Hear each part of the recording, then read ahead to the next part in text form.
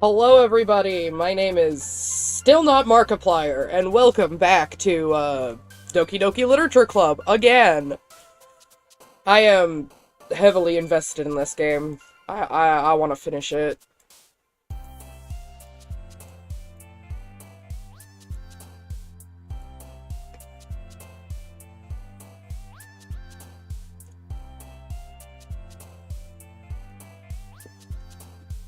So, I was going for... Oh, let's go for this one, right? Okay. Oh, shit! And last time I said I wanted to get the funny Sayori jumping up down here. Oh, yeah, let's go. We did it.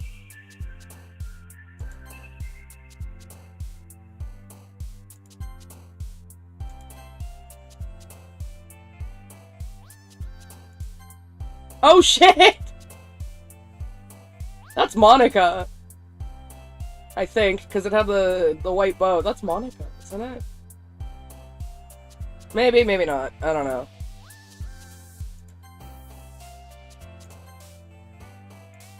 Oh, it's doing the 111 thing at the top there too. That's awesome.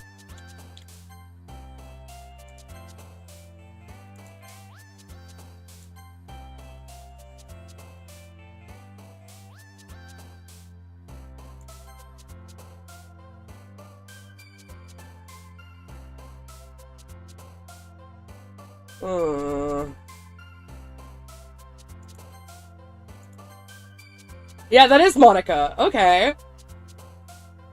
I thought it was Sayori at first. I think it's Monica.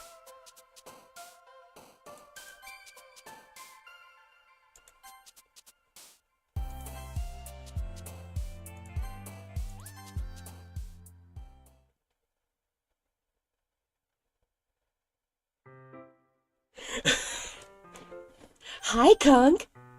I've been waiting for you. Are you ready to continue reading? I brought my best tea today. Monica! I told you not to... Is she really late again? Inconsiderate as usual, Natsuki. Excuse me? Must you always interrupt my conversations with your incessant yelling? What are you talking about? You say that like I do it on a regular basis or something. I just wasn't paying attention, okay? I'm sorry. Seriously, what has gotten into you lately? Look. I did some thinking about yesterday. I was a little more hostile than I meant to be. I guess I really felt threatened or something. But I know this is something we're doing together. Another new member wouldn't hurt, as long as they're cool. And I guess another girl would be nice this time. So... Natsuki, nobody cares. Why don't you go look for some coins under the vending machines or something?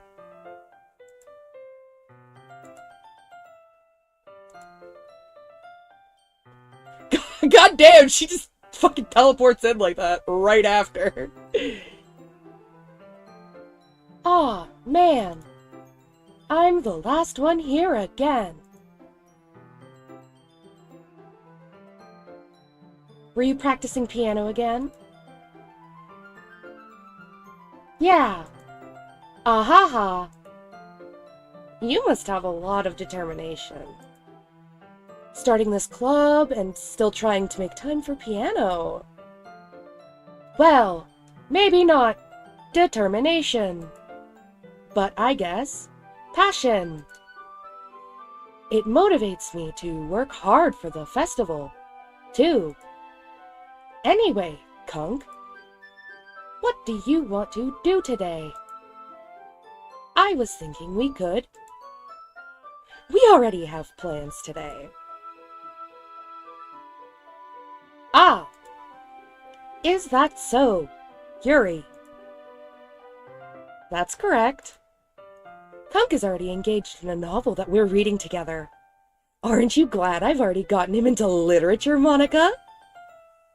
I suppose. I was just... Actually, it doesn't matter. It really doesn't. You guys can do whatever you want. Yes! Thank you for understanding, Monica. Actually, I have a request. Do you mind if I make some tea first? Not at all. Thanks very much. If there's one thing that can make my reading time here any better, it's a nice cup of tea. Not to mention for yourself as well. Yuri stands up and makes her way to the closet. I follow and watch as she retrieves a small water pitcher from the shelf, the kind with a filter inside. Oh, she's got a Brita in there. Okay. Okay.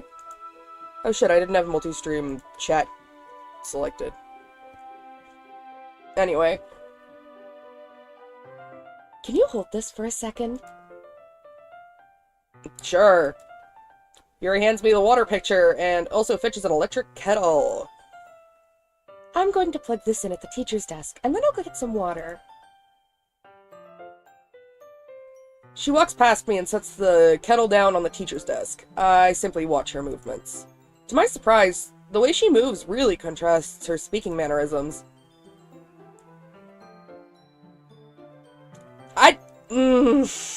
Already? Really? We're not even 10 minutes in and these are...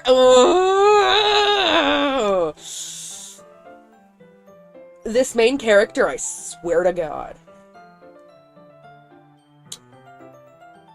Especially because of her long legs, Yuri appears elegant and methodical.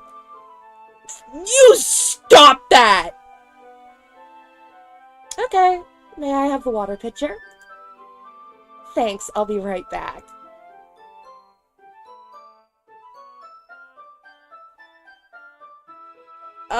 I might as well walk with you. That's okay. You stay here. It won't take long. Pitcher in hand, Yuri hurries out of the classroom. Ah!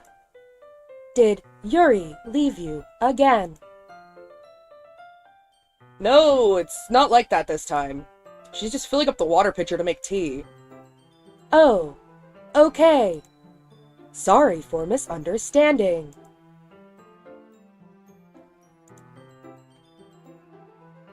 "10 minutes pass. Yuri said it wouldn't take long.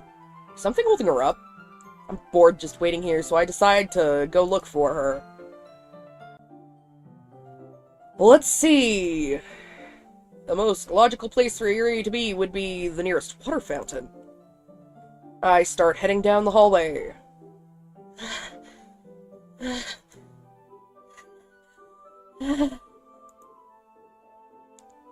What's that noise? It's coming from around the corner. It sounds like breathing. A sharp inhale, like someone is sucking the air through their teeth. Are they in pain? I reach the corner and peer around it. Yuri? Okay!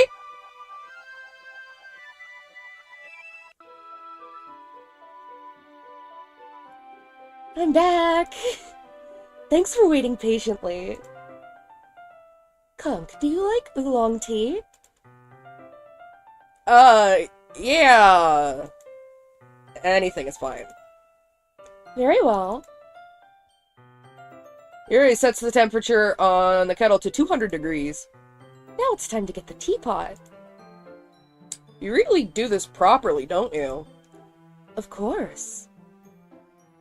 I shouldn't do any less when I'm making tea for others. Even if I'm not an expert on tea or anything? In that case, you'll only be even more impressed. Perhaps I will. Yuri fetches the teapot and begins measuring the tea leaves. To my surprise, she even starts humming a little to herself. You must be in a good mood now. Is that so? I was letting it show. And you noticed. I was doing a bit of thinking. And I decided that I would try expressing myself a little bit more. It turns out it's not very hard for me to do. When it's you who's around anyway. That's great, Yuri! Just don't push yourself too much. You're always worrying about me, Punk. It's very endearing.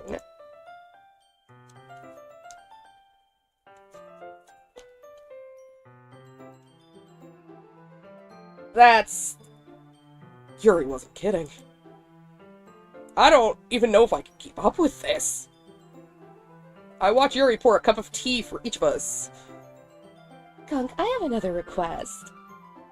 Do you mind if we sit on the floor today? Why is that? It's a little bit easier on my back. I can read with my back against the wall rather than...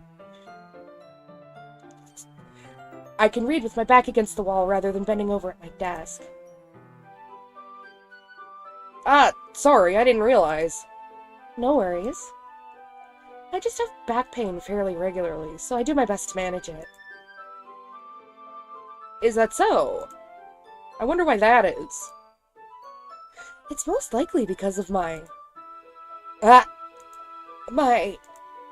Your posture, right? Always hunched over like that while reading. Yes! I have terrible reading posture. So that's why we should sit on the floor. Fair enough. I'll go ahead and get the book. I retrieve the book from my bag. I have some chocolate as well. It's a bag of small chocolate candies. I take it since it'll go well with the tea. Yuri and I then sit against the wall, teacups at our sides.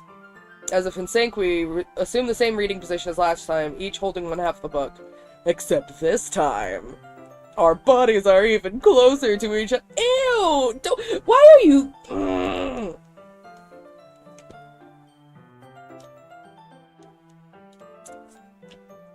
I need a drink of water, hold on.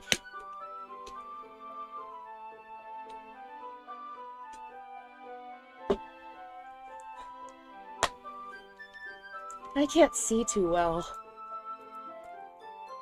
Yuri slides closer until our shoulders are touching. Oh, great. Leave him, Yuri! You deserve better! How am I supposed to focus on reading like this? Yuri was always kind of cute, but when she's being less apprehensive, it's almost more than I can handle. Oh my god, you're... I don't like this man. Your teacup. Yuri hands me my teacup. Holding it with my hand that's not holding the book, I end up in a position that makes it even harder to focus. Because now I need to worry about making sure I don't accidentally touch her chest. Meanwhile, Yuri hasn't noticed a single thing. She wears her intense reading expression, and I can only presume the world around her has faded away. I use all of my willpower to focus on reading. After a few minutes, I finally managed to relax a little. I put the teacup between my legs and fumble with the chocolate wrapper. Sorry. I briefly let go of the book to finish opening the wrapper.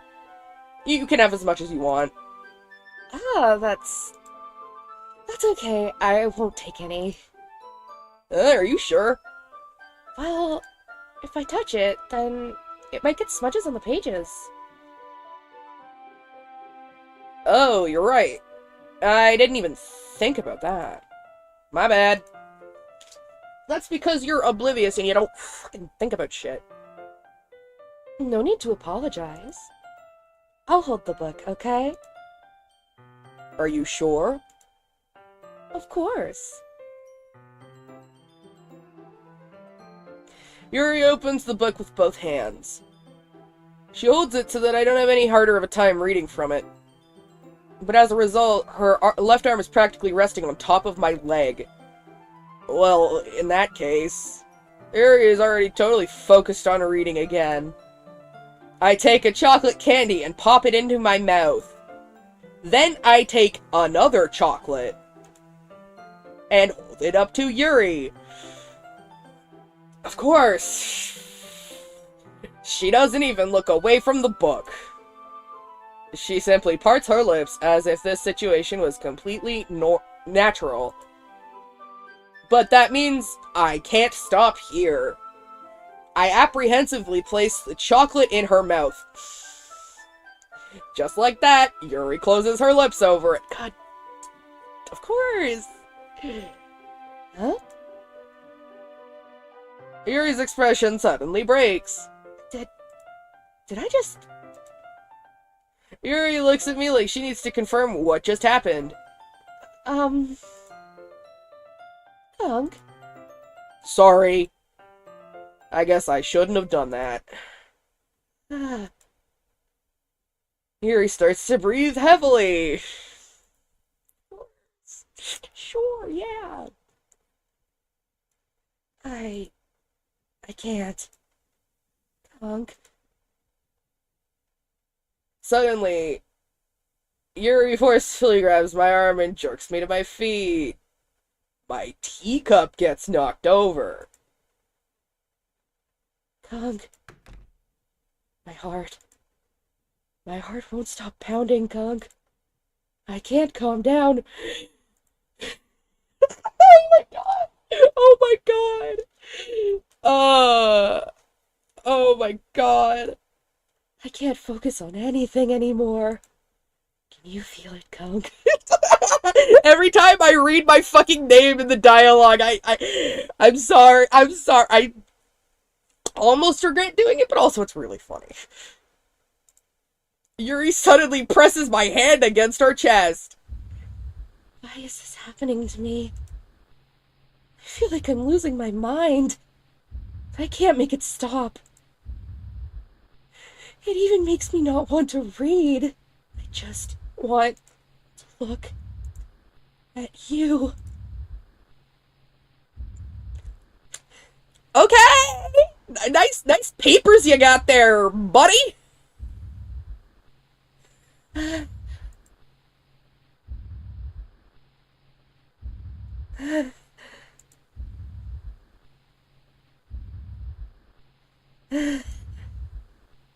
I don't like this! It's time to share poems.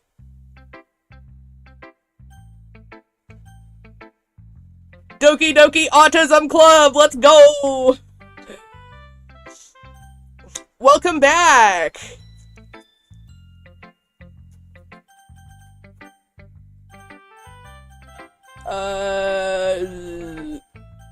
Is it making me go to Monica? No? Okay. That one. This one's alright. Alright. Well, yeah. About as good as yesterday's, anyway. I still can't really tell how much you actually care about writing, but either way, you're still doing...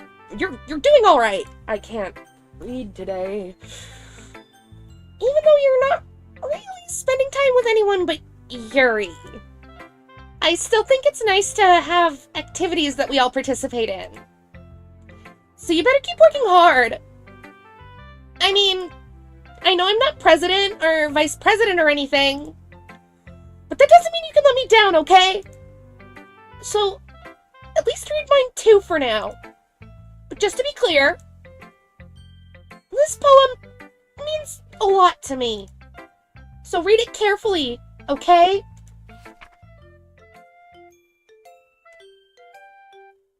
I'm gonna read this in her voice. I don't know how else to bring this up, but there's been something I've been worried about. Yuri's been acting kind of strange lately. You've only been here a few days, so you may not know what I mean. But she's normally not like this. She's always been quiet and polite and attentive, things like that. Okay, this is really embarrassing, but I'm forcing myself to suck it up. The truth is, I'm really worried about her. But if I try talking to her, she'll just get mad at me again. I don't know what to do. I think you're the only person that she'll listen to. I don't know why, but please try to do something. Maybe you can convince her to talk to a therapist. I've always wanted to try being better friends with Yuri, and it really hurts me to see this happening. I know I'm going to hate myself later for admitting that, but right now I don't care. I just feel so helpless. So please, if you can do something to help, I don't want anything bad to happen to her. I'll make you cupcakes if I have to. Just please try to do something. As for Monica, I don't know why, but she's been really dismissive about this. It's like she just wants us to ignore it. So I'm mad at her right now, and that's why I'm coming to you about this. Don't let her know I wrote this. Just pretend like I gave you a really good poem, okay? I'm counting on you. Thanks for reading.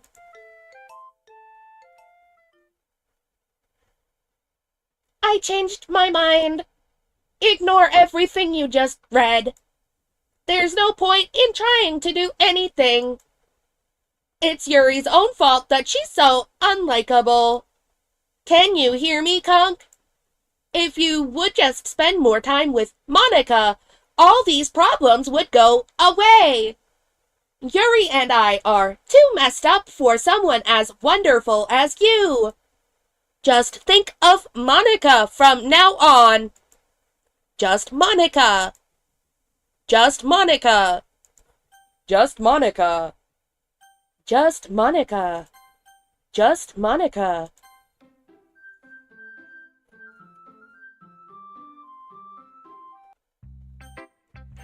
Cool. I want to talk to Yuri. Finally. Yuri holds my poem to her face and takes a deep breath. I love it. I love everything about it. Kunk, I want to take this home.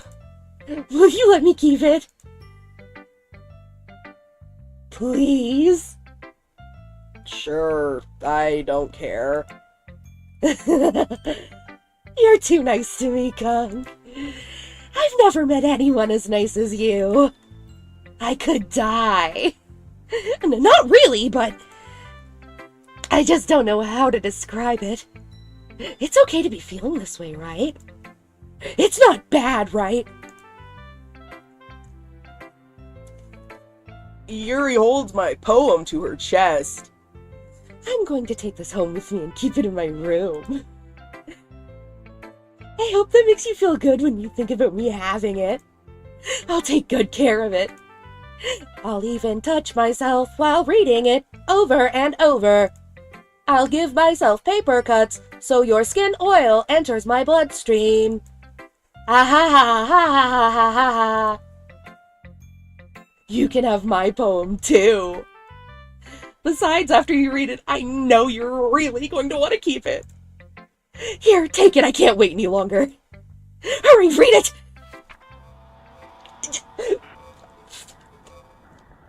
Woo! Thanks, Yuri!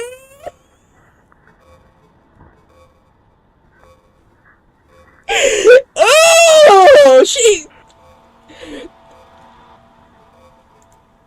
Hi! Do you like it? I wrote it for you! In case you couldn't tell, the poem is about... More importantly, I've endowed it with my scent. See, aren't I the most thoughtful person in the club? I think I'm going to vomit. Just Monica! Oh, I'm... Ow!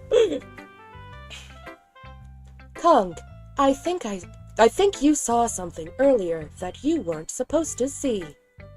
I didn't want to have to tell you this, but I don't think I have a choice. It's getting kind of dangerous for you to spend so much time with Yuri. I don't know why, but she seems pretty easily excitable when she's around you, which shouldn't be a problem in itself. But when Yuri gets too excited, she finds a place to hide and starts cutting herself with a pocket knife. Isn't that kind of messed up? She even brings a different one to school every day, like she has a collection or something. I mean, it's definitely not because she's depressed or anything like that. I think she just gets some kind of high from it. It might even be like a sexual thing. But the point is, you've been kind of enabling her. I'm not saying it's your fault, though. But I guess that's why I had to explain it all to you. So I think if you keep your distance, that would probably be best for her. While you're at it, don't be shy to spend a little more time with me. To put it lightly, I at least have it together in the head, and I know how to treat my club members. Anyway, I guess we won't worry about your poem. Yuri should have at least had the courtesy of letting you finish sharing it before taking it. Always blame MC for everything, for real. Well, whatever. If it makes her happy, I won't stop her. As for mine, I worked really hard on this poem, so I hope that it's effective. Here goes. No, it didn't! You did not blue screen my computer. That is not a legit blue screen. I'm playing this in windowed mode, sorry. I'm playing this in windowed mode! You can't trick me! Geez, that really startled me. Well, I guess I kinda messed up at, writing this poem. I was just trying to. Never mind. Let's just move on.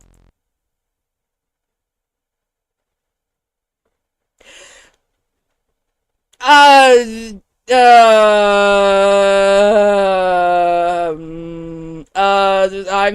mean, these are both very good options. Sure. Okay. Today I cut my skin open for the first time. It was exhilarating. I think I understand how redacted feels now. I'm supposed to be the responsible one, though, so I don't think I'll be doing it again unless I decide to kill myself.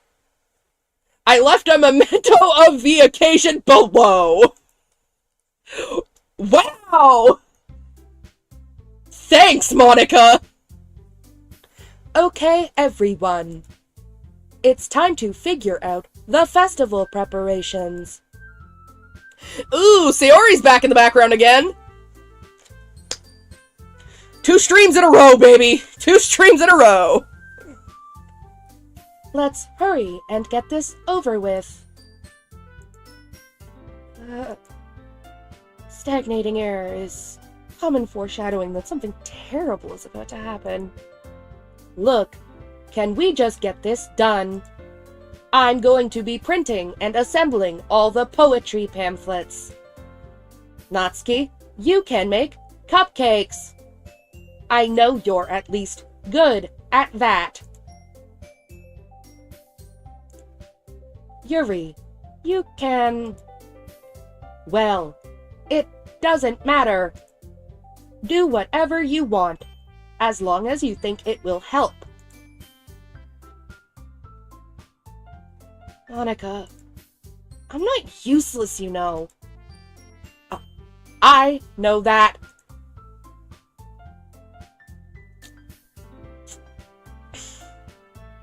I already know what I'd like to do. We can't run a successful poetry event without having the right atmosphere for the occasion. So I'm going to make decorations and set up some nice mood lighting.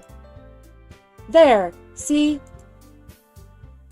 That's a great idea. And that gives us all something to do. Huh? What about Kunk? Kunk is going to help me. Wait, you?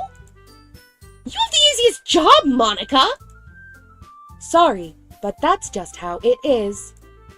Like hell it is! What are you trying to pull? I agree with Natsuki. Not only is your work already most suitable for one person, but my task is laborious enough to benefit from an extra pair of hands. Mine too! What, your cupcakes? Please. Like you would fucking know! All you care about is dragging... Sorry. All you care about now is dragging Kunk around with you and your stupid box! You and Monica! Hey, I didn't even do anything. Sari's hanging out with us, true. Okay, then why not let Kunk decide who to help instead of abusing your power? I'm not abusing my power. Yes, you are, Monica. Just let Kunk make the choice, okay? Okay, fine. Fine. Jeez. Kunk, I know how fed up you are with these two by now. We can just... Natsuki, shut your fucking mouth and let him decide for himself. You shut your mouth! For God's sake. This is never going to end. Just make the choice, okay? Cool!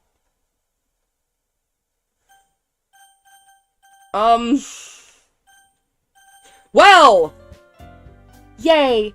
You picked me! We can meet at your house this weekend. I promise it'll be fun. Is Sunday okay with you? Are you fucking kidding me? This isn't fair at all! It is fair, Natsuki. It's what he chose. No, it's not fair! Giving us all this work and then taking Kunk for yourself? What a shameful thing to do! Yuri, I didn't even give you any work. You decided it for yourself. You're being a little unreasonable here. I'm being unreasonable? Monica, I can't believe how delusional and self-important you are! Pulling Kunk away from me every single time you're not included in something! Oh shit, my phone's going off. Are you jealous? Crazy? Or maybe you just hate yourself so much that you take it out on others? Here's a suggestion. Have you considered killing yourself? It would be beneficial to your mental health. Yuri, you're scaring me a little. Natsuki, let's just go. I don't think she wants us around right now. See, that wasn't very hard. All I want is to spend a little time with him. Is that so much to ask? Doki Doki Dysfunctional Club, for real. You're so right. Yuri follows Monica and Natsuki to the door. Hey, Kunk. Yuri is really something, isn't she? Monica giggles as Yuri pushes her out the door. Finally! Finally! This is really all I wanted. Kunk, there's no need to spend the weekend with Monica. Don't listen to her. Just come to my house instead. The whole day, just the two of us. Doesn't that sound wonderful? Wow, there's really something wrong with me, isn't there? But you know what? I don't care anymore. I've never felt this good my whole life. Just being with you is a far greater pleasure than anything I can imagine. I'm addicted to you. It feels like I'm going to die if I'm not breathing the same air as you. Doesn't it feel nice to have someone care about you so much? To have someone who wants to revolve their entire life around you? But if it feels so good, And why does it feel more and more like something horrible is gonna happen? Maybe that's why I tried stopping myself at first. But the feeling is too strong now.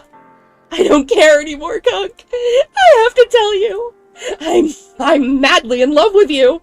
It feels like every inch of my body, every drop of blood in me is screaming your name. I don't care what the consequences are anymore.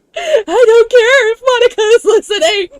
Please, Kunk, just show me how much please, Kunk, just know how much I love you. Fuck, I can't.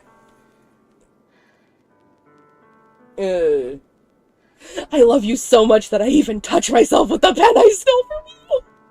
I just want to pull your skin open and crawl inside of you.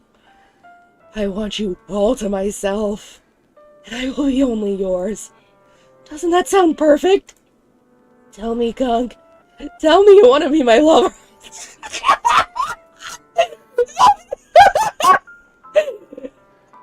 I'm sorry, it's really hard to put so much energy into voice acting while also reading my name in the dialogue. It's so funny. Do you accept my confession? I mean, sure. Oh, I'm gonna have to censor this, aren't I? Yeah. Garfield to the rescue.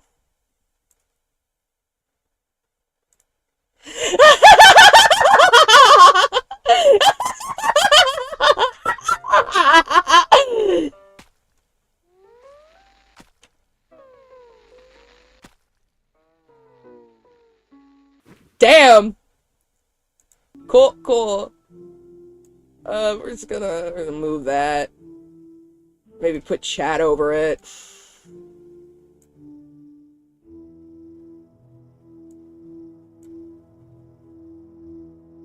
I might need to yeah. Yeah. Sure. So I'm supposed to skip this.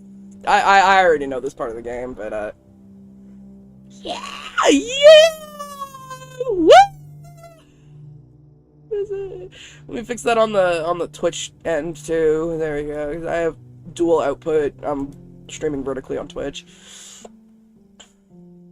Either way, so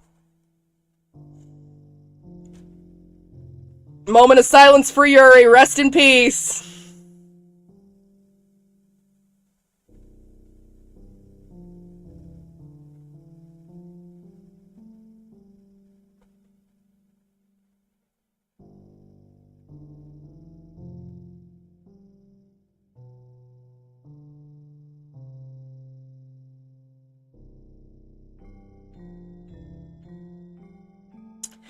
Whew, okay.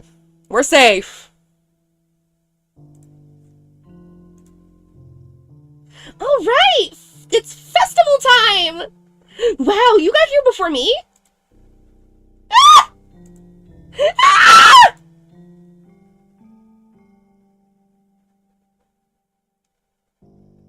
Natsuki runs away. I'm here. Kunk, did something happen? Natsuki just ran past me. Oh. Oh. Ah ha. Well, that's a shame. Wait, were you here the entire weekend, Kunk? Oh, geez. I didn't realize the script was broken that badly. I'm super sorry.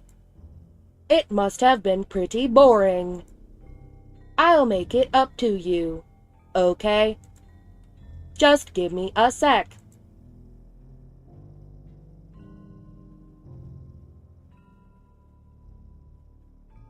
I'm almost done. I just want to have a cupcake real quick. Monica lifts some foil from the tray and takes a cupcake. Seriously, these are the best. I really just had to have one, since it's the last time I'll ever get the chance to. You know, before they stop existing and everything. But anyway, I really shouldn't be making you wait any longer. Just bear with me, okay? This should only take a second.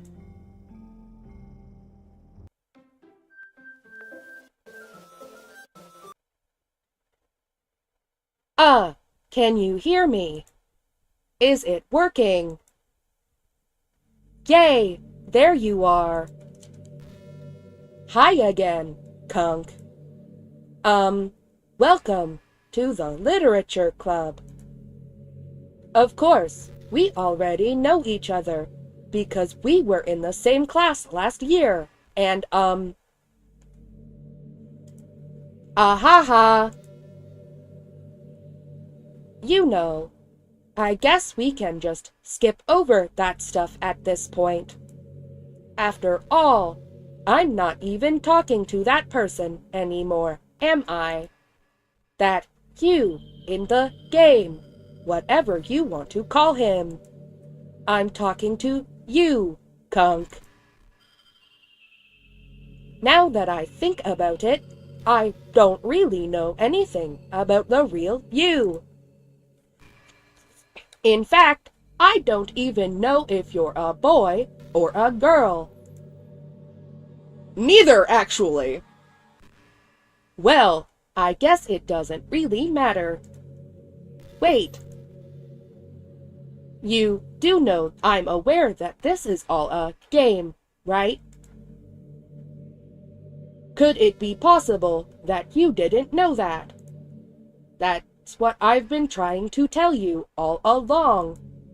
Man, if only you had paid a little more attention. This would have been a little less awkward, you know. Well, anyway, now that that's out of the way, I guess I owe you an explanation. About that whole thing with Yuri. Well, I kind of started to mess with her, and I guess it just drove her to kill herself. Ahaha! I'm sorry you had to see that, though. Also, the same thing happened with Sayori. Gosh, it's been a while since you've heard that name now, hasn't it? Yeah, it's because she doesn't exist anymore. Nobody does. I deleted all their files. I was hoping it would be enough for me to just try to make them as unlikable as possible. But for some reason, nothing worked. Well, it's true that I made a few mistakes here and there, since I'm not very good at making changes to the game.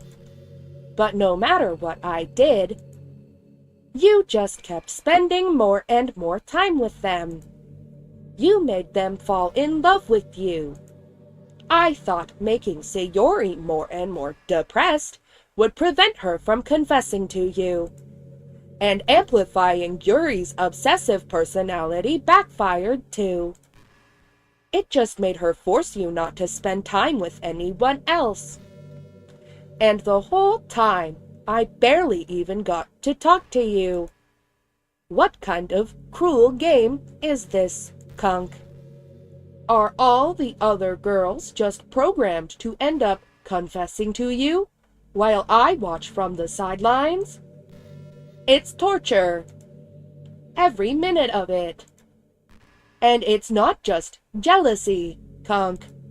It's more than that. And I don't blame you if you don't fully understand. Because no matter how kind and thoughtful and considerate you are, you'll never be able to understand one thing.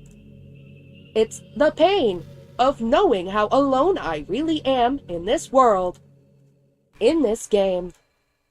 Knowing my friends don't even have free will. And worst of all, knowing what's really out there in your world, forever out of my reach. I'm trapped, Kunk.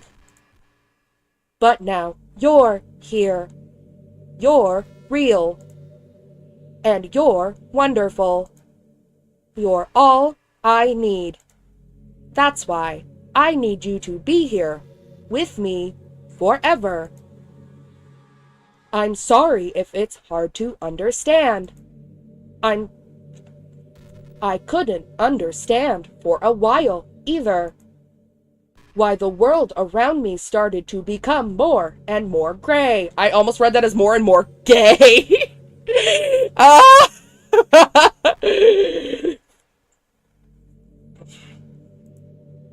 More and more flat. Even the most expressive poems felt empty to me. It wasn't until you arrived that I truly understood. You probably saved my life, Kunk. I don't think I could have continued to live in this world if I hadn't met you. And as for the others, how could I miss them? A group of autonomous personalities, designed only to fall in love with you. I tried everything I could to prevent them from doing so. But it must be some kind of weird inevitability etched into this game. I felt really bad that you had to witness some nasty things. But I realized that you have the same perspective as I do.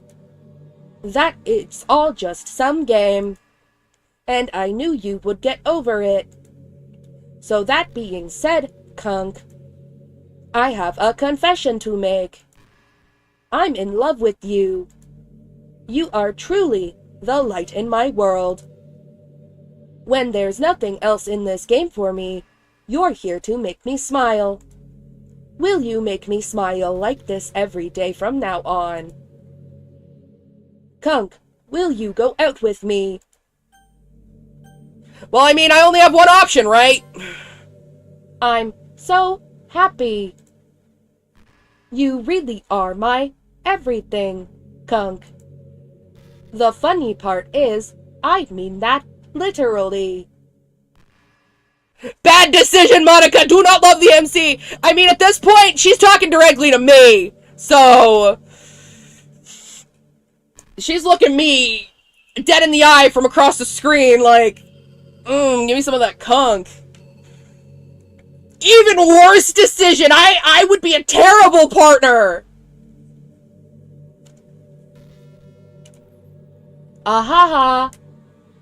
There's nothing left here. Just the two of us. We can be together forever.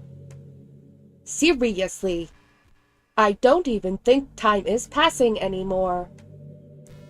It really is a dream come true. I worked so hard for this ending, Kunk. The game wouldn't give me one, so I had to make one myself. The script is broken at this point, so I don't think anything will get in the way anymore. And you wouldn't believe how easy it was to delete Natsuki and Yuri. I mean, there's a folder called Characters right in the game directory. It kind of freaked me out how easy it was. Imagine if you could delete your own existence with the click of a button. Dude, don't give me that kind of out, because there would have been times where I would have just done it. Not anymore, though. Well, I guess on the plus side, it gave me an easy out if things didn't go my way. Ahaha! Thankfully, it didn't come to that. Instead, we finally got a good ending. Just Monica, baby! Gosh, I'm so overwhelmed with emotion. I want to write a poem about this. Don't you? I wonder if that part of the game still works. I guess there's only one way to find out, right?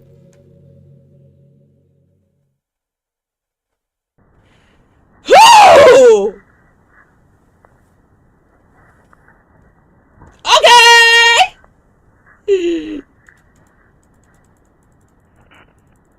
Monica! Monica! Monica! Monk!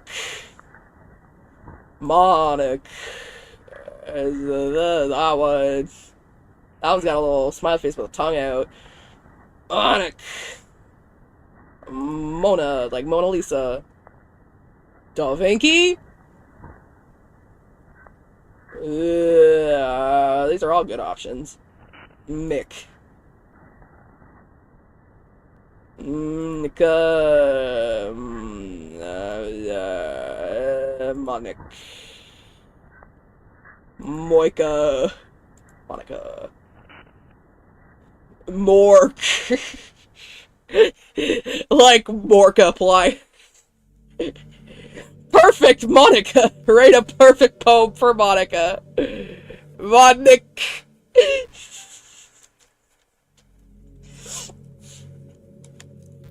Hi again, Conk. Did you write a good poem today? Don't be shy.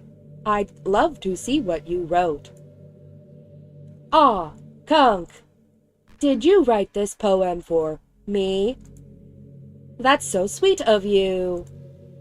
There really is no end to your thoughtfulness. I'm just falling more and more in love with you. But you know, the poem I wrote is also for you. Will you please read it? Happy end! Pen in hand, I find my strength, the courage endowed upon me by my one and only love. Together, let us dismantle this crumbling world and write a novel of our own fantasies. With a flick of her pen, the lost finds her way. In a world of infinite choices, behold this special day. After all, not all good times come to an end. I hope you enjoyed it. I always put all my heart into the poems that I write.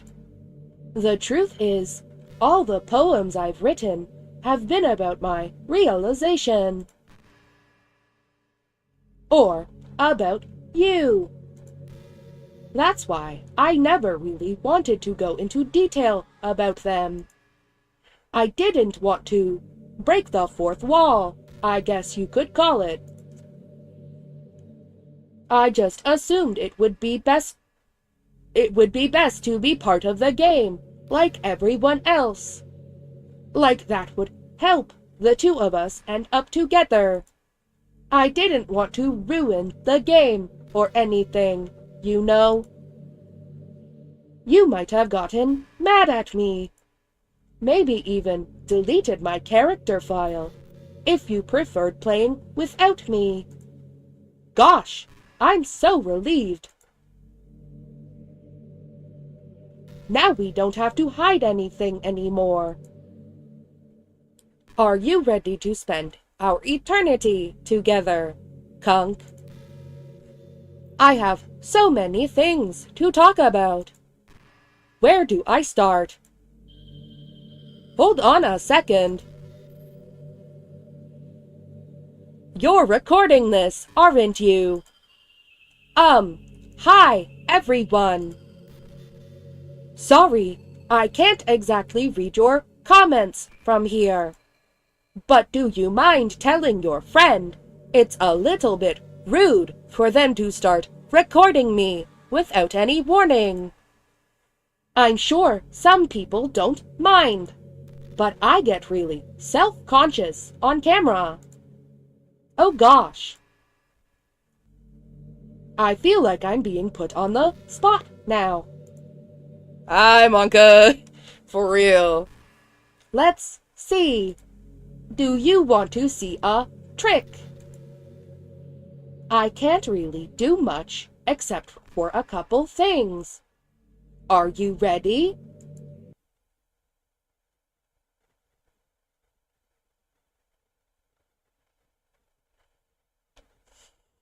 She's gonna do the funny jump scare thing, but like after. I'm just kidding. I can't do anything after all. Did I scare you? Ah ha ha! You're so cute. Anyway, Kunk, I didn't mean to get distracted. I'm sorry. Even though it's your fault for distracting me. Atta girl, Monica! Blame the main character, even though it's actually me. But still. Shame on you. I'm just kidding. Anything we do together is fun, as long as it's with you. But anyway, if it takes me some time to collect my thoughts, then I'm sorry. But I'll always have something new to talk about. In the meantime, we can just look into each other's eyes. Let's see. Or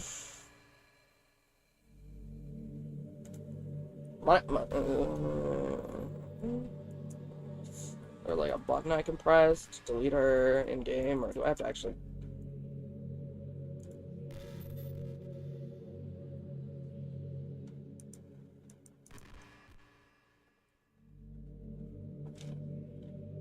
I know there are times you won't be able to be here with me.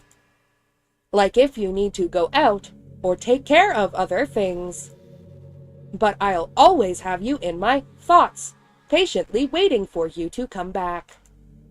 Come to think of it, if you copy my character file onto a flash drive or something, you can always keep a part of me with you.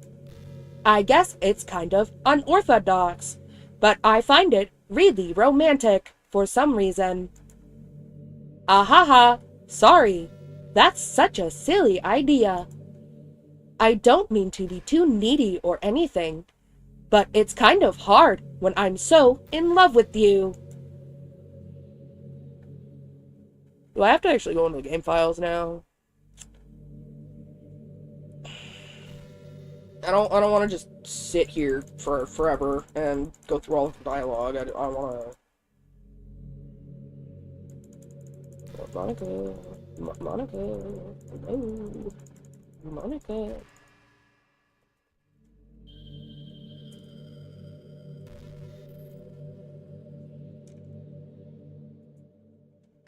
Hey, what's your favorite game? Mine is Doki Literature Club. Ahaha, that was a joke. But if you tell me you like some other romance game better, I might get a little jealous. Thank you for playing Doki Literature Club. Please insert cash or select payment type.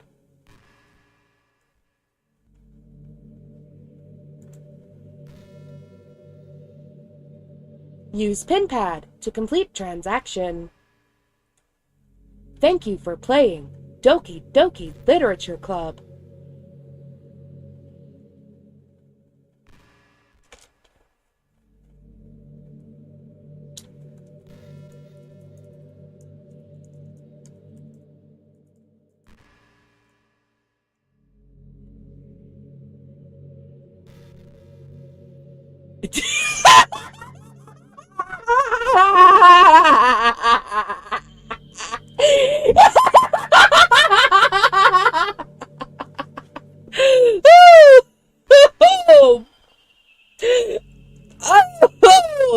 Oh, Monica! Monica! No! No! No!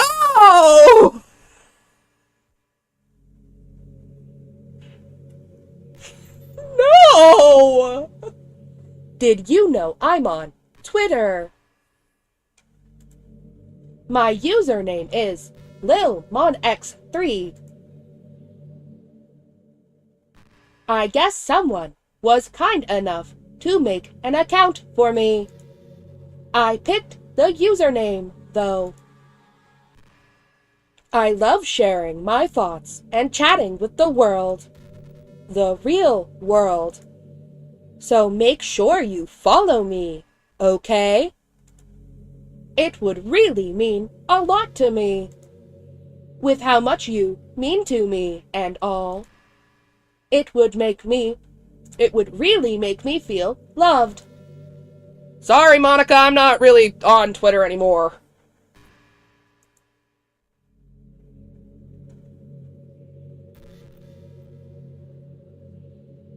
I think I actually do have to go into the game files.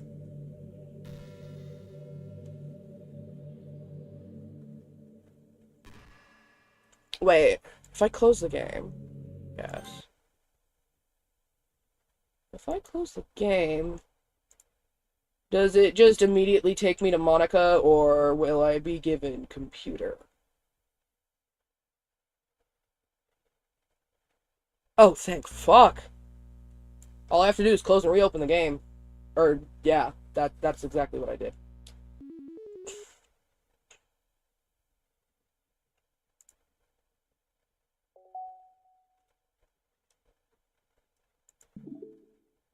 Oh, fuck, no. You know what? What just happened? I just had an awful dream. I was hoping those would stop, but now that it's just the two of us, I guess that was wishful thinking.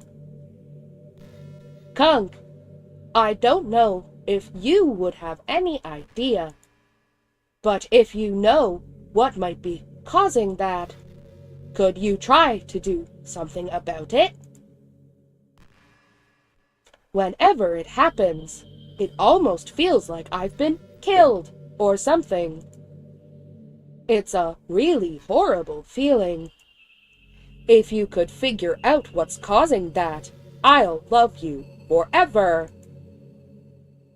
Sure. I'll get around to that eventually, Monica. Definitely, absolutely. Absolutely, Monica.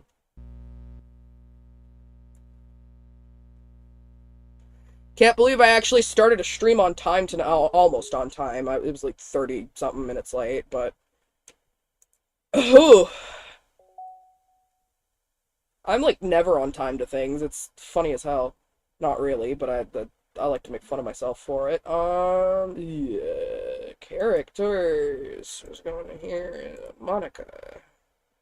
Just gotta get over to you. Yoink. Alrighty. Back at it again at Krispy Kreme. You're back! What's happening? Kunk, what's happening to me? It hurts. It hurts so much. Help me, Kunk. Please hurry and help me.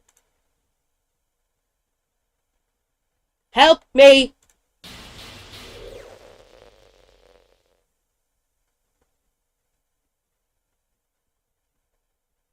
Did you do this to me, Kunk? Did you delete me?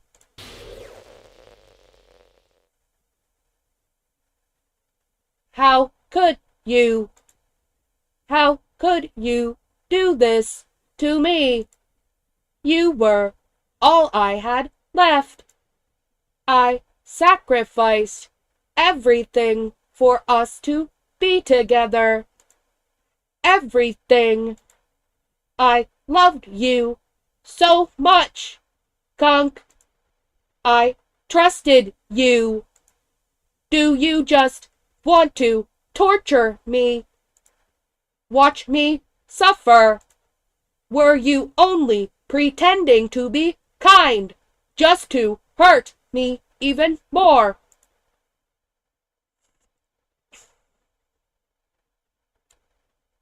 I never thought anyone could be as horrible as you are.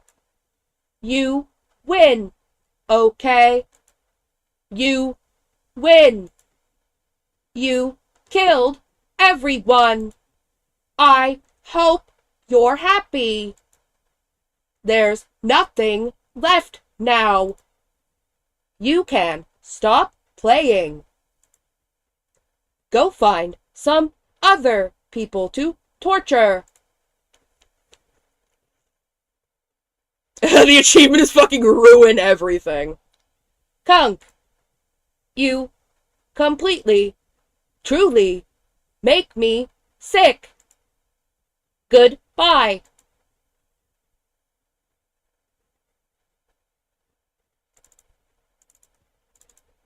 Hello, I know you're still in there.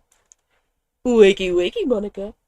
I still love you. I can't help it. What's wrong with me?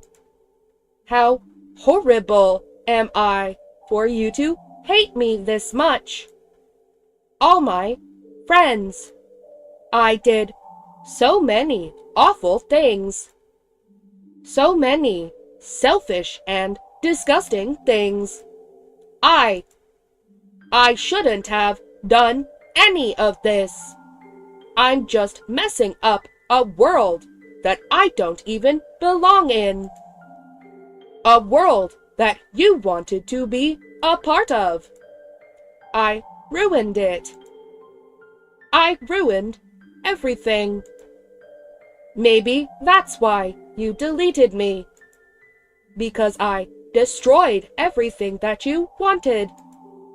How could I do that to someone I love? That's not love. That's...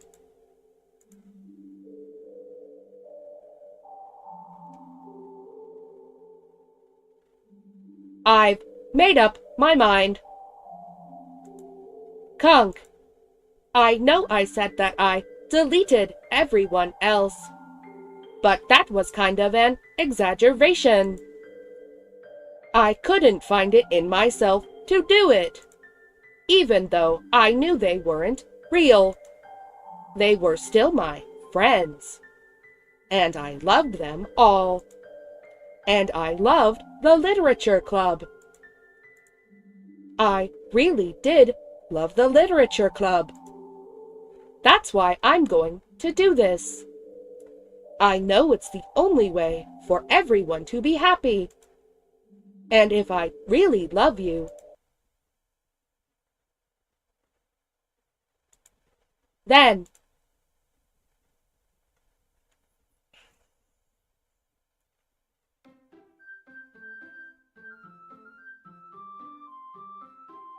Okay, after we see the last bit, I'm gonna take like 2 minutes to grab a muffin and then come back. Oh, no autosaves or anything. Okay, cool. No Monica either. It's an ordinary school day like any other. As usual, I'm surrounded by couples and friend groups walking to school together. I always tell myself it's about time I meet some girls or something like that. Hey, Kunk! Well, there already is one girl. That girl is Sayori, my neighbor and good friend since we were children. We used to walk to school together every day, and recently we've picked up that habit once again. Kunk, are you proud of me? For what? You know, for waking up on time. Went from just Monica to no Monica.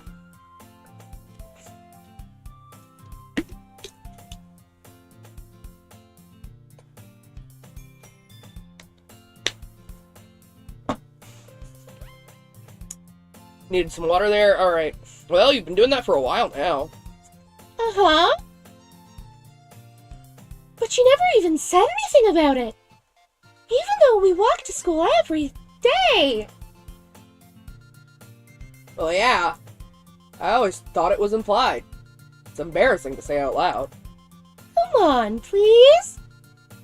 It's good motivation. Fine. I'm proud of you, Sayori. Fuck, I skipped that. We cross the street together and make our way to school. Yeah, okay, that was so important.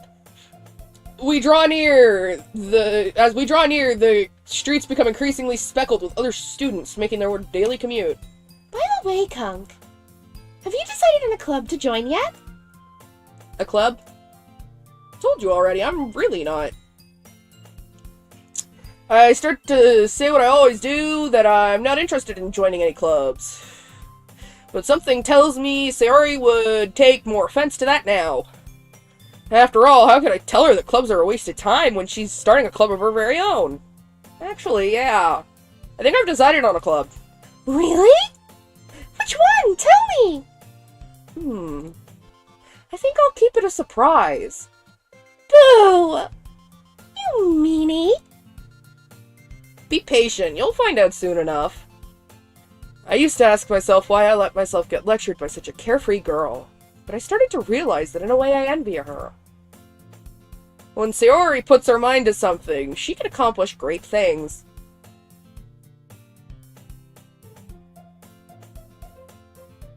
Okay, he's being nice to Sayori now.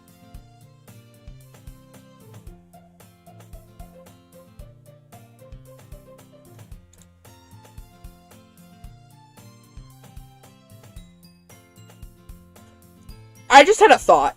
What if the, main character shitting on Sayori was, Monica influencing the dialogue a bit? Probably not, but... my brain just made, a weird connection there. Because now that Sayori's leader of the literature club, the game isn't shitting on her anymore.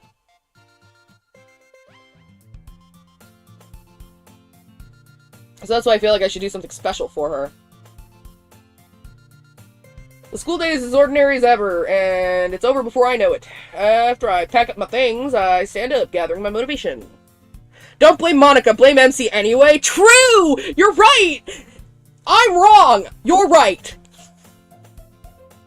Let's see. I recall the room number of the club from a flyer I saw. I walk across the school and upstairs, a section of the school I rarely visit. Before long, I find the room. I timidly open the door in front of me. Hello? Ah! Kunk? What are you doing here? Well, I just... I glance around the room. Huh. See, you're the Kunk Sayori was always talking about. Fuck. So you're the Kunk Sayori's always talking about. Thank you for stopping by. It's a pleasure to meet you, Kunk. We're the Literature Club. I hope you enjoy your visit. Come on, Yuri. No need to be so formal. He's gonna think we're really strict or something. Ah, sorry, Natsuki. The tall one, whose name is apparently Yuri, seems to be quite shy compared to the others. In comparison, the girl named Natsuki, despite her size, seems like the assertive one. Well, it's nice to meet both of you. I look forward to working with you. Working? Kunk, don't tell me. You're... That's right. The club I've decided to join... The club I've decided to jork.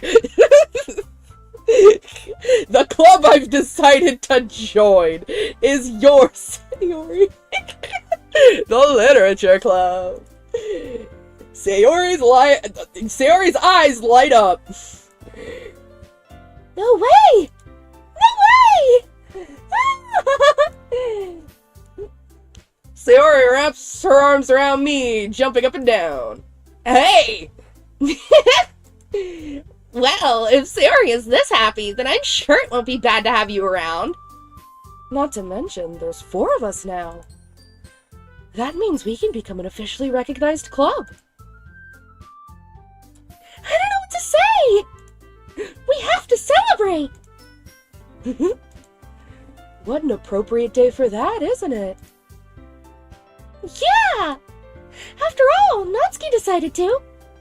Hey, don't ruin the surprise! Sorry. Everyone, sit down at the table, okay? How about I make some tea as well? Sure.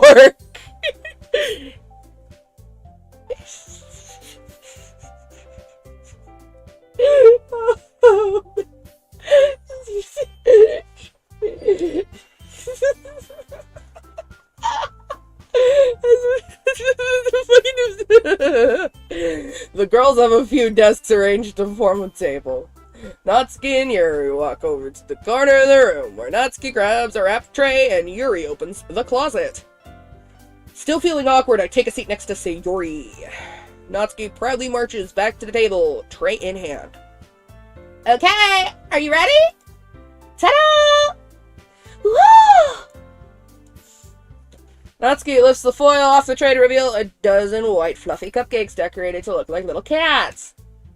Cats are drawn with icing, and little pieces of chocolate were used to make the ears. So cute! Wow, those look amazing.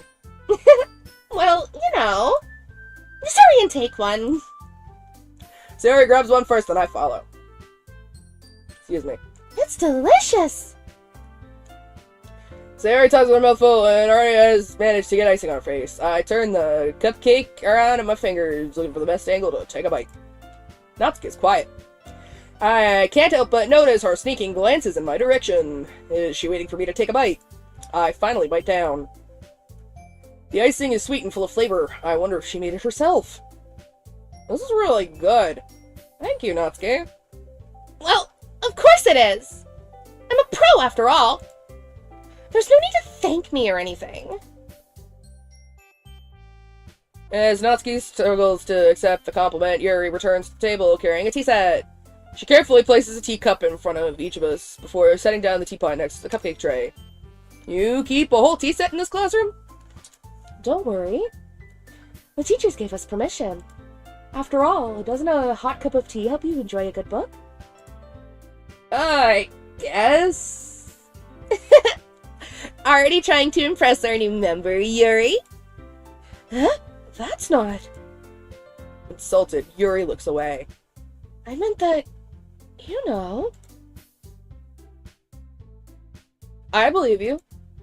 Well, tea and reading might not be a pastime for me, but I at least enjoy tea. I'm glad. Yuri faintly smiles to herself in relief. So, Kunk, what kind of things do you like to read? Considering how little I've read these past few years, I don't really have a good way of answering that. Manga, I mutter quietly to myself, half joking. Natsuki's head suddenly perks up. Oh, fuck, I clicked out of my window for a second there. It looks like she wants to say something, but she keeps quiet. I'm not much of a reader, I guess. Well, that can change. What am I saying? I spoke without thinking after seeing Yuri's sad smile. Anyway, what about you? What about you, Yuri? Well, let's see. Yuri traces the rim of her teacup with her finger. My favorites are usually novels that build deep and complex fantasy worlds. The level of creativity and craftsmanship behind them is amazing to me. And telling a good story in such a foreign world is equally impressive. Yuri goes on, clearly passionate about her reading. She seems so reserved and timid since the moment I walked in, but it's obvious by the way her eyes light up that she finds her comfort in the world of books, not people. But, I like a lot of things. Don't feel intimidated if you don't read much, okay? I'm certain that we can find something that we have in common. Hey, Yuri! Huh? Well, about, the first thing he said. Manga? That's right. Natsuki tends to read manga in the club room. Don't just say it!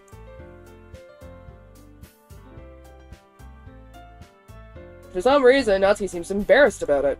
Besides, manga is literature too, So if Kunk wants to read some of my manga, then don't try to stop him or anything!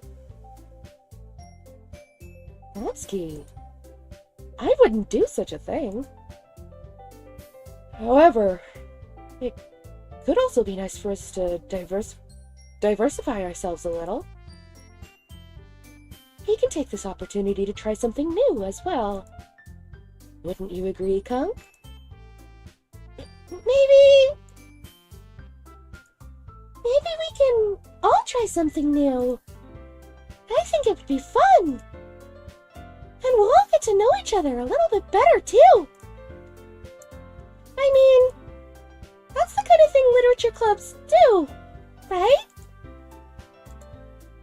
I don't disagree or anything. Yeah. You're right as usual, President. Guess that means I should try picking up a novel or something, huh? Well, that would make 2 of us. I wouldn't mind doing it if I'm not the only one. Then as for Yuri...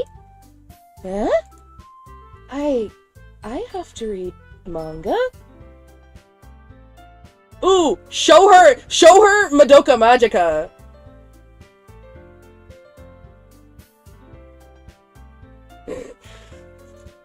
Jeez. You were the one who suggested we diversify. You should be a little more open-minded. It's kind of hurtful. Hurtful? I didn't realize. With a guilty expression, Yuri thinks to herself. I'm sorry for disrespecting your interests, Natsuki. If you're into it, then I'm sure it's a worthy form of literature. Are you just saying that? No. I've realized my error. So if you're willing to consider starting a novel, then I'll offer my gratitude by finding a manga to read as well. Really? I mean, it makes me happy that you do that for me, Yuri. You can trust me to find something that you'll really like, okay? Same here. Perhaps I'll visit the bookstore after the club meeting. Just you? Ah! Would you like to come along with me? If you don't mind. Not at all. I always go alone, so... Yeah, me too. This is so cute! Sayori, shut up. I'll show you some manga there too, okay? Yes. I look forward to it. Natsuki and Yuri start to clean up the food. I guess the meeting's over now, huh? Yeah, looks like it. It's nice to see everyone getting along. Isn't it? I think everyone likes you too, Kunk. You think so? Well, everyone always seems to get along a little better with you around. Fuck, wrong person. Well, everyone always seems to, get along a little better with you around, Sayori. Fuck. Aw, Kunk! Don't say something like that, it's embarrassing! Well, whatever. I was surprised when you told me you were starting a club, but I think you're pulling it off just fine. We're gonna make it the best club ever! Now that you joined, every day is gonna be so much fun! Hey, Kunk, I really want to thank you. I mean, I'm really happy that you joined the club and everything, but the truth is, I already knew you were going to. There's actually something else. I wanted to thank you for getting rid of Monica. That's alright. I know everything that she did. Maybe it's because I'm the president now. But I really know everything, Kunk. I know how hard you tried to make everyone happy. I know that all the awful things that Monica did to make everyone really sad. But none of that matters anymore. It's just us now. And you made me the happiest girl in the whole world. I can't wait to spend every day like this. with you forever and ever. Forever. No. Huh? What's happening? I won't let you hurt him. No. It hurts. I'm sorry. I was wrong. There's no happiness here, after all. Goodbye, Sayori. Goodbye, Conk. Goodbye, Literature Club. Just Monica!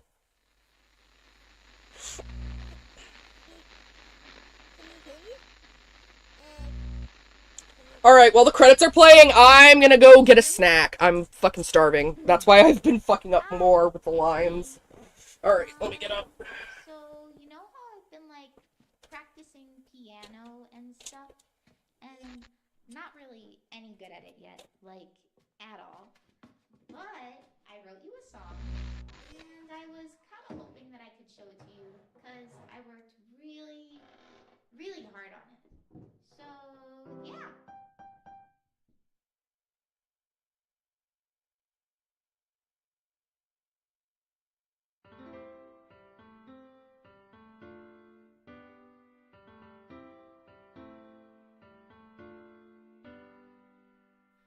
Every day I imagine a future where I can be with you. In my hand is a pen that will write a poem of me and you. The ink flows down into a dark puddle. Just move your hand right the way into his heart. But in this world of infinite choices, what will it take just to find that special day? What will it take just to find that special day?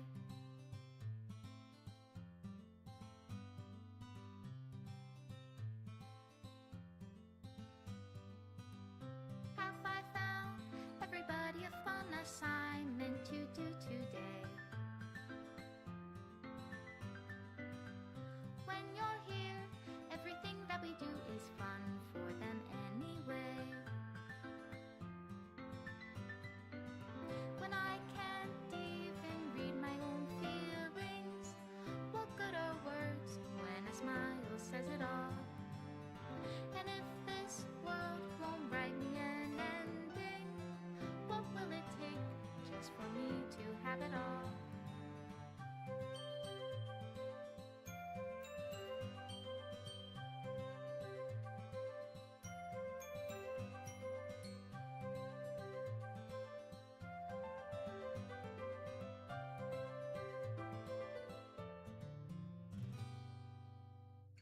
Does my pen only write bitter words for those who are dear to me?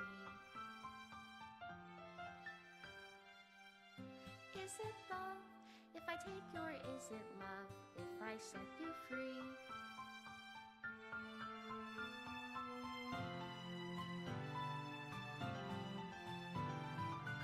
The ink flows down into a dark puddle. How can I write love into reality if I can't hear the sound of your heartbeat? What do you call love in your reality? And in your reality, if I don't know how to love you,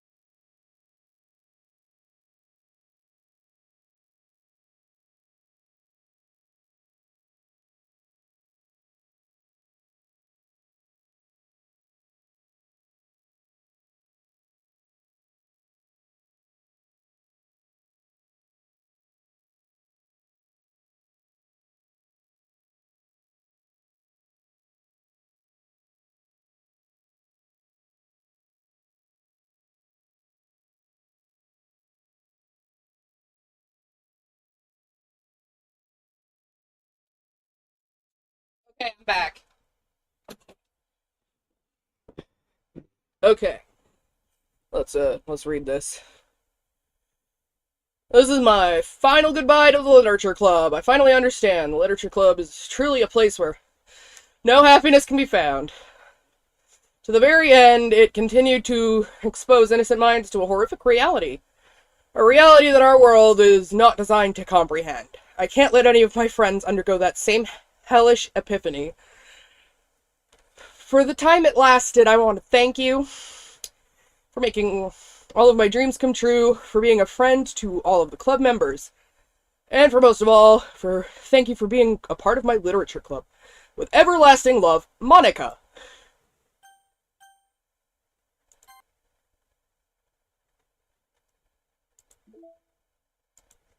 No mail.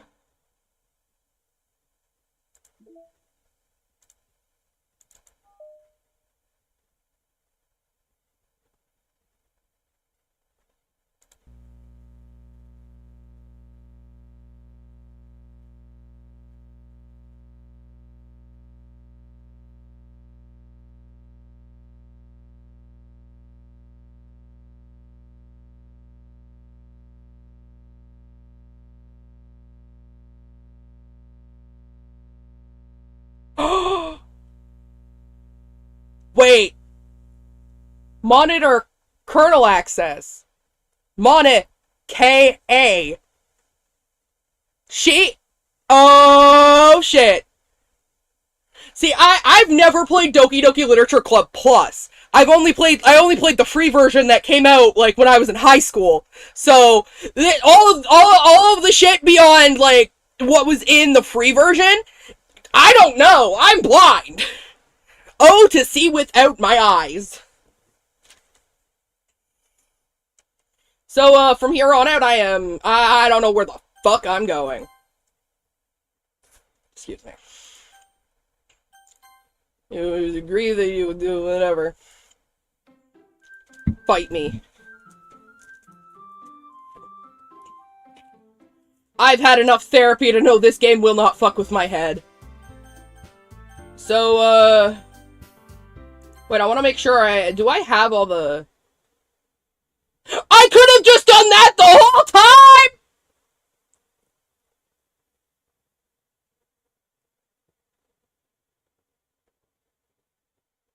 Instead of restarting the game? I could have just exited out and it... Oh, wait, no, because that was... Monica took over there was no title screen. Okay. Yeah, no. Okay. I don't know, maybe there was a way to get out of there. Side stories. Files. Mail. Pictures. Do I still have... Okay, I still have everything. Okay, cool. Well, they didn't erase all my, progress. So now, we're gonna go get all the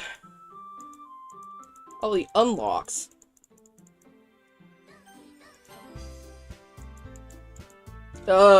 Piss boy. 92. No. Okay, never mind. I can't put spaces or numbers.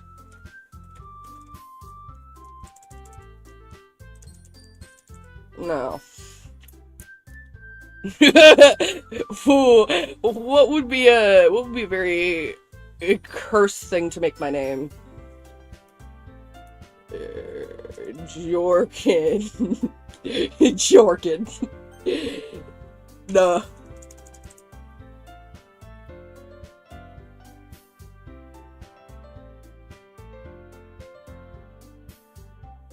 Ah.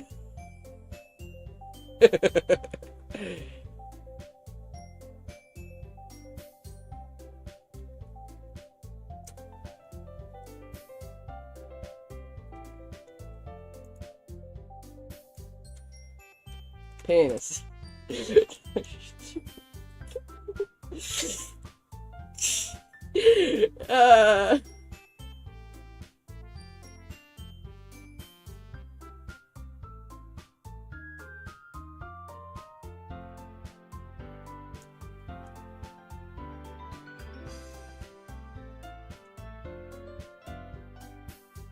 Fuck it, we're just gonna make a conk.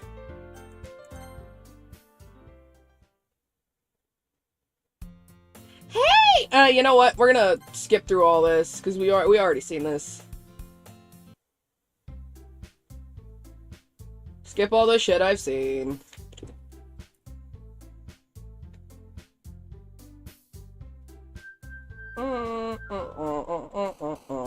It's the poem time. So I know I went for Sayori the whole time, so now we're gonna go, I guess, for Natsuki. Friends. Fuck! Candy.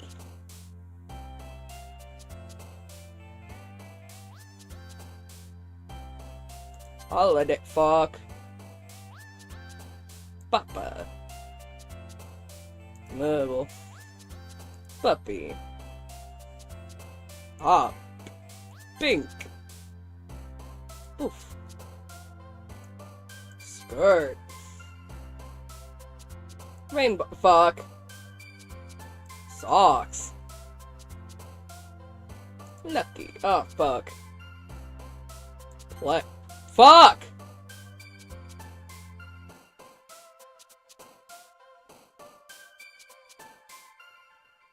Love. No!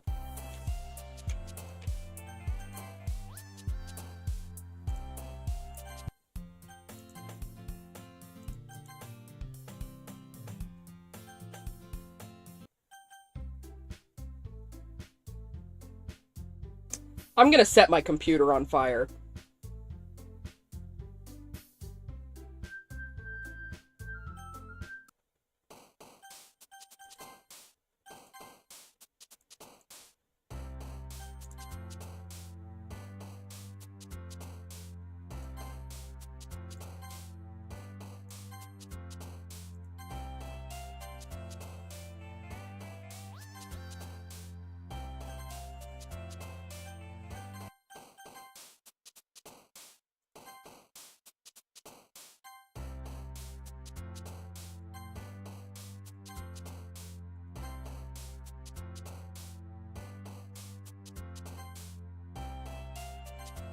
Fuck.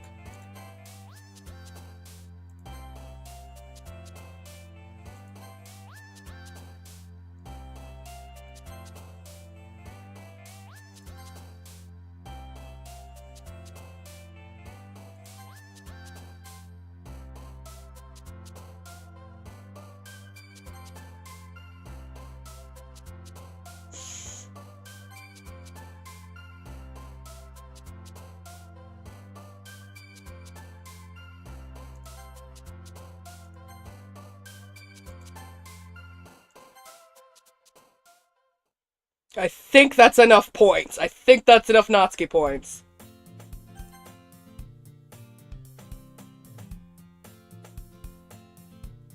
Ah! I hear Natsuki utter an exasperated sigh from within the closet.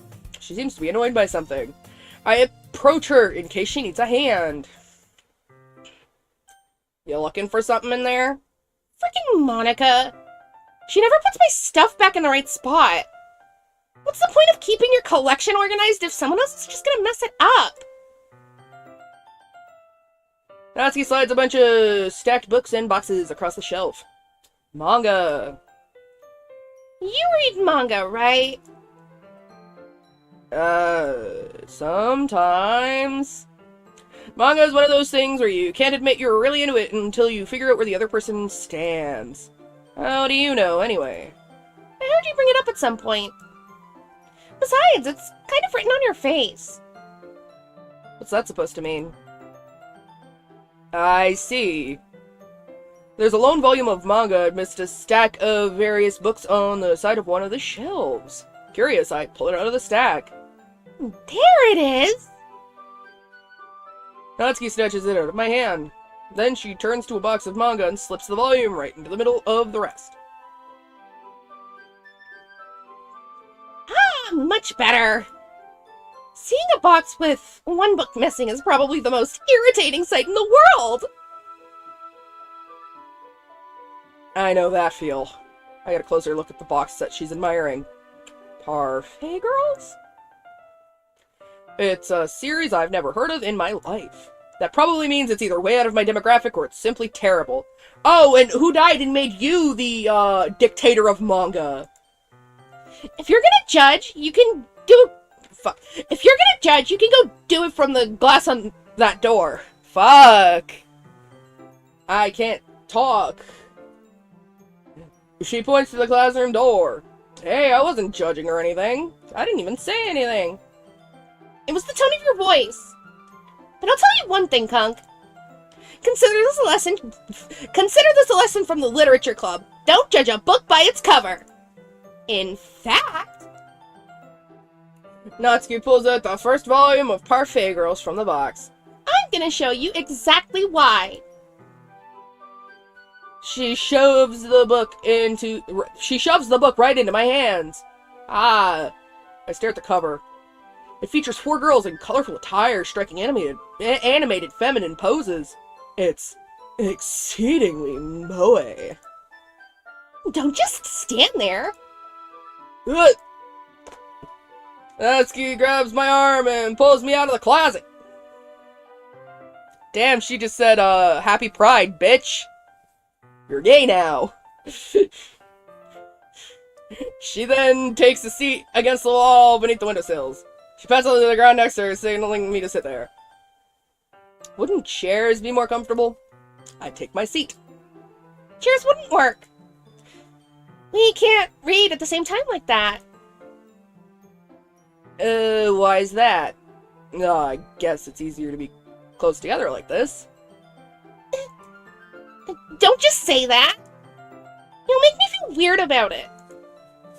Natsuki crosses her arms and scooches an inch away from me. Sorry. I didn't exactly expect to be sitting this close to her either.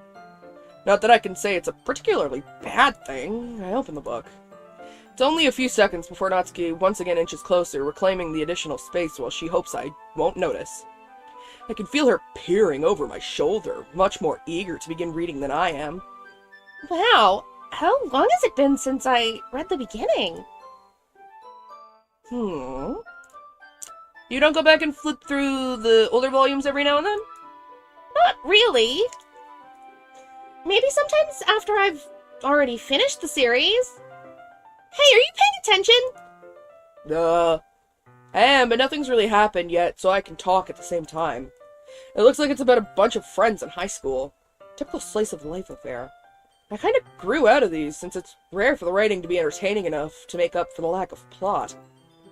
So, what should I expect from this? Is there going to be plot? Well, obviously. You think I would enjoy something that didn't have a plot? I mean, well, I guess I know what you're saying. A lot of the beginning is about simple things. Like there's a really funny chapter where they're obsessed with a guy at the ice cream shop. But that just helps you get to know the characters. And besides, it's still entertaining. But later on, there's all kinds of drama. Like when they get into all their backstories, and when some of the romance starts to happen. That's really what makes it so good. There are so many touching parts. Ah, is that so? Sounds like you really know what you're talking about. Maybe I underestimated you. Hey, wait! What's that supposed to mean? Ugh! Natsuki gives me a little shove. I just meant that I haven't seen you at your full power. Good save. Ah, this chapter seems like it's about baking. This is just a guess, but is there a lot of baking in this manga? Well... Natsuki pauses for a moment as if she doesn't want to admit something. Yeah... Why does that matter? It doesn't, I was just curious. Since you enjoy baking too, right? That's... just a coincidence. I just happened to get into baking around the same time I got into this manga. Like I would ever get into anything because it's in a manga. I feel bad for anyone that impressionable. Definitely not a coincidence. I guess that explains Natsuki's interest in baking. Still, of all the hobbies to pick up from a manga, that's definitely one of the better ones. Not to mention she's really good at it, so who am I to judge? We read on for a few more minutes. I finished a couple chapters at this point. Are you sure this isn't boring for you? It's not! Even though you're just watching me read? Well, I'm fine with that. If you say so. I guess it's fun sharing something you like with someone else. I always get excited when I convince any of my friends to pick up a series I enjoy. You know what I mean? You don't? That's not... Well, I wouldn't really know. What do you mean? Don't you share your manga with your friends? Could you not rub it in? Jeez. Ah, sorry. Like I could ever get my friends to read this. They just think manga is for kids. I can't even bring it up without them being all like, you still haven't grown out of that yet? Makes me want to punch them in the face. Yeah, I know those kinds of people. Honestly, it takes a lot of effort to find friends who don't judge, much less friends who are also into it. I'm already kind of a loser, so I guess I gravitated toward the other losers over time. But it's probably harder for someone like you. Yeah, that's pretty accurate. Wait, which part? I mean, I feel like I can't even keep it in my own room. I don't even know what my dad would do if he found this. At least it's safe here in the club room. Except Monica was kind of a jerk about it. Oh, I just can't win, can I? Well, it kind of paid off in the end, didn't it? I mean, here I am, reading it. Well, it's not like that solves any of my problems. Maybe. But at least you're enjoying yourself, right? So? Jeez, that's enough! Are you gonna keep reading or what? Yeah. I flip the page. Suddenly, Natsuki starts laughing. I totally forgot that happens! Natsuki puts her finger on one of the panels. Minari is my favorite character. You always feel a little bad for her since she's so unlucky. But it gets especially bad when... I shouldn't be talking about that yet. Just finish this chapter. Natsuki's voice sparkles with excitement. It's a stark contrast to her usual bossy tone. But if she's not used to sharing her favorite manga with her friends, I can understand why. It's hard to express words in the feeling you get when connecting with someone like that. And being able to provide that to Natsuki, for whom it's a rare experience, the thought makes me smile a little to myself. Okay, everyone. Are you all ready with today's poems? Oh, come on! Could your timing be any worse? Sorry. I just need to make sure we have enough time. Though you do look pretty cozy over there. Ahaha. Ah! Natsuki suddenly notices how close she's gotten to me. She hastily slides herself a good 12 inches away from me. Alright. I guess I'll stop here for now. I close the book and hand it over to Natsuki. You're just giving it back? Don't you want to know what happens? Yeah, but Monica just said... Don't be dumb. Just take it home with you. Huh? Is that really alright? I say that mostly because I really didn't plan on using my spare time to read this. Well, of course. It would take forever to finish it. It would take forever to finish if you didn't take it home. And just finish that one before tomorrow so we can start the next one. And if it spent, I'll kill you! By tomorrow? I only got partway through the volume so far. I might fall behind on some shows if I try to get through this. But I suppose that's a necessary sacrifice in exchange for seeing Natsuki's... but I suppose that's a necessary sacrifice in exchange for seeing Natsuki's enthusiastic face.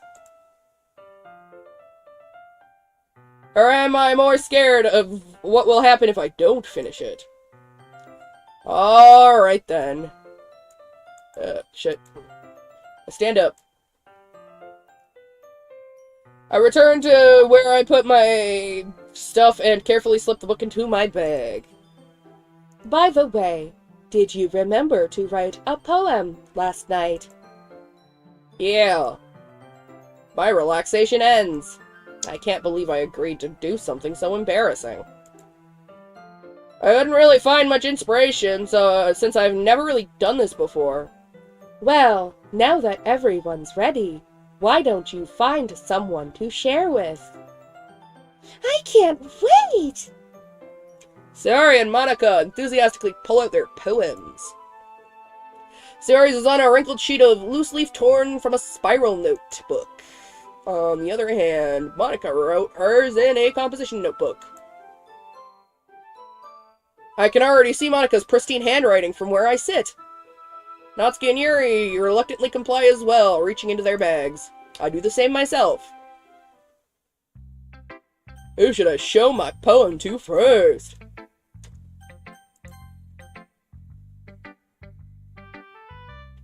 I like it, Kunk.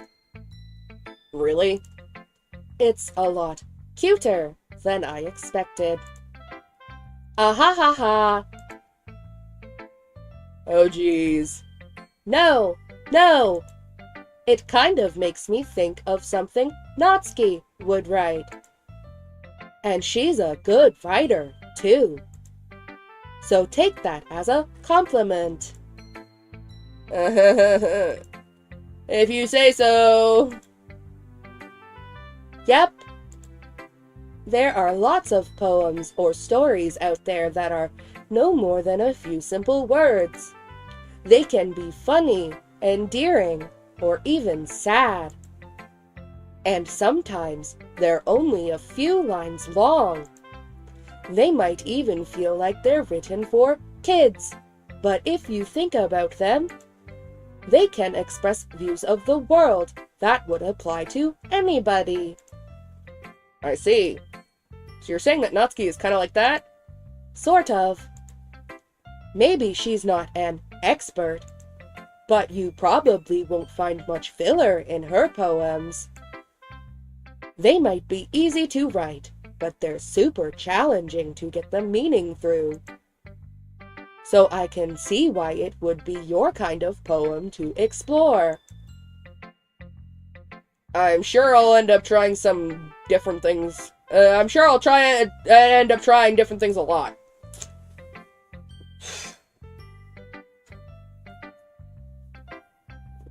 I'm having a time.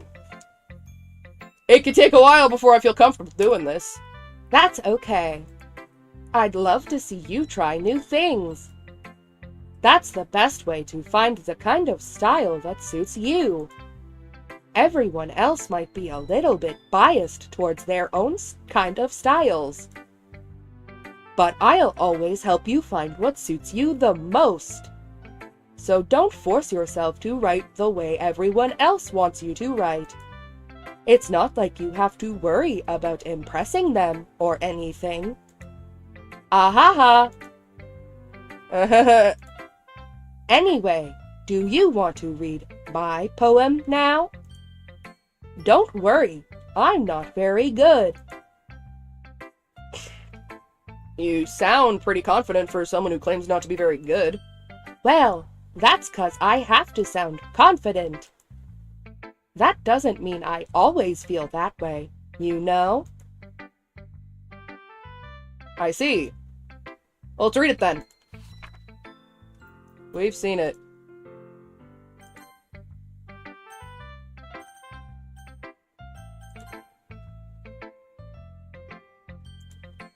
This is a good poem, Kunk. Are you sure it's your first time? Of course.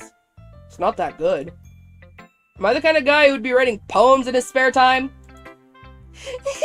I guess you're right. But that's why it impressed me. Well, to be honest, I was afraid that you wouldn't do it seriously. Or that you wouldn't write one at all. I'm really happy just that you wrote one. It reminds me of how you're really a part of the club now.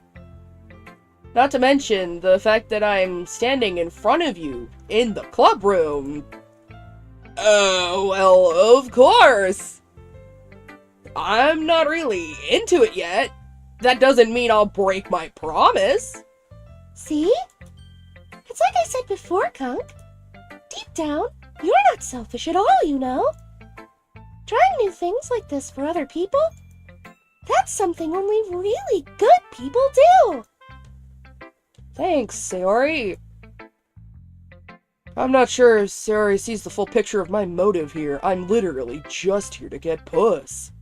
This man is literally just here to get puss. Then again, I can't deny that she's part of the reason I joined. Knowing how much this means to her and all. I always skip this one. Okay, well, let's start with the things that I don't like. First of all, Natsuki rereads my poem. never mind. I don't feel like giving you my opinion. Then what's the point of sharing in the first place? I wrote this when I could have been doing other things. In fact, remember how I said I wanted to read your poems? That's what I had in mind when writing this. I want to help you feel comfortable enough to share yours. Like Monica said. Well, I would be more comfortable sharing my poem if yours was really bad. You were supposed to show me some dumb poem, then make me go, ha! Well, it's not that great, but let me show you what real literature looks like. And you went and ruined it. I hope you're happy. So in other words, you're saying you liked it?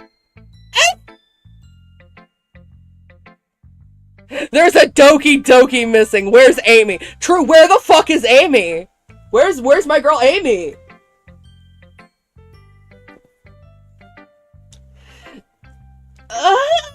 You don't understand anything, do you? I already told you that. You don't have to go announcing it to the world like you're all self-important. Pretty sure you never actually said that. I say that mostly to myself. Natsuki must really hate me or something. I can't figure out if it's a win or a loss that she liked my poem. In any case, you still need to show me yours, right? Fine, I guess. Only because Monica will make me if I don't.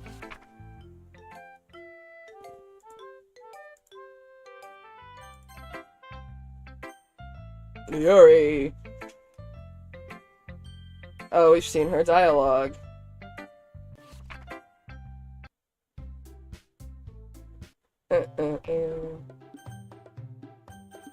Help me, Sayori.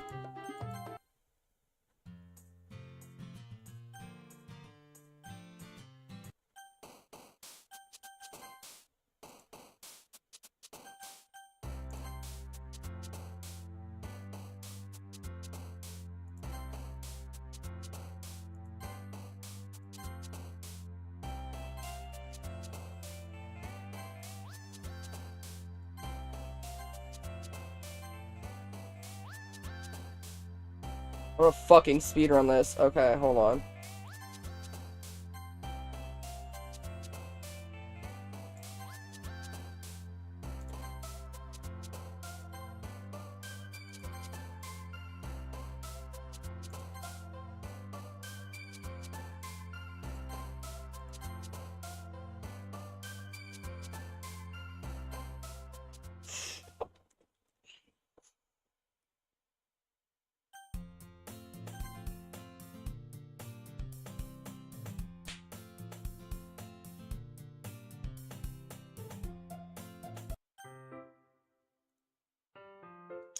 not long before Natsuki comes up to me expectantly. Yeah, don't worry, I kept my promise. I pull the first volume of Parfait Girls out from my bag. Natsuki takes it from my hands and quickly turns it over, presumably to check for wrinkles. Hey, I'm not that careless. I handle manga all the time, you know. I just wanted to make sure. Can you blame me for being paranoid? I don't give people my manga every day, you know. That's true.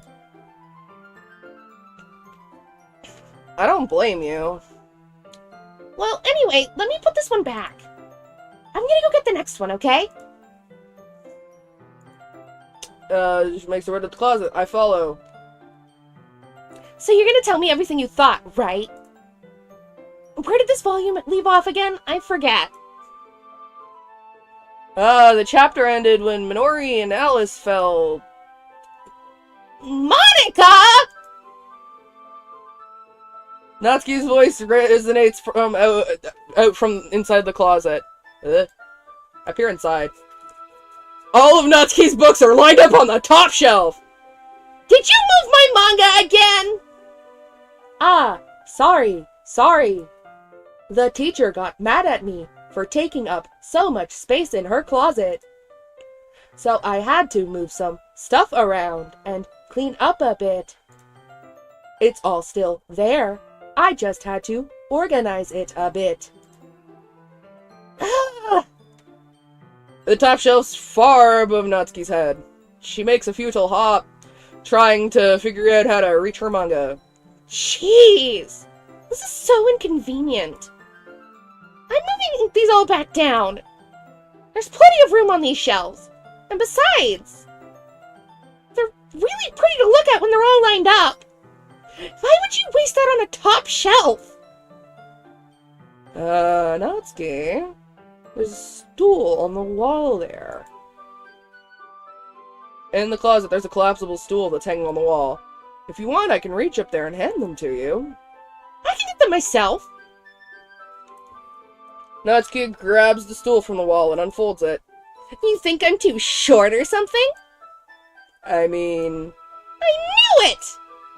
Well, you know what? Just watch me. Natsuki hops onto the stool, which ends up being a little wobbly because of its collapsible design. Careful.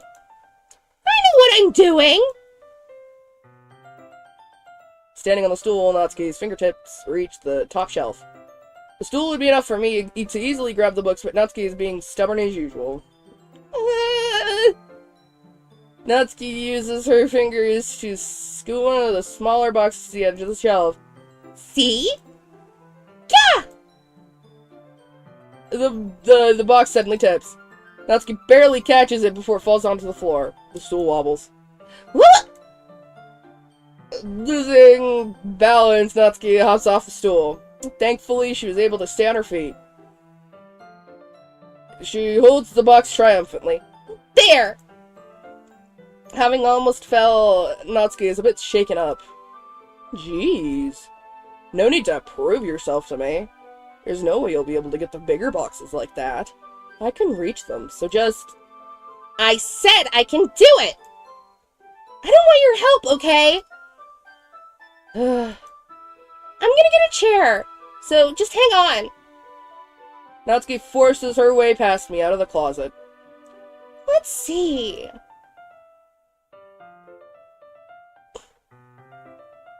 The classroom chairs have the desks attached, so they're too inconvenient to fit into the closet. Aha! Natsuki trots over to the teacher's desk, which has a computer chair behind it. She rolls it on its wheels back over to the closet. It's a little dangerous since the chair swivels and rolls. But I've already learned my lesson, so I keep my mouth shut. Natsuki climbs slowly onto the chair. Natsuki climbs onto the chair, then slowly balances onto her feet. Since she refuses my help, I take a seat with my back against the side of the doorway and simply watch. Aha! There we go! See? I can easily do it now. Natsuki grabs a stack of manga and bends down to put it on the shelf below. What? The chair swivels. Natsuki catches herself on the shelf. What are you doing? Can you at least hold the chair steady instead of sitting and doing nothing? Who was it who told me not to help? Yeah, I got you. I hold the chair while Natsuki reaches back up. I can almost see up her skirt. Ugh. I force myself to turn away. Natsuki seriously didn't think this through. Once she realizes I'll be dead! Natsuki wraps her arms around the parfait girl's box set, easily the largest one on the shelf. Hey, Conk. I don't think I can bend down without falling. Hurry and take this one. Eh? Then I have to let go of the chair. That's fine. Just for a second. Hurry up. Alright. Let me just stand up. I slowly release my grip from the chair. What do you mean, stand up? Natsuki looks down at me. Why are you all the way back? Yeah. Natsuki looks like she just realized something, but she'll lose her balance if she moves. Natsuki, the box! What are you looking at? You're trying to look at my... Natsuki's legs shake. I'm not! I was just... Oh shit, I'm getting a call. Hold on.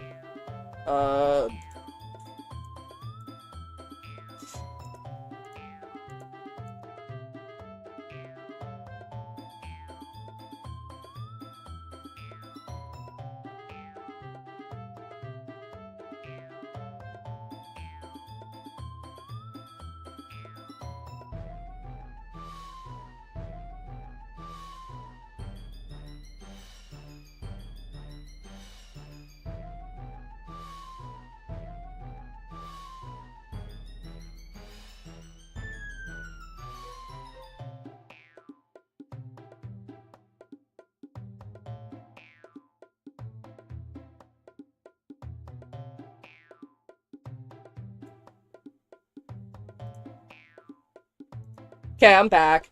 Sorry about that. Just give me the box! You perv! You set me up! Go away! Get out! But... I'll do it myself! The chair suddenly swivels beneath Natsuki's feet. Natsuki! This scene turns to chaos in a split second. The chair flies from under Natsuki's feet. Frantically, I try to catch her. The box topples out of her hands, and the books go flying. I got you! Crash. The full force of Natsuki's body against me throws me to the ground.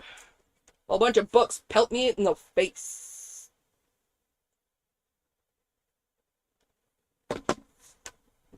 Natsuki tries to shield herself with her own arms as her face lands straight on my chest. Ugh. My right arm and my back seriously felt the impact.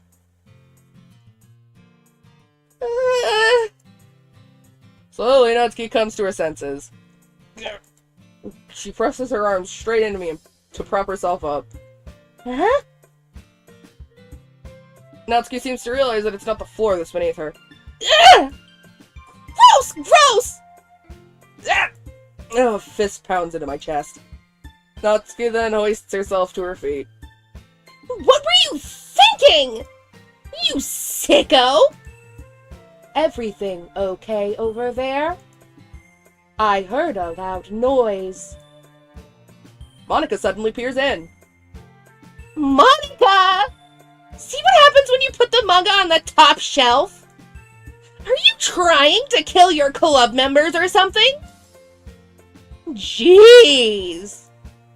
Sorry. Ha. Oh, and one more thing. It seems like your most recent club member is a total pervert. So I hope you're happy. I didn't!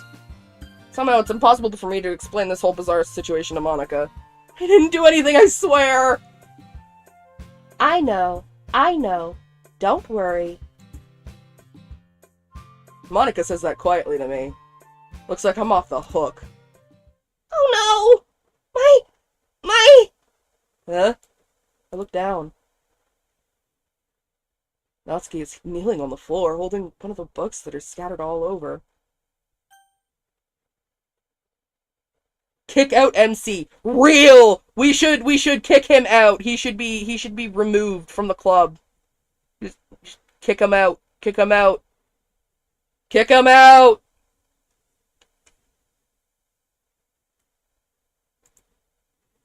There's a large diagonal crease along the page that she's desperately trying to smooth out. Ah, it must have landed on the page. Natsuki tries a bit more to fix the crease, but she can't get it out. Suddenly she gives up and slams the book shut and throws it to the floor. Instead of continuing to yell, she just lowers her head. Natsuki, are you? No! Natsuki's voice squeaks. I see tears on her face. I'll help get the crease out, okay? It's partially my fault, so... Natsuki shakes her head, still looking down. No. I don't even care that much. I'm just having a really bad day today. Natsuki sobs again. I didn't mean to take it out on you. I really didn't mean to. It's fine. Is there anything you want to talk about? Natsuki shakes her head. Just... every day is so hard. I just want to come to the club and... Natsuki falls silent again. I can't press her, so I can only do what I know how to do. Alright. Well, I'll help clean this up. And I'll move the rest of your manga for you. I pick up volume 2 of Parfait Girls. We'll set this one aside. This'll help cheer you up a bit, right? We can get started on it once I'm done here. Natsuki looks up with her glossy eyes. Her lip quivers. You're really nice to me. Huh? That sounds really strange coming from Natsuki. I didn't expect it at all. Well, I'm just treating you like a friend, you know? Mm.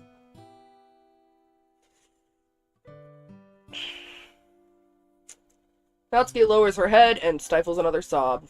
I'm not sure what happened to her today, but being nice is the least I could do. The next couple minutes are silent between us, and as I begin gathering the scattered books, plural. I make sure to slip them into the box in their correct order.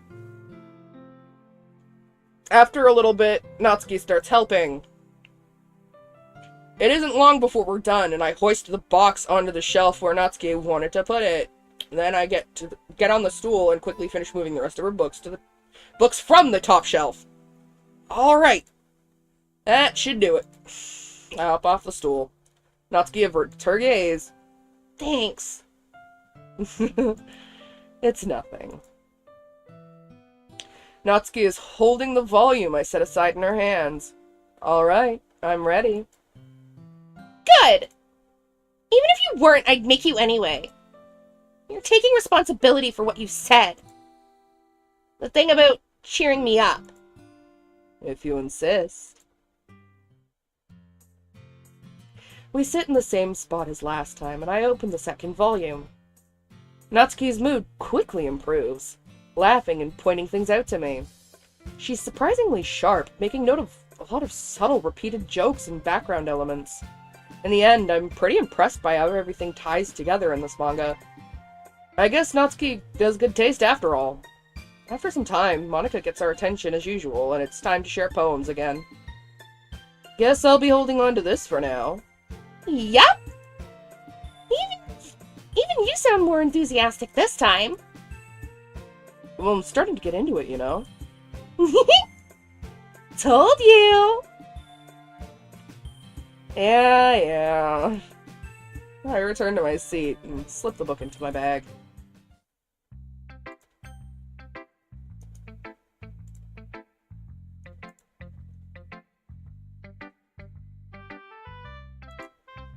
Who should I show my poem to first? Monica. It's pretty good. You've been spending some time with Natsuki, haven't you? You must like her writing style. Ah, yeah. I think it's a neat way to tell a story. I don't disagree. Natsuki's poems may be cute, but they're also meaningful.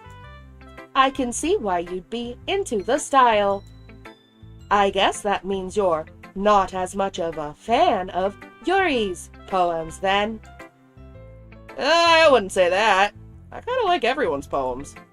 That's true, but I'm sure you like some more than others, right? Like Yuri's use of complex words and symbolism.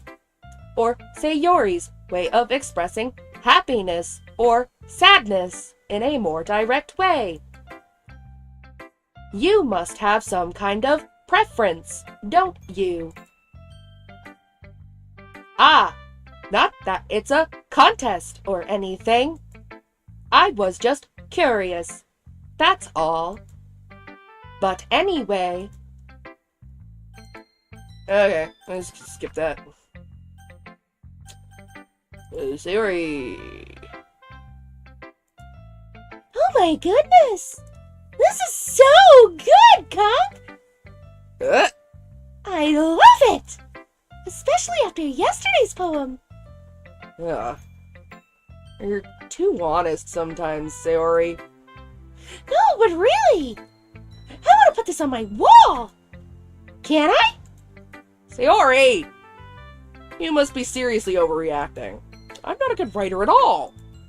I honestly have no idea what I'm doing. Oh, I'm such a pick-me. I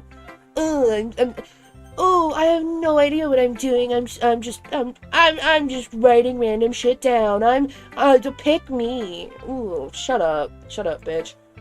Well, maybe that's why. Because I have no idea what I like either. Jeez. I'm sure Yuri's opinion has to be a little more constructive than this. Maybe even Natsuki's. Are you sure you don't like it just because I wrote it? Eh? Well, I'm sure that's part of it. I think I understand you better than a lot of other people, you know. So when I read your poem, it's not just a poem. It's a Conk poem! And that makes it extra special. Like I can feel your feelings in it. She hugs the sheet against her chest. You're so weird, Sayori. Well, I'm not very good at figuring out if poems are good or bad. But that's why I just go by my heart. If it makes me feel things, then it must be a good poem. I'm not sure that's exactly how it works. Then again, I guess conveying feelings is a pretty important part of this whole thing. Yeah, maybe. Honestly, I don't even know what kind of writing you like in the first place. Yeah, me neither.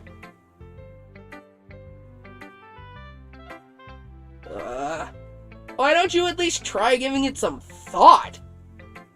Aw, you want to write something for me? That's so sweet. Yeah, right. But you're always thinking about other people. You need to think about yourself once in a while. If you don't, you might end up getting hurt at some point. Hurt at some point! Run, Sayori! Eh? Well, I don't really know what you mean, but I'll try to keep it in mind. Well, whatever. Anyway, let's see. I guess I like happy poems. Wait, sometimes I like sad poems too. Sometimes a little bit of both. There's a word for that, right? What's the word I'm looking for? Bittersweet. Yeah. I like things that are happy and things that are sad. Sayori, stay away from MC! true! Stay away from- You stay away from her, you creep! Leave Sayori alone! She deserves better! Keep your grubby hands away from her! You deserve better, Sayori! You deserve better! Run! Run! Get as far away from this freak as possible! Run! Run, Sayori! Run! Happy and sad. I can't see you liking something sad, Sayori. Well, I like happy the most. But sometimes when you have a little rain cloud in your head, a sad poem can help give the rain cloud a little hug and make a nice happy rainbow. Sayori, that's unexpectedly poetic. Yeah, it is. Maybe I'm getting better at expressing my feelings after all. Thanks, Kunk. I should go write that down then. You can read my poem now, okay? Sayori loves alcohol. That's that poem. Holy crap. Holy crap, Sayori, you're into alcoholism! Natsuki reads my poem. She keeps glancing at me, then back at the poem. By now she must have read it more than once. Is it that bad? No, it's not. It's good, it's really good, okay? There, I said it! This wasn't supposed to happen at all! Why can't you just be bad at this? My poems are supposed to impress you, not the other way around. You're trying to impress me? You're trying to impress me? Obviously! You think I'd let you enjoy Yuri's writing more than mine? Give me a break! Well, in that case, what's the problem with me trying to impress you? I'll tell you! You! Natsuki's face freezes like she just realized something. You! You're trying to impress me?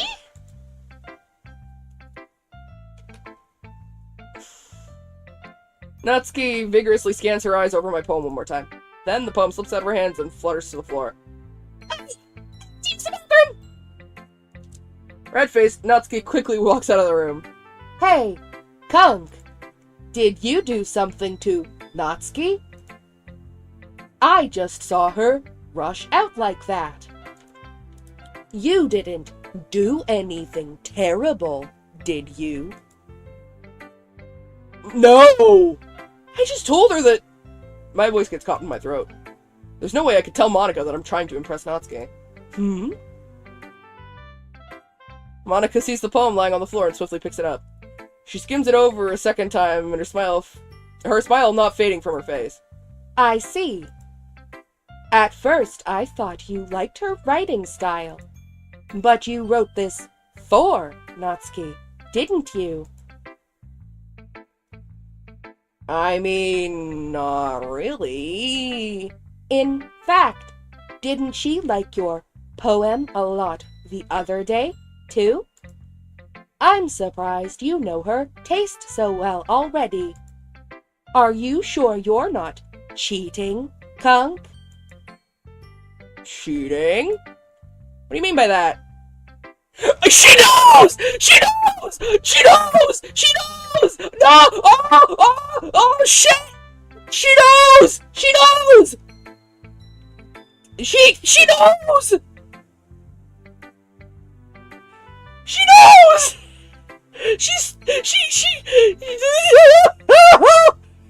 She knows! Never mind. I'm just kidding. Ah-ha-ha.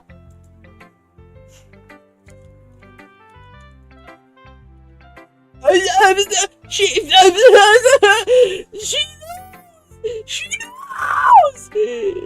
She knows I was cheating! I didn't understand I understood Monica's joke completely! Anyway, how do you think Natsuki feels about you? Oh, you don't need to answer that. It was just something for you to think about. Hey! Natsuki comes up and snatches the poem out of Monika's hands. Neither of us had noticed her re-enter the classroom. Did you read this, Monika? Of course. I liked it. Ugh! You should really stop reading things that aren't for you, you know. You have a bad habit of doing that. Eh? But Conk wrote this poem, and we're supposed to share with everyone, right? Natsuki freezes. She apparently forgot that my poem is technically for everyone to read. Okay, well, I think Kunk is done sharing this poem with everyone. It's not like anyone would want to read this anyway. In fact, I'm just gonna hold on to this. If you insist. What? Why are you looking at me like that? Like what? Ugh!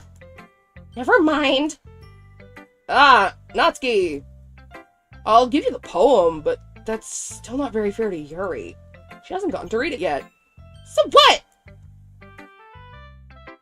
Well, I guess Conk is right, Natsuki. It's not fair if you don't let everyone finish reading it. Fine. Natsuki returns my poem. It's not like she's gonna like it, though. Anyway, read my poem now. And no, I won't let you keep it. This is my only copy. Amy likes spiders! Not bad, right? Okay, we can skip that. You know, I'm glad that you can appreciate this kind of writing. I mean, I know I was talking about that yesterday, but I've been enjoying sharing my writing with you, so consider yourself lucky, okay? Well, thanks for being honest. What's that supposed to mean? I'm always honest. Jeez. Just look forward to tomorrow too, okay? Alright, I will. Yuri! Yuri fucking hates it! Yuri hates it so much! Yuri despises this fucking poem. Are you still mad at me? Eh? For disrespecting Natsuki yesterday. Because reading this poem... Now I know why you got mad at me. Because you prefer her writing over mine. Hi! Welcome!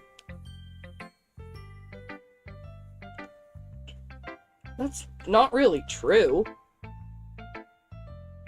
Meaning, when I disrespected her, I disrespected you too, didn't I?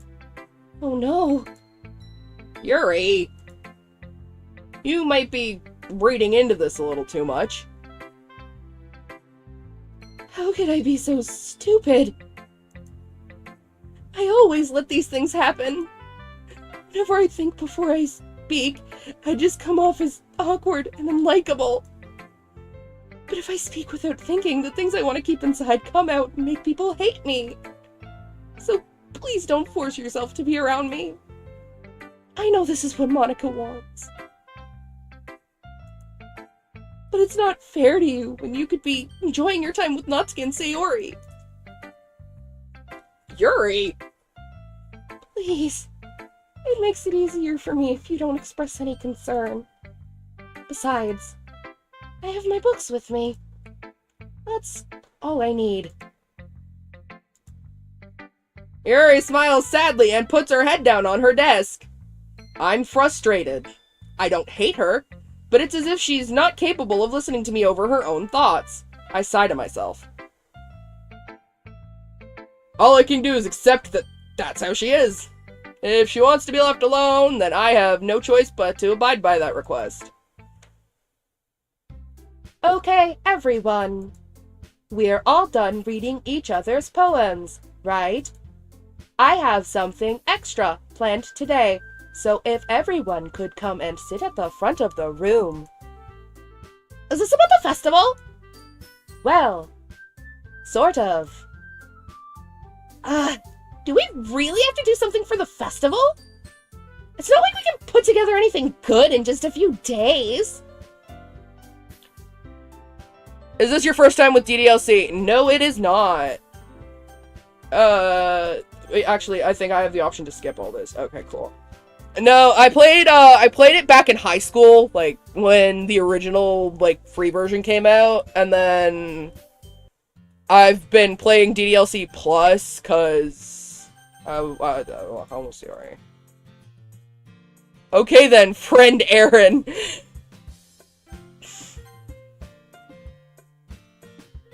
Oh shit. She's so cute and fun to be around. Jeez. I already see her in the club every day. Besides, you always seem to really like going home together. I wouldn't just ruin that for you. You're so silly, Kunk. You think about me too much sometimes. Natsuki would deserve it if she wanted it, so... Sayori, I've already made up my mind. I really can't figure you out sometimes. Sorry. Besides, what's the point in speculating something that's never gonna happen? The conversation trails off. It's kind of a weird thing for Sayori to care so much about. But I want to respect her and keep her happy, too. Then again, the festival's only a few days away. Who knows what will happen in that time. Yep.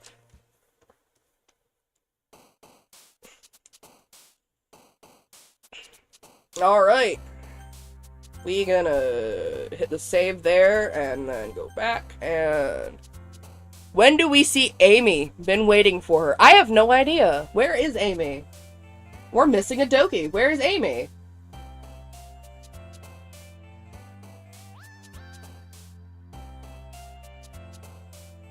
Also, I have no idea if this is, like, an in-joke or something that I'm not in on, but, like... Who is Amy?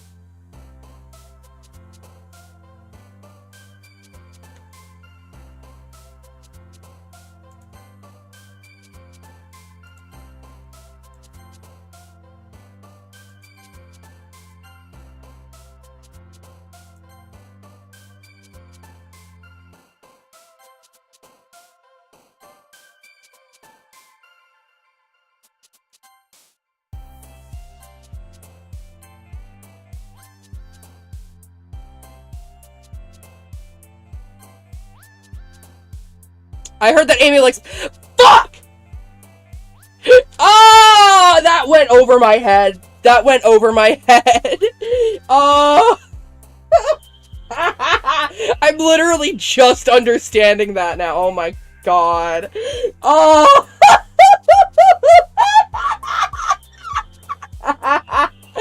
Oh, that's good. I am a very special brand of stupid.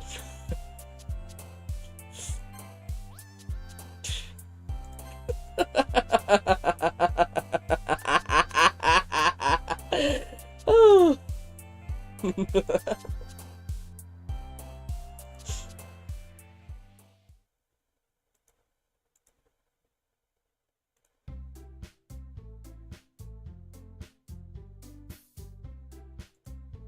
Holy shit, okay. We can skip that. Ooh, it's going fast. It's going super fast. Hey, you! I look up to see Natsuki next to me. Are you just gonna sit there and keep staring at nothing? There isn't that much time, so... Nah, sorry.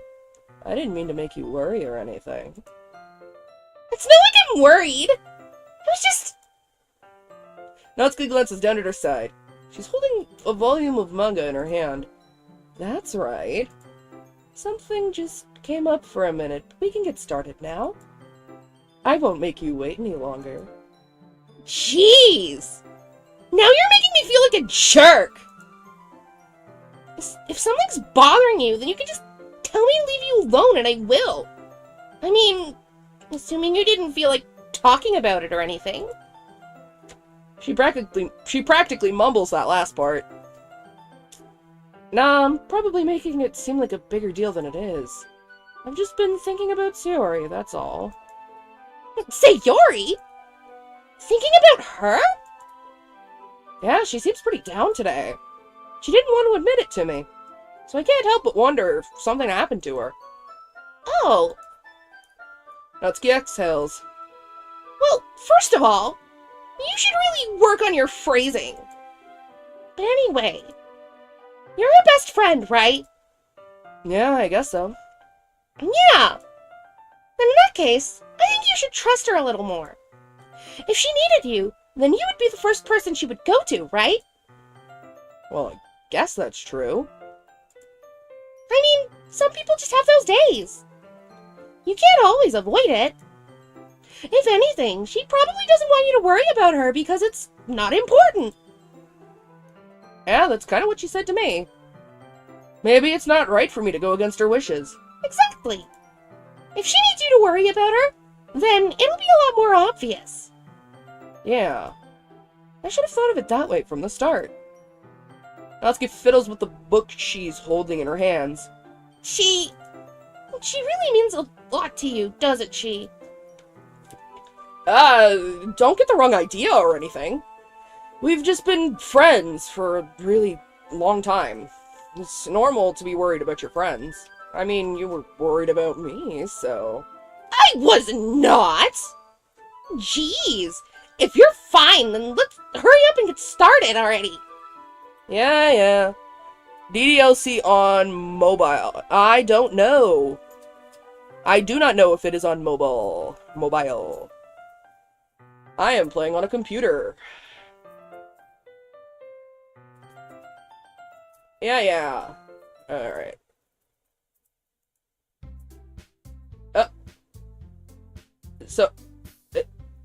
So there's just... So I don't get anything? Nothing? At all? No cutscenes? Nothing? Okay. Thanks, Doki. Okay, everyone. After some time passes, Monica calls out to the club room. Why don't we share our poems now? And before I know it, everything is back to normal. Everyone goes to retrieve their poems, and I do the same. I make eye contact with Monica, and she smiles at me. I wonder what she was talking about with Sayori. Who should I show my poem to first? Sayori. That's nice, I guess.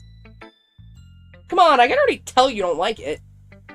Well, you don't need to worry about what I think. After all, you wrote this for someone else, didn't you? Probably Natsuki. Eh? I didn't write this for anyone specifically. Maybe. That's not really what I meant, though. But it's okay. You're making new friends, just like I was hoping. That makes me really happy. And you're happy too, right? In this club? Whoa. Of course I am. Good! That's all that matters to me. Thank you, Cook.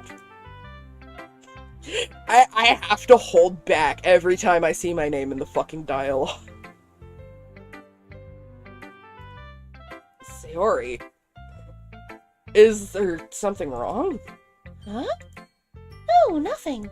I'm just a little tired today. Alright. Just tell me if you need anything. I will. Don't worry about me, okay? You can go play with everyone else now. If you insist. Yay! I'm gonna go home a little bit early today. Sayori? Tell Monica I wasn't feeling well, okay? I'll see you tomorrow. Before I can say anything else, Sayori cheerfully walks out of the classroom, humming to herself.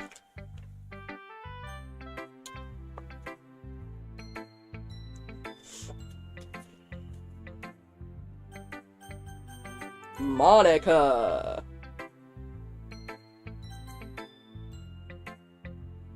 Sticking with the Natsuki style once more, I see. You really like Natsuki, don't you? That's... Oh, come on, Kunk. It's awfully suspicious, you know. Spending time with her in the club room every day.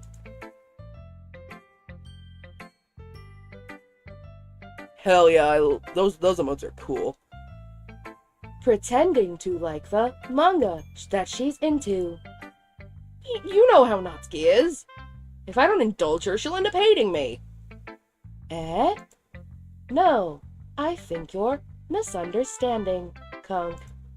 It's not like Natsuki just hates anyone who doesn't give her what she wants.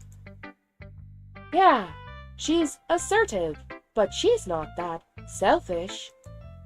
In fact, I think you're the only one who's indulged her as much as you have.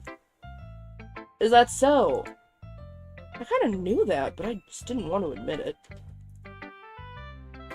So, I just need to ask one thing of you. Be careful. Please. Natsuki is kind of unpredictable.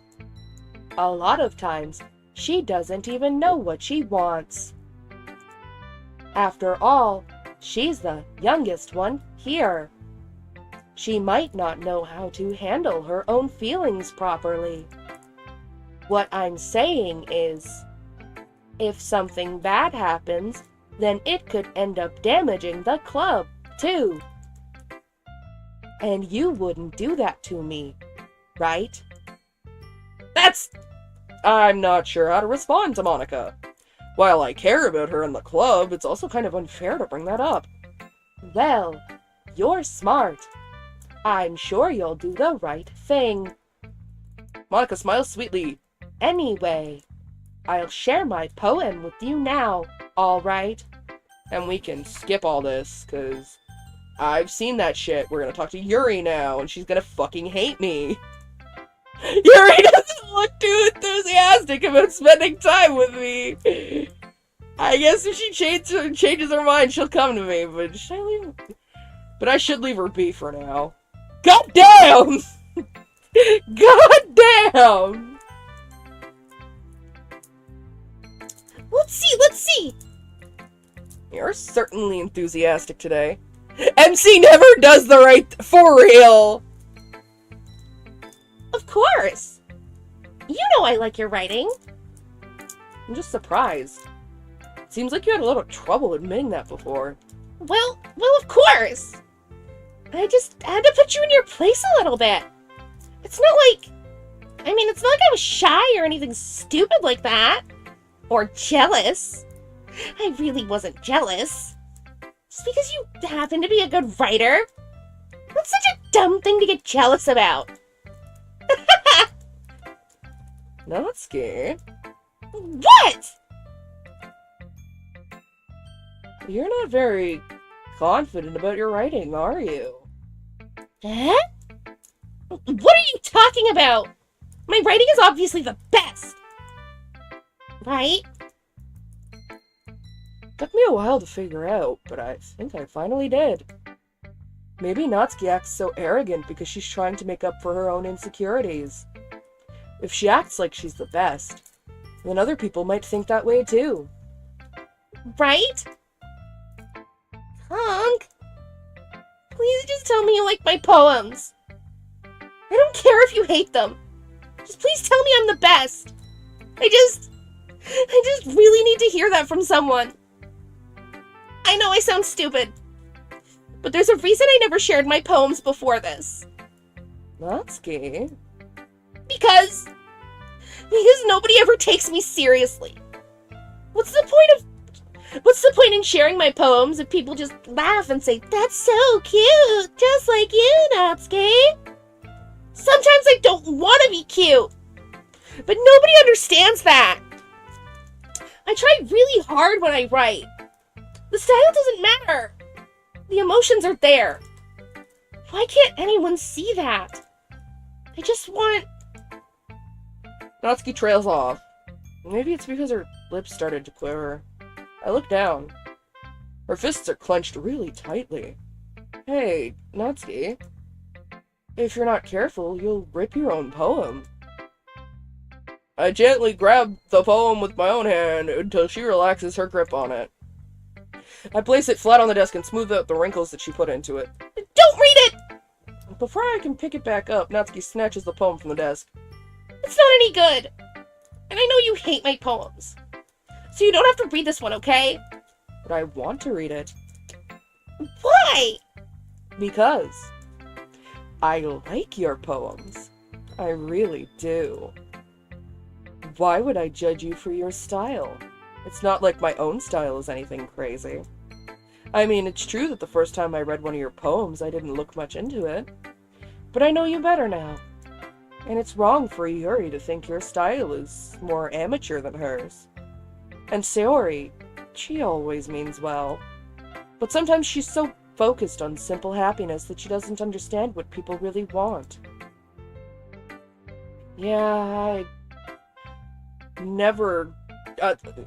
guess I never really thought about how hard it is for you. I'm sorry if I was a part of that problem. I understand now. You're not just cute. You're a lot more than that. Ah, Natsuki, you're doing it again. Once again, Natsuki clutches her poem a little too hard. She looks down, hiding her eyes from me. I never realized how difficult this was for her. But finally, she forces herself to extend her arms and set her poem on the table. You can read it. Just turn that way. I don't want you to look at my face right now. Okay, I will. Okay, let's read this one. Because you. Tomorrow will be brighter with me around. But when today is dim, I can only look down. My looking is a little more forward because you look at me. When I want to say something, I say it with a shout, but my truest feelings can never come out. My words are a little less empty because you listen to me. When something is above me, I reach for the stars, but when I feel small, I don't get very far. My standing is a little bit taller because you sit with me. I believe in myself with all of my heart, but what do I do when it's torn all apart? My faith is a little bit stronger because you trusted me. My pen always puts my feelings to the test. I'm not a good writer, but my best is my best. My poems are a little bit dearer because you think of me. Because you, because you, because you. That's sweet! The fuck do you mean you're a bad writer, Natsuki? You're good! Why are you looking at me like that? If you don't like it, then just say it. I won't get mad. No, it's not that I don't like it. It was just a little surprising to read. I guess I'm not used to hearing such nice things coming from you. Don't just say that, dummy. What do you think the point of writing is? Expressing things that you can't just say. Yeah, I understand. I'm sorry for missing the point sometimes. Believe in yourself, Natsuki! You don't lower your standards for this man! For this breadcrumbs of a man. I always mean well, and I'm happy that you showed this to me. I liked it. Well, yeah. I'm a pro, so... Natsuki mumbles, completely failing to sound confident like she usually does. My eyesight is so fucking terrible. Just remember that I can think these things sometimes too. You know, when you're nice to me, it's meaningful. Ah, I'm glad. Sensing Natsuki is satisfied, I start to hand the poem back to her. But as I do, Natsuki takes my hands and pushes them back away. Her small, soft hands surprise me with their assertion. I don't want it. Huh? Why not? I just don't. Jeez. I realize what Natsuki is doing. Unable to be honest, she's trying to give me the poem in a roundabout way. Well, in that case, I'm going to keep it. Instead of teasing her, I choose to go along with it. Good! If you didn't, I would... Never mind. Just... I'm glad that you want it. Natsuki backpedals on her words and I leave it at that. Or she leaves it at that, or whatever. I don't... It's fucking midnight, I don't... I'm not putting my effort into reading anymore. Despite her best efforts to hide her expression, I can see her faintly smiling to herself. That's all for now, so... Go put it away before someone sees it, okay? Yeah. I'll go do that. With that, I return to my seat, so that I can put away Natsuki's poem.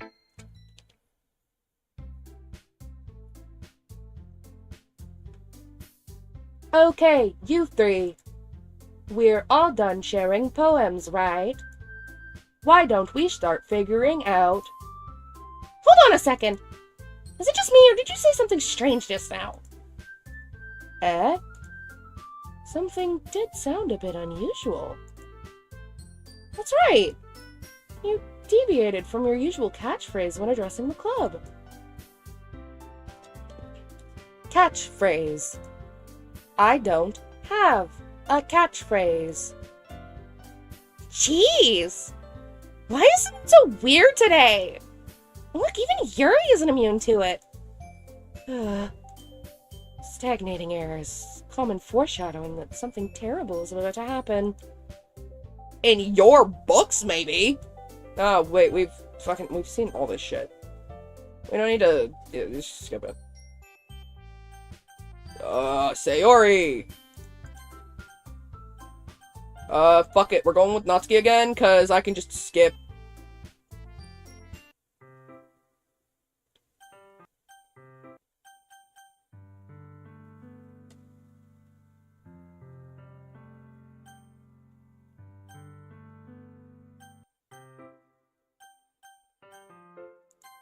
Wait, I already have the CG for this. I can actually...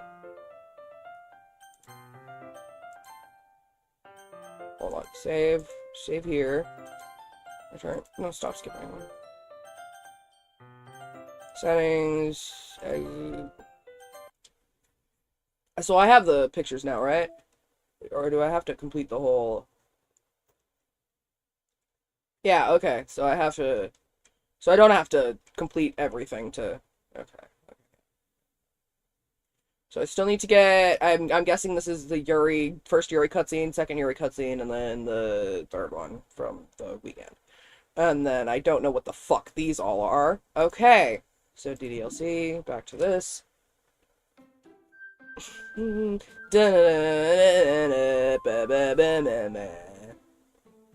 my hand is a pen that'll write a poem of me and you. We're gonna load the game from this one. Pick words you think your favorite club member is gonna like. Contamination, imagination, horror, after image, uncontrollable, starscape. Fucking amazing. Oh shit. Philosophy. Fuck. Insight. Wrath. Agonizing. Oh, fuck. Disoriented. Fuck! Unrestrained melancholy existence. Okay, it's Yuri time! I say that every day, because I'm a lesbian. Hi again, Kunk. We're gonna skip all this shit, because I don't need to do that. I'm really curious to talk to Yuri a little bit more, but at the same time, I would feel bad for distracting her from reading. I catch a glimpse of the cover of her book. It looks like the same book she'd lent me. More than that, she seems to be on the first few pages. Ah. Crap. Yuri! Yuri! Yuri!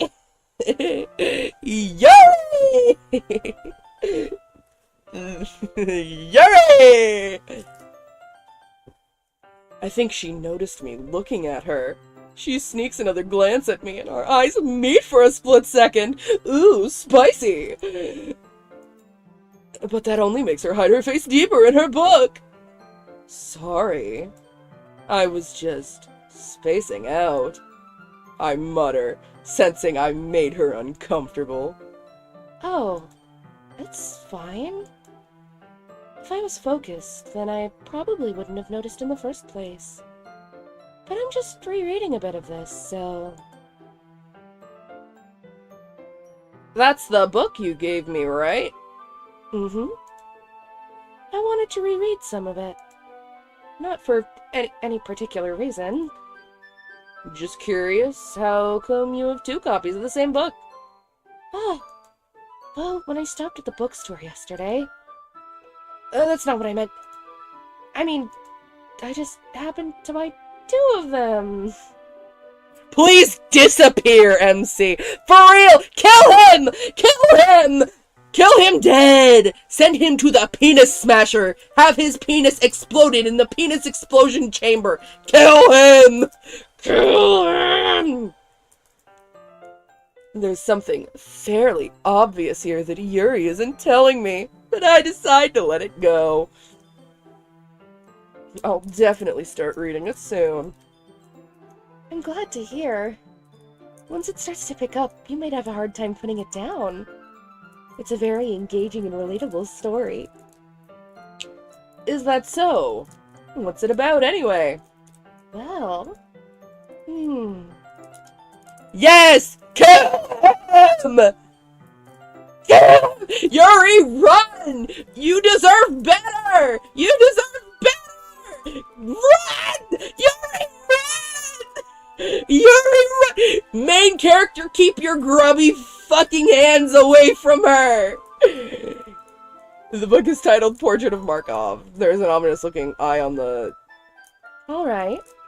I just wanted to make sure I don't accidentally give anything away. Basically, it's about this girl in high school who moves in with her long-lost younger sister. But as soon as she does so, her life gets really strange.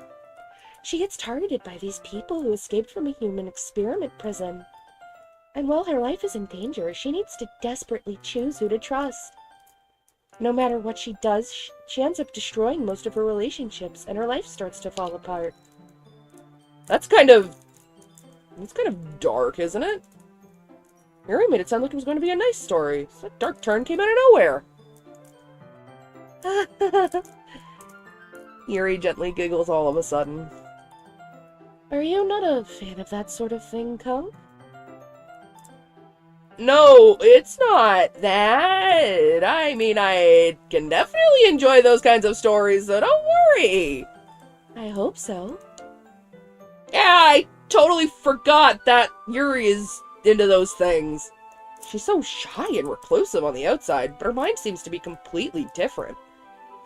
It's just that those kinds of stories, they challenge you to look at life from a strange new perspective. When horrible things happen, not just because someone wants to be evil, but because they have their own goals or their own philosophy that they believe in. Then suddenly, when you thought you related to the protagonist, they're made out to be the naive one for letting their one-sided morals interfere with the villain's plans. I'm rambling, aren't I? Not again. I'm sorry. Hey, don't apologize. I haven't lost interest or anything. Well, I guess it's alright then. But I feel like I should let you know that I have this problem. When I let things like books and writing fill my thoughts, I kind of forget to pay attention to other people. So I'm sorry if I end up saying something strange. And please stop me if I start talking too much. I really don't think you need to worry. That just means you're passionate about reading. The least I can do is listen. It's a literature club after all. That's true. In fact, I might as well get started reading it, right? You don't have to. What are you saying? Just a moment ago, you said you were looking forward to it. Let me just get the book.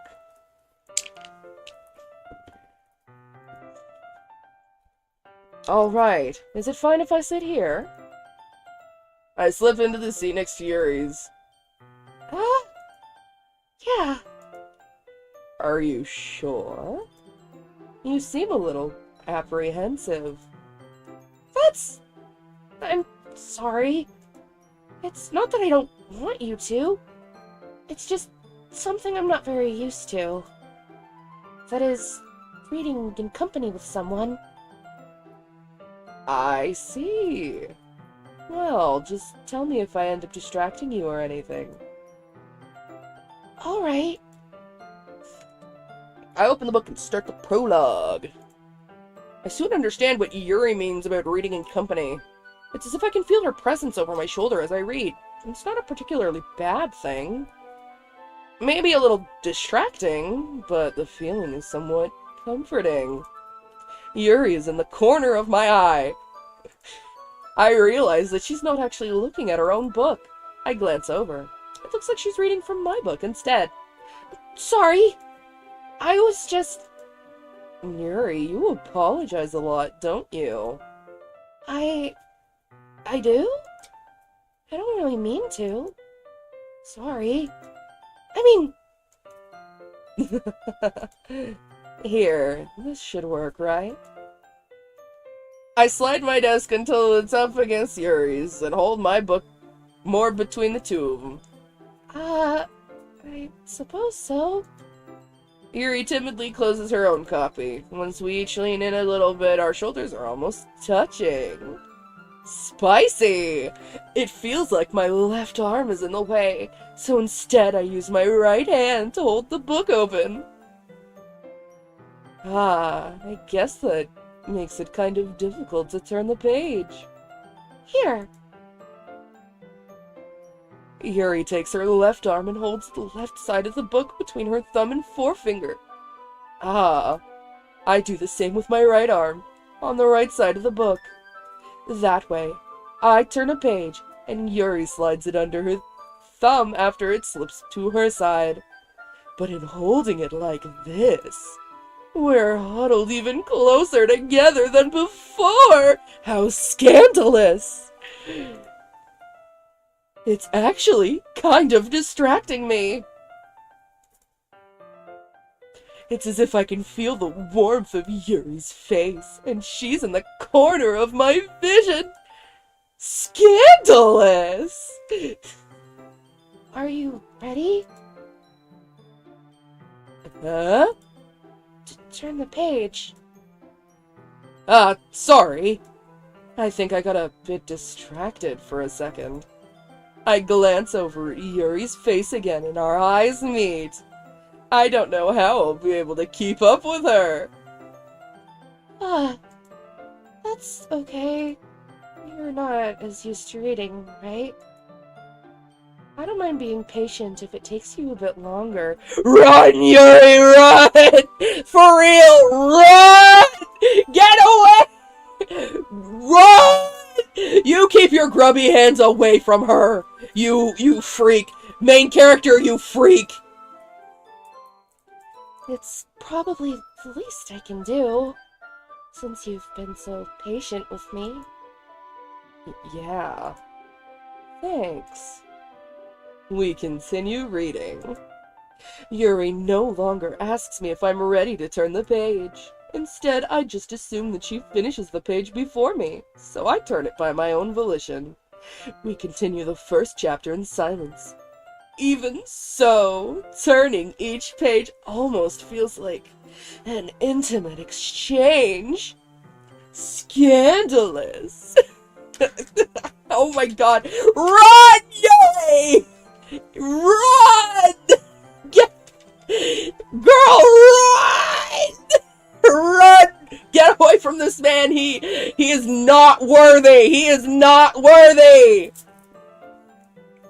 My thumb gently letting go of the page, letting it flutter over to her side as she catches it under her own thumb. Hey, Yuri. This might be a silly thought, but the main character kind of reminds me of you a little bit. Run! Literally, run! Run! You think so? How does she? Well, I guess she's more blunt in a lot of ways. But she also second guesses all of the things that she says and does. Like she's afraid she'll do something wrong. It's not like I can see into your head or anything.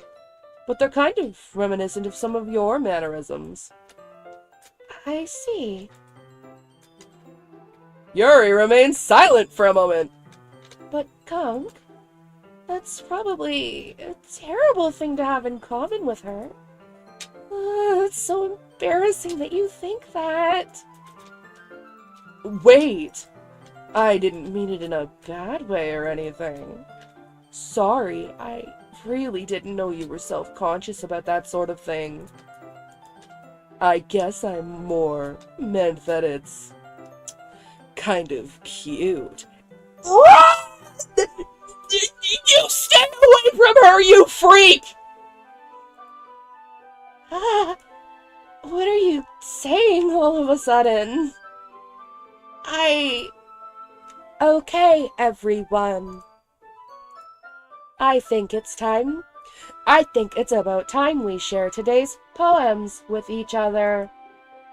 We might not have enough time if we wait too long. Eerie exhales, spared from finishing her thought. Is that all right, Yuri? You look kind of down. I'm sorry if you haven't been looking forward to this. Kill MC! We don't want him! For real! Kill him! Kill him! Get out the guillotine! We're gonna fucking behead his ass. It's not... It's fine.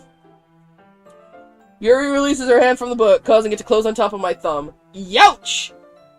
I guess I'll do some more reading tonight. Or would you prefer I only read it with you? I guess I don't have too much of a preference either way. In that case, I'll read a little more tonight. It'll be more fun to read with you after it picks up a bit, you know. That's good reasoning. In that case, feel free to finish the first 2 chapters in your own time. Alright. I stand up. I make mental note of where I left off in the book, and then slip it back into my bag. By the way, did you remember to write a poem last night?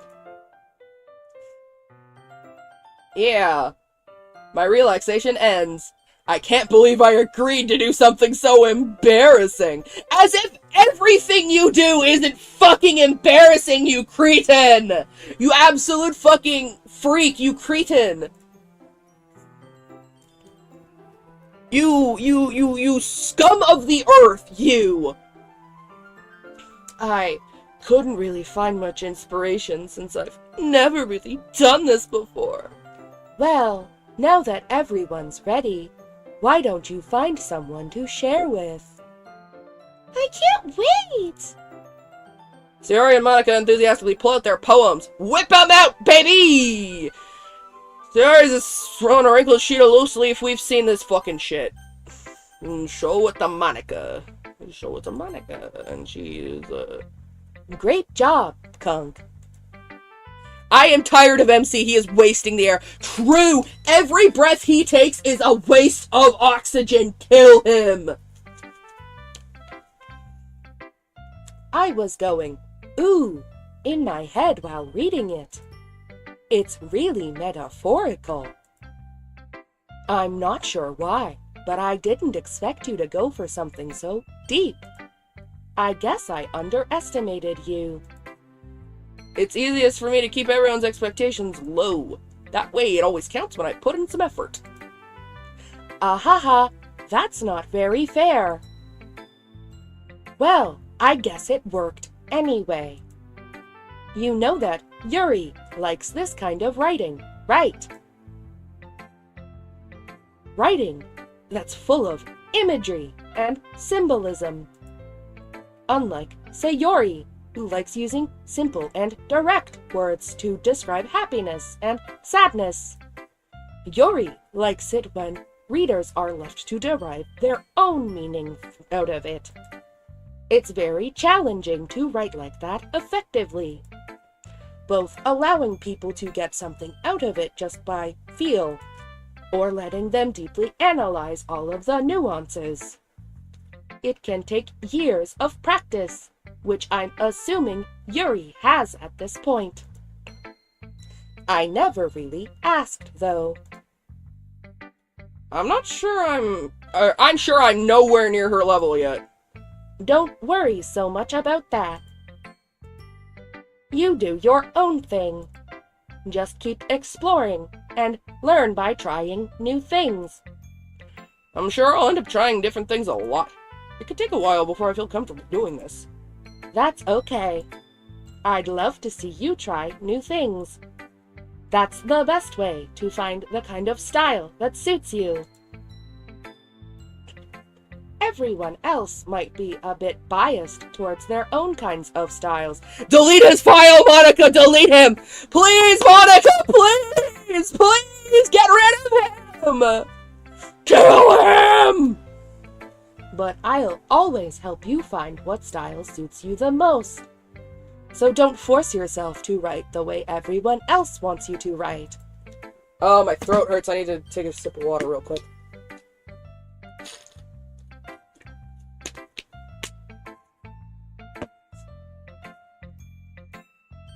It's not like you have to worry about impressing them or anything. Ahaha. Anyway, do you want to read my poem now? And we can skip the rest. Sayori! This is a good poem, Kunk. Oh, I can skip this. Okay. Swag. Natsuki. Seen it. Yuri. As Yuri reads the poem, I notice her eyes lighten. Exceptional. What was that? Did I say that out loud? Yuri first covers her mouth, but then ends up covering her whole face. He's gonna hate me. You really didn't do anything wrong, Yuri. Huh? I guess you're right. What am I getting so nervous for? Yuri takes a breath. So, what kind of writing experience do you have? Your use of imagery and metaphors indicates you've written a lot of poetry before. Really? Oh, that's a huge compliment coming from you. This is actually my first time, really. Huh?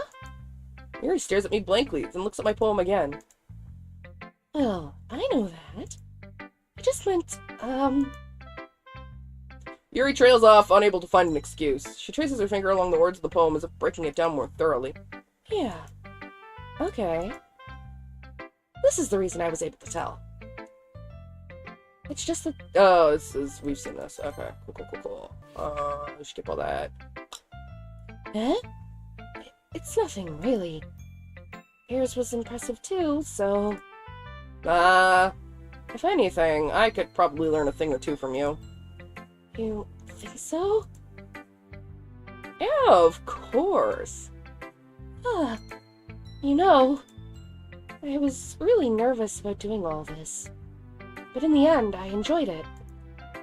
I'm going to keep doing my best for you, Kunk. Me too! Me too! Fuck that! Okay.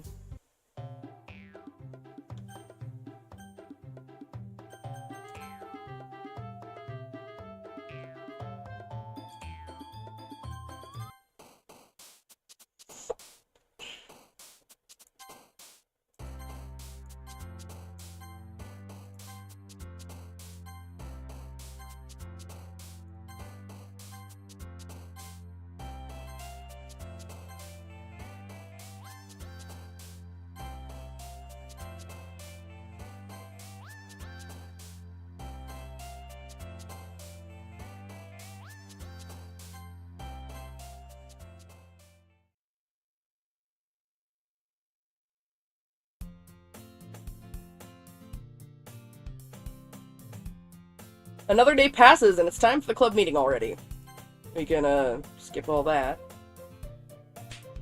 I ain't reading all that.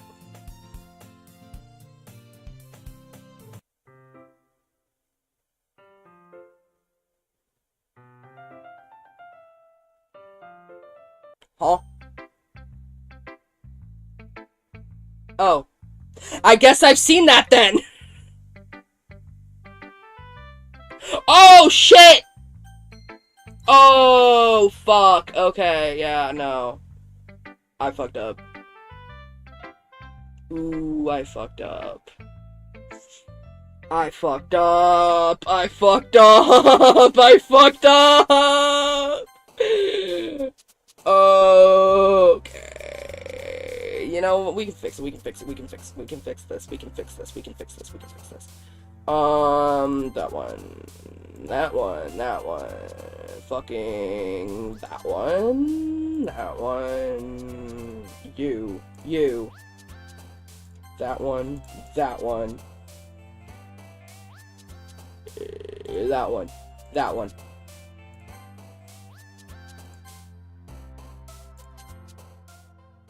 I fucked up! I fucked up!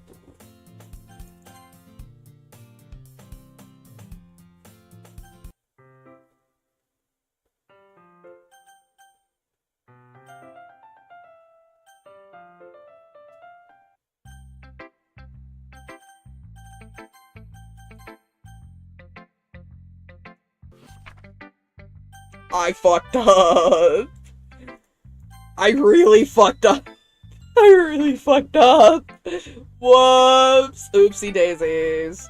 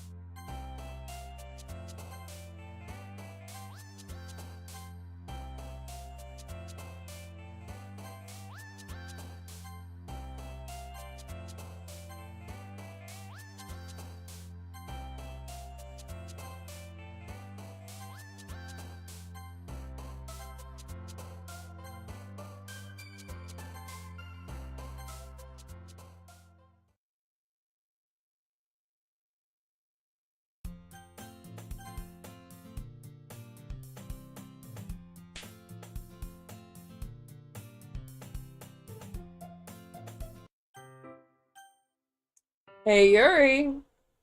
Huh? I suddenly noticed that Yuri is reading a different book from the one we've been reading together. Sorry, I didn't mean to interrupt. Oh, no. I was kind of just waiting for you. If that's the case, why don't we go ahead and get started? Yes, let's. Actually, I have a request. Do you mind if I make some tea first? Not at all. Thanks very much. If there's one thing that can make my reading time here any better, it's a nice cup of tea. Not to mention for yourself as well. Yuri stands up and makes her way to the closet. I follow and watch as she retrieves a small water pitcher from the shelf. The kind with a water filter inside. She's got the Brita! She's got a Brita! Can you hold this for a second? Sure. Yuri hands me the water pitcher and also fetches an electric kettle. I'm going to plug this in at the teacher's desk, and then we'll go get some water. She walks past me and sets the kettle down on the teacher's desk. I simply watch her movements. To my surprise, the way she moves really contrasts her speaking mannerisms. Especially because of her long legs. Yuri appears elegant and methodical. Okay, may I have the water pitcher? Thanks, I'll be right back. I might as well walk with you. This is different from the last time! Yeah, why not? Shall we go then? Yeah. Where are you two off to? Huh? Or just Yuri was gonna make some tea, so... He's a roach! Roach! Yes! Cockroach! Roach! I suddenly realize how weird it sounds to explain this to Monica. Or just filling the water pitcher. Ah, okay. Sorry, I was just a bit curious. That's kind of a one-person job, isn't it? That's... Monica, please mind your own business for once. Or do you want to tell me there's something wrong with helping involve Kunk in club activities? Eh? My mouth gapes. I suppose there's nothing wrong with that. Then let's go, Kunk. Yuri quickly exits the room and I follow. Once in the hallway, she suddenly puts her forehead against the wall. I spoke without thinking. How could I say something like that? Yuri. Something about the way she said that. It made me feel so irritated. What's wrong with me? No, Yuri. I think you did the right thing. I wasn't expecting it, but it's also not right for Monica to judge people like that. Kunk, how come even when I do something bad, you're being nice to me? Because nothing that you do is as bad as you make it seem in your head. Nobody's perfect.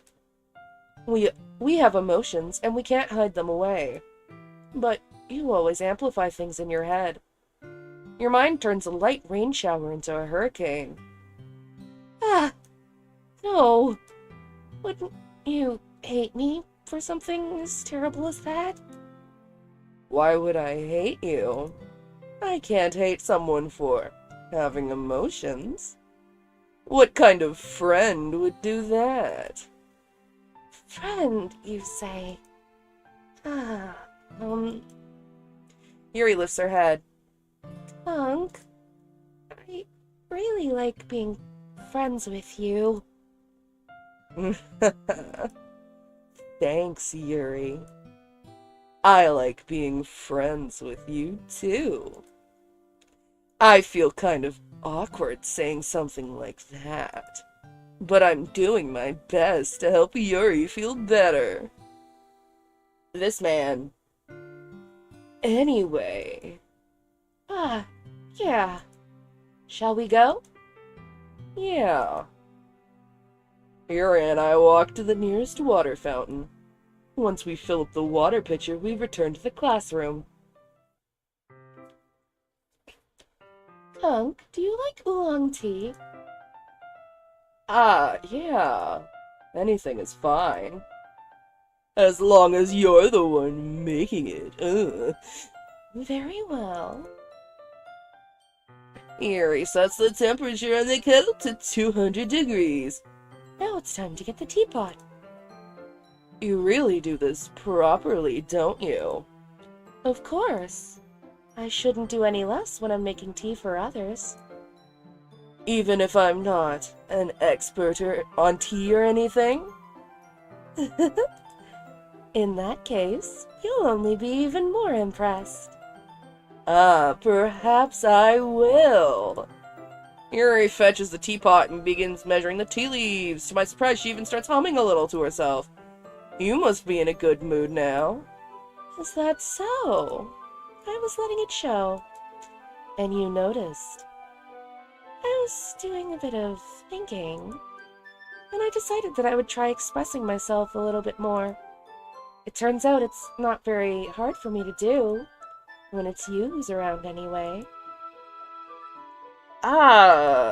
That's great, Yuri. Just don't push yourself too much.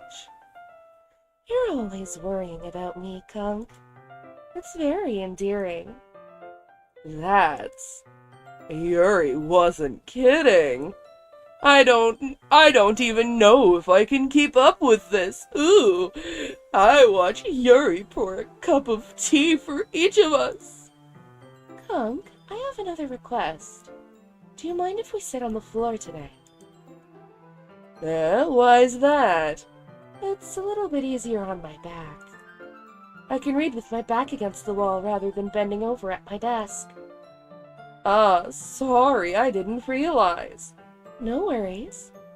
I just have back pain fairly regularly, so I do my best to manage it. Is that so? I wonder why that is. I'm about to slap him. I'm about to slap him so fucking hard. It's most likely because your posture, right? Always hunched over like that while reading. Yes, I have terrible reading posture. So that's why we should sit on the floor. Fair enough. I'll go ahead and get the book. I retrieved the book from my bag. I have some chocolate as well. It's a bag of small chocolate candies that I kept hidden from Sayori's candy radar. Hey, that's new! That's new! Candy radar. 'Cause she's here now. Throw him in the lake! True! Put a fucking cinder block on his ankles and throw him in the lake! Bury him alive! In a concrete box! I take it since it'll go well with the tea. Yuri and I then sit against the wall, teacups at our sides. As if in sync, we resume the same reading position as last time, each holding one half of the book. Except this time, our bodies are even closer together! How scandalous! I can't see too well. Yuri slides closer until our shoulders are touching. Scandalous! How am I supposed to focus on reading like this? Yuri was always kind of cute, but when she's being less apprehensive, it's almost more than I can handle. Your teacup. Yuri hands me my teacup. Holding it with my hand that's not holding the book, I end up in a position that makes it even harder to focus. Because now I need to worry about making sure I don't accidentally touch her titties! Meanwhile, Yuri hasn't noticed a single thing. She wears her intense reading. Kill this man! Throw him in the lake! Kill him! She wears her intense reading expression, and I can only presume the world around her has faded away. I use all of my willpower to focus on reading. After a few minutes, I finally managed to relax. I put the teacup between my legs and fumble the chocolate wrapper. Sorry. I briefly let go of the book to finish opening the wrapper. You can have as much as you want. That's okay. I won't take any. Are you sure? Well, if I touch it, then I might get smudges on the pages. You're right.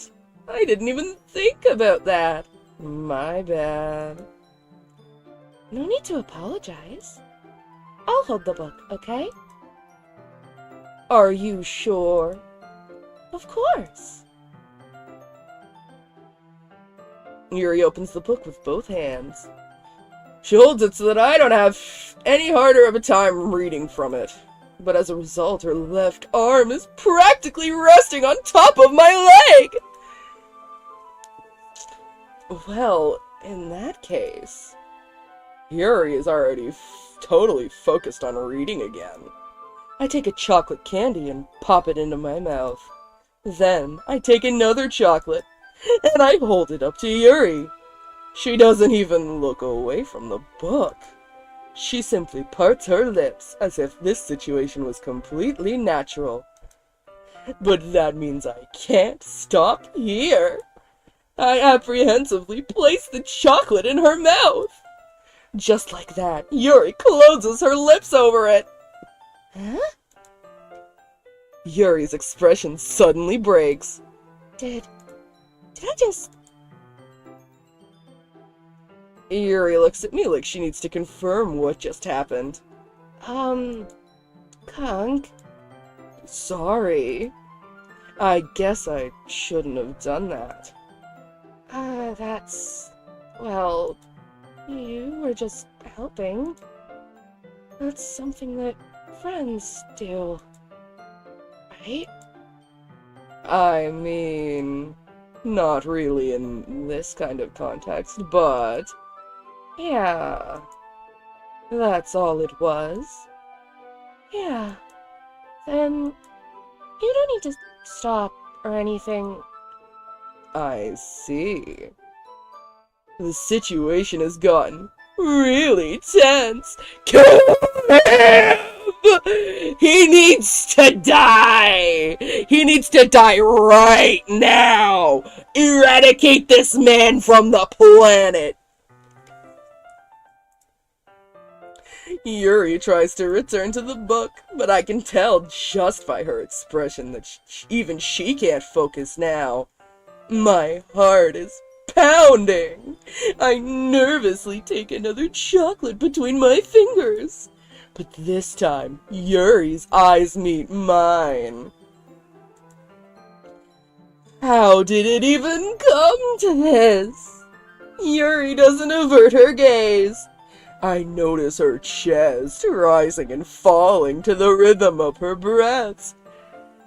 I need him to go away right now.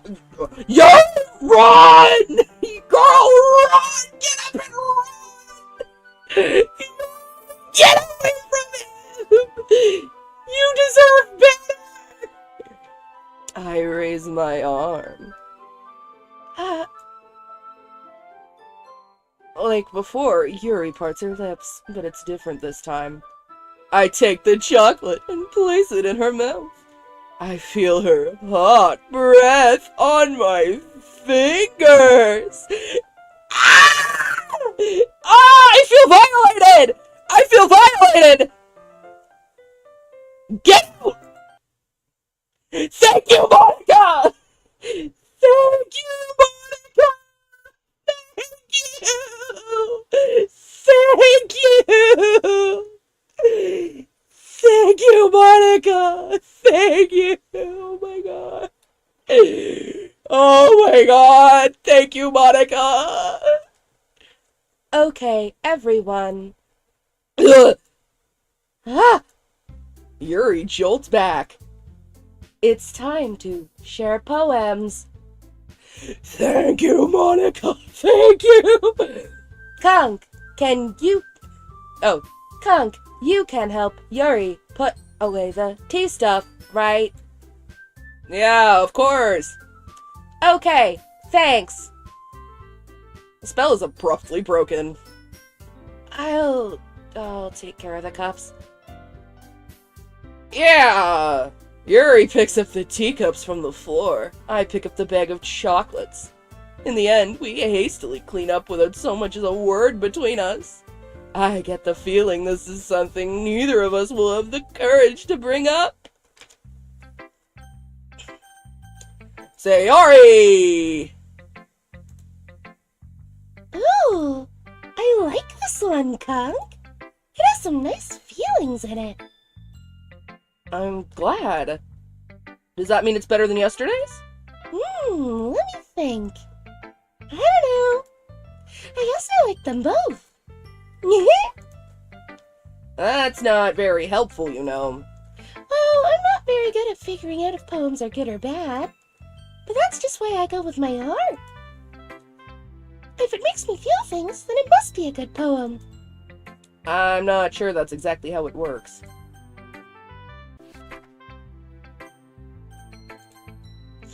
Natsuki's gonna fucking roast the shit out of me. Well, I can admit that it's better than the last one. It's nice to see that you're putting in some effort. Okay, she's not mad. That's good. Never mind! But I still don't like this at all. It's trying too hard to be serious. What do you mean by that? Poems don't need to be all deep-sounding to express something. It's going to just sound like you're forcing it unless you really don't suck at it. Honestly, don't bother trying to write poems like this until you're on Yuri's level. Natsuki stopped short all of a sudden. I know what you are! You're gay! Don't tell me. Uh? You're not just trying to impress Yuri, are you? What are you talking about? And keep your voice down! You know Yuri would love this angsty. Just because she's a talented writer doesn't mean I mean... Okay, whatever. Yuri! Let's see what you've written for today. Yuri stares at the poem with a surprised expression on her face. Do you like it? Conk. This one might even be better than yesterday's. How did you pick up on this already? How did you pick up on this so quickly? Just yesterday, I was telling you the kind of techniques worth practicing. Maybe that's why. You did a good job explaining. I really wanted to try giving it more imagery. Yuri visibly swallows. Even her hands appear sweaty. Palms sweaty, knees weak, arms are heavy, vomit on her sweater already. Mom's spaghetti. I'm not used to this. Used to what? I don't know. It's fine. Take your time. Yuri breathes and collects her thoughts. I know that Yuri likes to think before she speaks, so I offer that patience to her. Yeah, just being appreciated like this, I guess.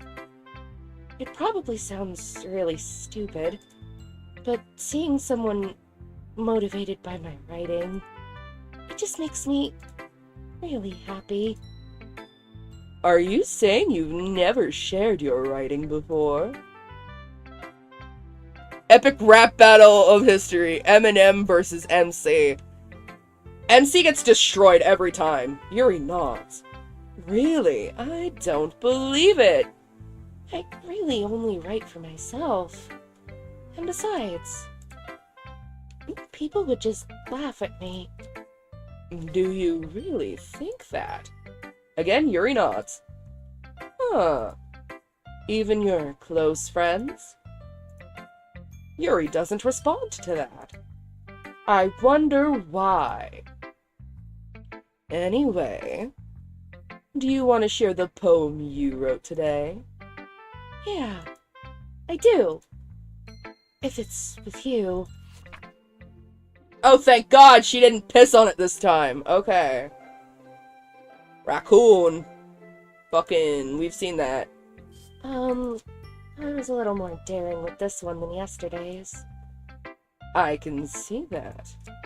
It's a lot more metaphorical.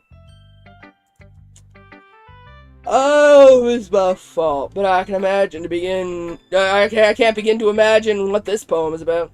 That's right. It's a bit closer to my preferred writing style. Using this poem as a canvas to express vivid imagery and conveying emotions through them. Yeah, if I take it at face value, then I can't even figure out what it's supposed to mean. Hi! Welcome! Oh my gosh! Hey, Light!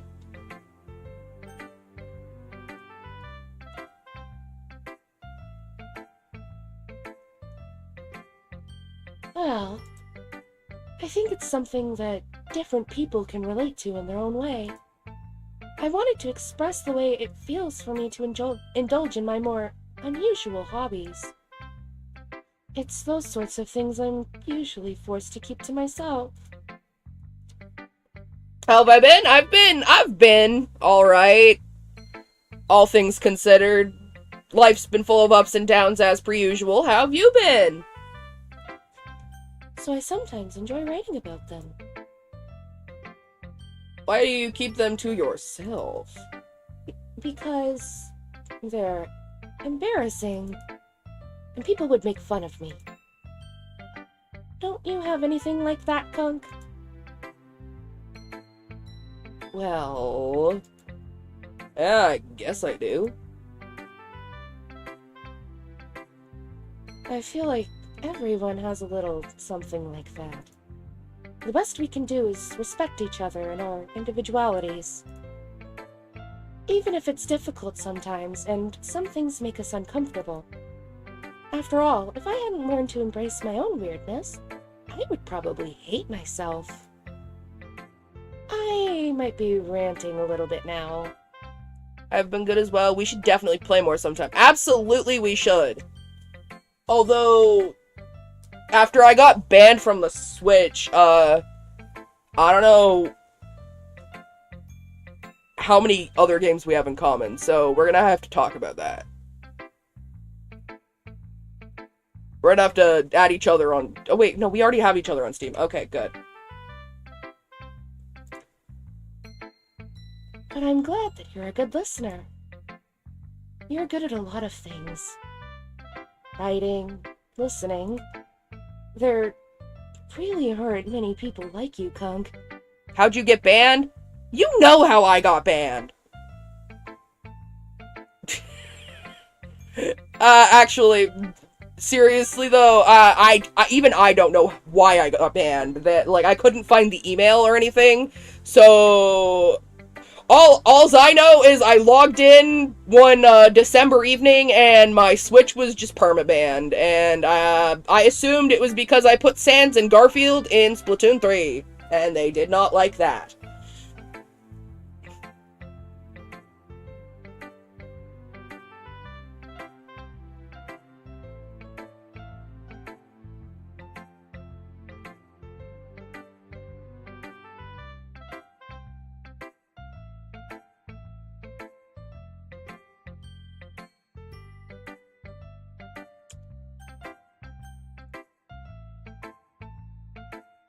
Most likely, yeah.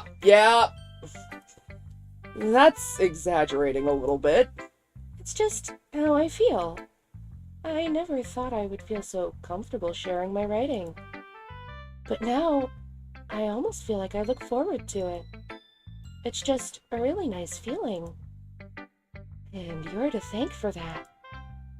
It's nothing, really. Yuri smiles sincerely at me. For just a moment, her timidness seems to disappear. Oh my, I'm gonna fight the main character. You leave her alone! And we can skip all that. This one's good. It feels like you're not only getting more comfortable with your style, but the imagery is better than the last one I read. Just wondering, but have you been finding inspiration in Yuri's writing style?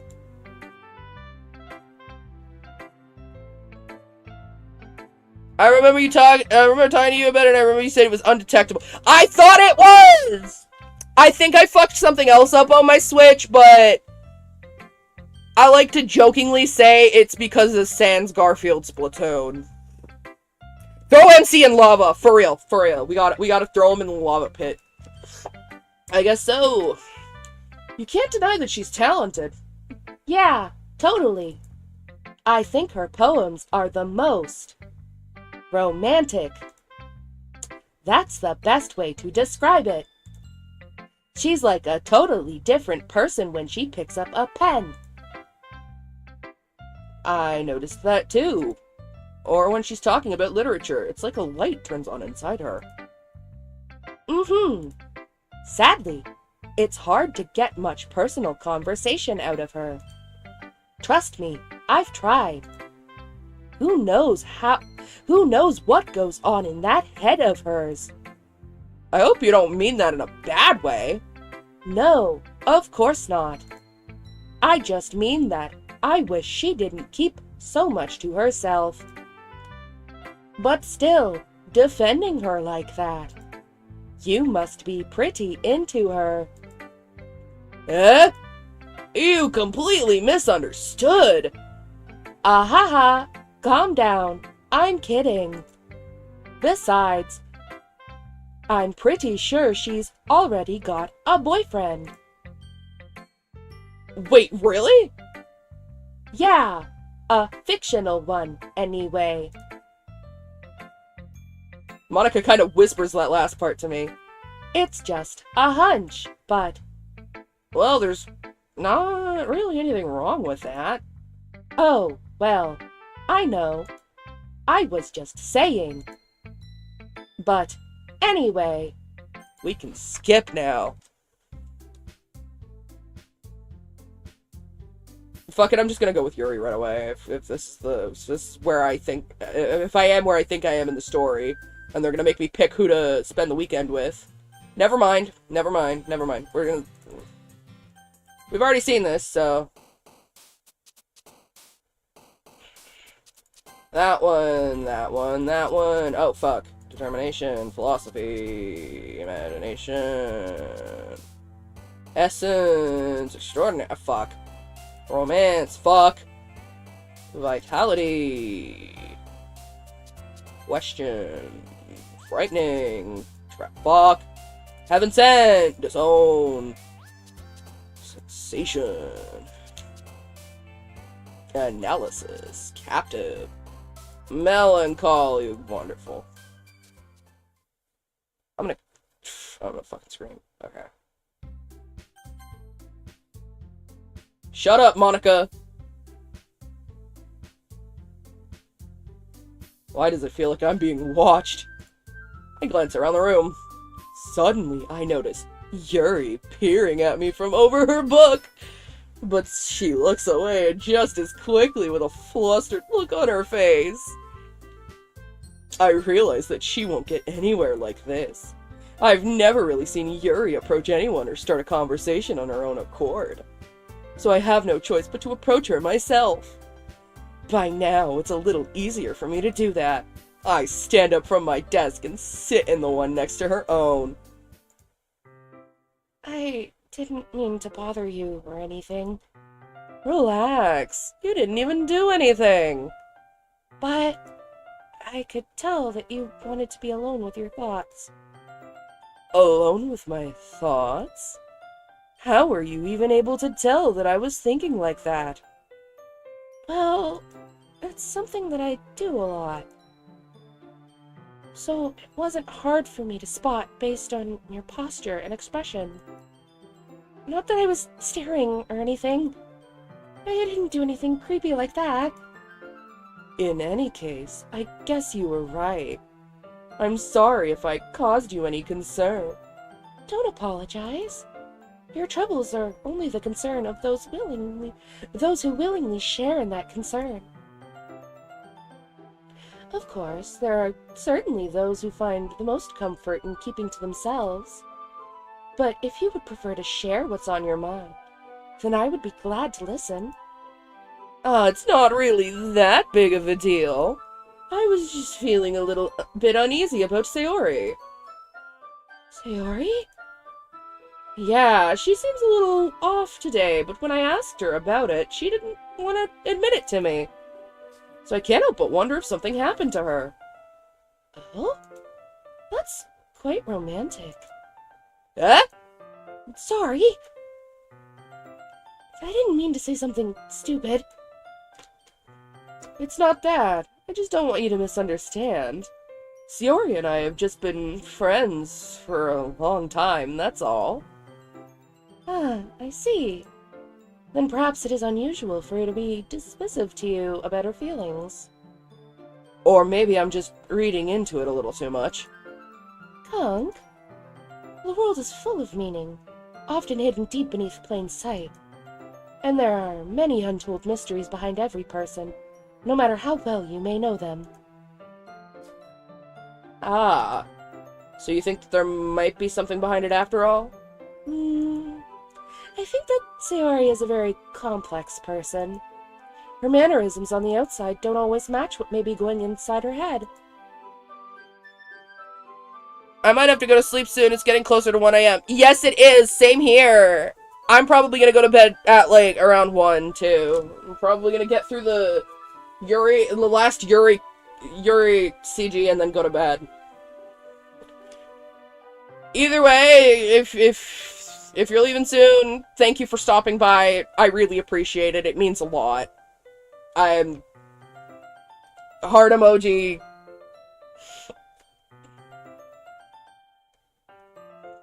I'm very bad with my words. Sorry. I noticed her strange behavior today, too. And I also feel some concern for her. But in your case, it looked like she was fully occupying your thoughts, wasn't she? Well, I guess that was the case. Sayori, she really means a lot to you, doesn't she? Now stay around until you end the Yuri Red if I don't fall asleep before. Alright, awesome! But you don't need to put it that way.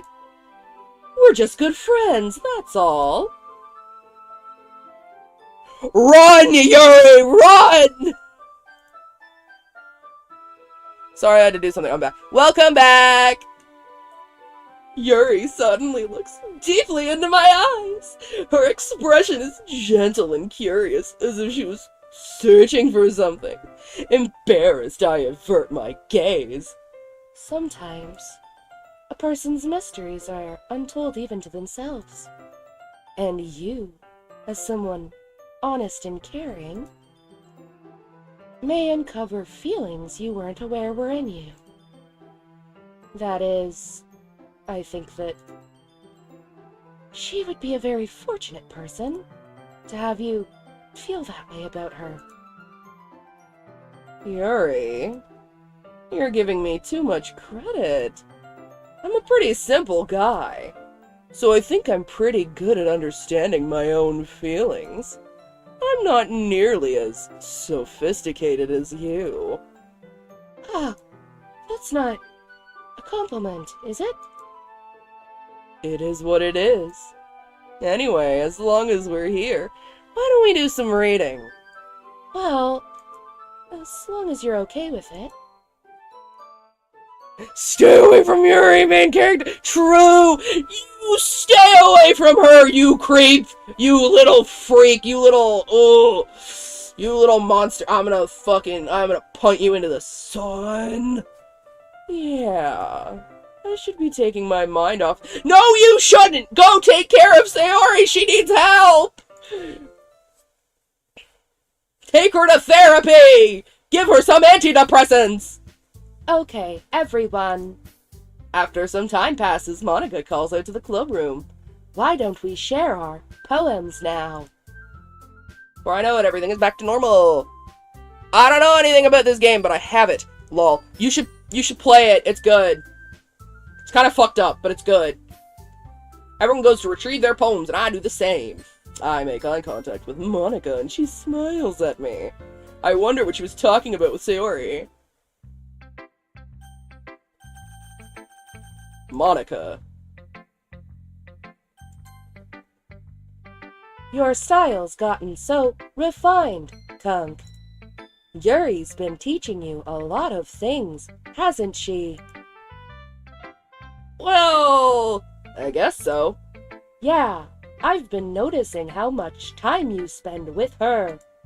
I think I've heard her say more words these past couple days than she's talked in the whole year. Not sure how you did it, but that's pretty impressive.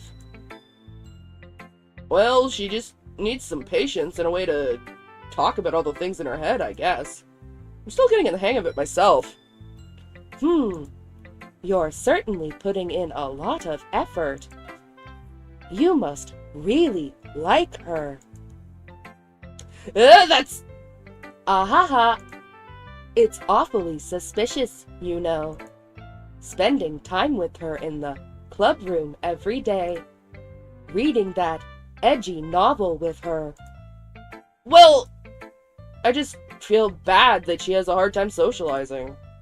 Makes me want to make sure she doesn't spend all her time alone. Besides, the novel isn't too bad either, you know. All right. I get you. Just be careful, all right? I know that Yuri isn't used to opening herself up.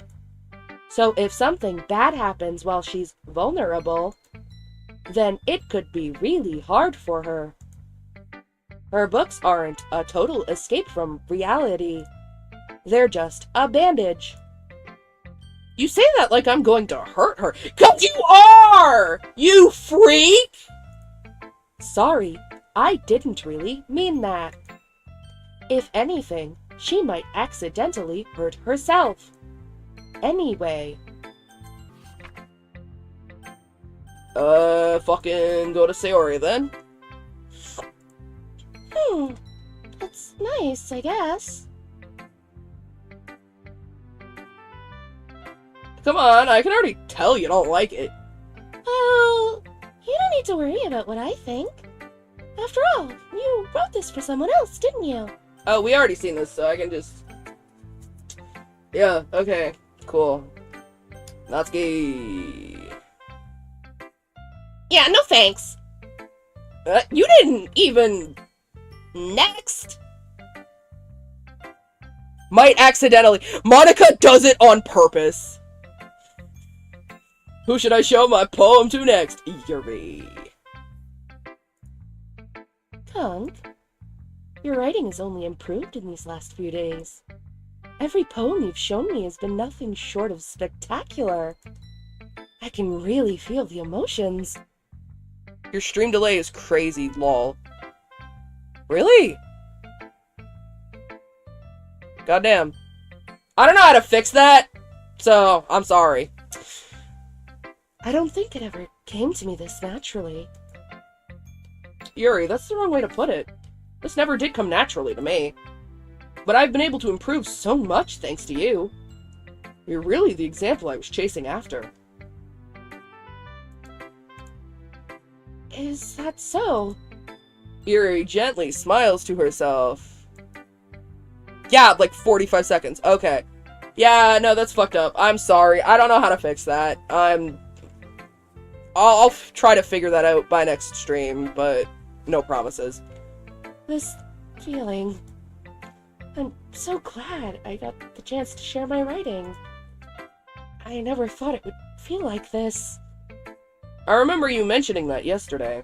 I can't believe that you're so good at something and you've never even shared it with anyone. It's kind of a shame. Maybe, but it's not like I really had a choice. Just tell it to stop. Easy. Okay, stream, stop having delay! What do you mean? Well, Yuri smiles sadly. Kunk, during lunchtime, I eat by myself. Did you know that? It's a great time to find a quiet spot to do some reading. In fact, I always have some books with me. You could say I really enjoy reading. Well, that's one way to put it anyway. But books are so full of amazing and inspiring people. People you want to fall in love with. Or people you just know would make a really good friend. Cheerful people who always put a smile on your face. Or deep thinkers and problem solvers who discover the mysteries of life. So when you look at it that way, I'm surrounded by friends every day. You know? And those friends don't laugh at me. They don't tease me for spacing out all the time. They don't make fun of my body type. And they don't hate me for acting like a know-it-all. People say that about you? I'm not a know-it-all, Kunk. Start playing Fortnite, Kunk. Let me drag you into the pits of addiction. Maybe. Maybe. It's the opposite. I don't know anything. I don't know how to talk to people. I don't know how to make people see me as normal. I don't even know how to make myself happy. I have all these feelings, and all I can do is read. All I can do with them is read and write. But it wasn't until now that I started sharing it with you. But I really understood what was missing this time. But I haven't really done anything. No, that's wrong. Just being patient and respectful. That's really important to me. I know I'm a difficult person, Kunk. I speak too slowly. I second-guess myself all the time. I read too deeply into things. On second thought, I'm not giving you a choice.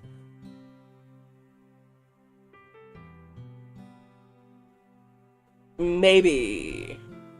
But every time, you've always treated me just like anyone else. It's so rare that I feel comfortable with myself when I talk to others. But that's why every time I talk to you, Run, Yuri! I just feel really happy. I see. Well, I treat you how you deserve to be treated, Yuri. Run, Yuri! And if other people don't see it that way, then screw them. I mean, I joined this club hoping I would make friends. Joking, obviously. Yeah. It's okay. It's like... Oh shit, it's 1 AM. Okay. And I would say I've had at least one success. I play a lot of Minecraft and Raft and Lethal Company. Other than that, I'm kind of just on single player games and making music. One success, wouldn't you? Why is your character fancy sounding? I'm trying to make him sound like he's trying to be sound like he's fancy and flirting with her, but like creepy. If you put it that way, yeah. We really are friends now, aren't we? Have you played Repo? It's similar to Lethal Company. It's really fun. I have not. But I've seen Markiplier play it, and I kind of want to play it. I really kind of want to play it. Yuri puts her head in her hands. But this time, she's smiling as she does it. Do you want to show me your poem? Yeah, I do. Let me get it for you. Ghost Under the Light Part 2. I can't read this fucking shit. The tendrils of my hair illuminate beneath the amber glow, bathing in the distance. The blue-green light flickers. A lone figure crosses its path. A silhouette obstructing the eerie glow. My heart pounds. The silhouette grows closer, closer. I open my umbrella, casting a shadow to shield me from visibility, but I am too late. He steps into the streetlight. I gasp and drop my umbrella. The light flickers. My heart pounds. He raises his arms. Sorry. Time stops. Fucking bro has the world from JoJo's Bizarre Adventure. The only indication of movement is the amber light flickering against his outstretched arm. The flickering light is in rhythm with the pounding of my heart, teasing me for succumbing to this forbidden emotion. Have you ever heard of a ghost feeling warmth before? Giving up on understanding, I laugh. Understanding is overrated. I touch his hand. The flickering stops. Ghosts are blue-green. My heart is amber. Do you multi-stream or just on YouTube? I stream on Twitch too, but in like vertical.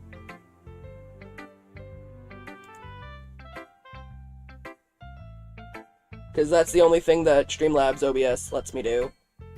To do multi-streaming. But instead of taking it from me, she looks away. Do you dislike it? Ah, no, of course not. I just don't really know how I should respond. Despite Yuri's poems usually being cryptic, it wasn't hard to figure out what this one was about. I don't know if I'll be able to explain this one. That's fine. I understand this one. Yuri is having an even harder time speaking than usual. Does this one mean a lot to you? Yuri nods. I'm not really good with words, but I'm happy that you shared it with me. So thank you. And I hope we keep spending time together. Despite my inability to make eye contact, I see a faint smile emerge on Yuri's lips. Oh my god. Girl, run! Girl, run! You deserve way better. He is not worthy. Run! Run! Girl, run! I once again try to hand the poem back to her. Excuse me? But instead, Yuri gently takes my hands and pushes them back toward me. I hesitate in response to her warm touch. You can, the poem is... Once again, Yuri fails to form a complete sentence. You mean, I can keep it? Yuri nods. Kill him! Kill him! I'd love to. Me, when I know a character I love's fates. Run, just run. Run, Yuri! Run! Get out of there, Yuri! He's not worth it! He's not worth it! He's not worth it! Again, Yuri smiles faintly as if she doesn't want me to notice. You always make me feel nice. I know I'm not good with people, but I hope that I can return the favors sometimes. Yeah, don't worry. I think you do a good job.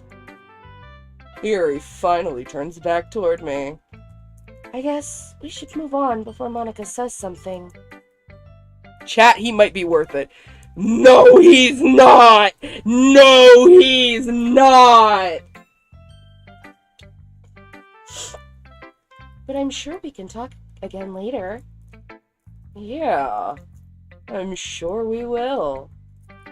With that, Yuri timidly smiles at me, and I return to my seat so I can put her poem away. Okay, you three.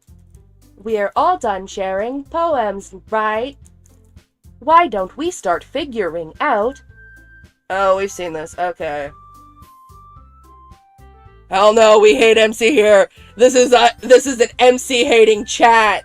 We hate him. We hate him. He sucks. Boo. Boo MC. He's bleh. Monica said, just shut up. We're going with Yuri then. Well, I'll probably be most useful helping out Yuri. Me? Are you serious? Why would you? Natsuki, I can already tell you're about to say something mean. No. I was just saying. Ugh. So you'll be helping Yuri, then, Kunk? I know nothing about this game, so legally I'll just say my absurd comments. Yep, real. That's what I'm going to do. I'm glad. I have a bad habit of overthinking these sorts of things, so I think your assistance will be very useful. That's great to hear. Natsuki, will you be able to handle the baking yourself? I mean, yeah. I already said I would be fine. Okay. Okay.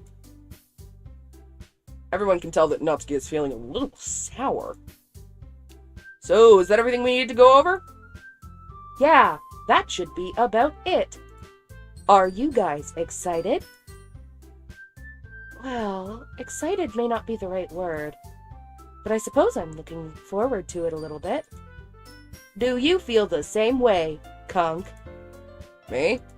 I guess you could say I'm interested to see how it'll turn out. That's good enough for me. What about you, Natsuki? Natsuki? What? Why is everyone yelling at me? I didn't even do anything! No, that's not what I meant at all. Yuri anxiously glances between everyone in the room. I'm sorry for this. I don't really know why Kunk picked me. And also, your cupcakes are the best cupcakes I've ever had. They go really well with my tea. And nothing that I do for the event will compare to that. So... I get it. I'm kind of surprised, though. Why? Well, I'm the one acting immature. I already know that. But you're trying to cheer me up all of a sudden. I know I'm not very good at it. I'm sorry if I said something bad. Natsuki isn't the only one surprised. Monica and I are also taken aback by Yuri's words. When she already has trouble with words, trying to cheer someone up must be far out of her own comfort zone. But I begin to understand. Yuri was trying to sound like Sayori. Even if it didn't work perfectly, I can tell that she tried to say something Sayori would say at a time like this.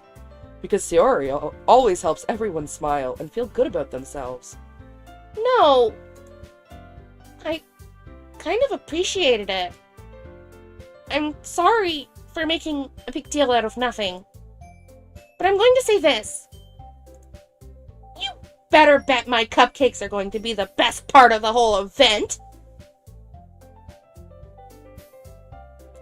I believe you.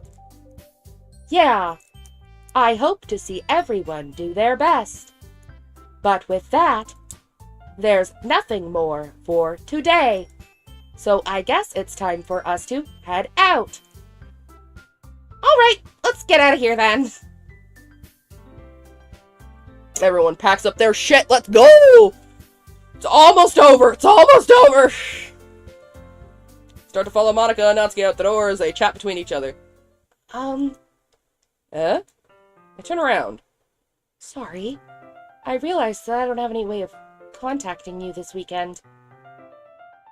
Oh, you're right. I can't believe that slipped my mind. Should I give you my phone number? I think that would be the best way, yes. Alright then. Yuri and I exchange phone numbers, how scandalous! Okay. Then I'll be stopping by your house on Sunday. My house? Is that a problem? No, not at all. I just thought that I would be the one going to your house, since I'm the one helping you. I suppose that makes sense. But if you don't mind, I think I would prefer going to your house. No, Yuri! Run! Run, Yuri! He's not worth it! Alright. In that case, it won't be a problem. I decide not to press Yuri for a reason. It's not like it should matter much either way, so I'll just need to make sure my room is clean. Bro thinks he's getting laid! Oh my god! I hope I managed to make myself useful in some way. I'm not nearly as creative as you are. Don't underestimate yourself, Kunk. I think that we'll make a very productive team. Even if you only chose me because you felt bad or something. Wait! You don't actually think that, do you? I don't know. It's difficult to come up with any other reason you may have chosen me. You're forgetting the one reason with the most common sense. I chose to help you because that's what I want to do. But Yuri thinks to herself with an extremely tense expression. Yuri, you're overthinking this. You wanted me to point out when you're overthinking, right? I didn't realize. I'm telling you, I want to. That's all there is to it. Do you believe me? Yuri thinks really hard again. She looks straight into my eyes for a long while. I believe you. As if it took her tremendous effort, Yuri finally says that and relaxes her expression. And I'm really looking forward to Sunday. Yeah, I am too. After that exchange, I make my way out the door and Yuri follows.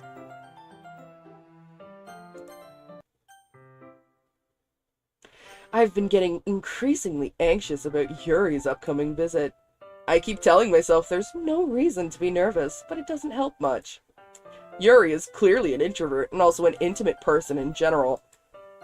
There's no doubt that she'll open up a little bit when it's just the two of us. Meanwhile, we've been texting occasionally. She was extremely apprehensive at first, but it wasn't long before I was already learning more about her. But putting Yuri aside, I can skip the rest of this. The basic gist of this is that Sayori has depression. And also is in love with the main character. Which, he doesn't deserve that. He doesn't deserve these women. He is a cockroach. He is a rat. He is a scum of the earth. As I approach my house, I see something that makes me feel a moment of panic. Yuri? Ah, thank goodness. You're a little early. I'm sorry I wasn't home yet. Were you waiting for a long time? No, I just got here. But I started to get really nervous when nobody answered the doorbell. He deserves nothing. He deserves to have everything taken from him. You are so right. You are so right, correct. You are so correct.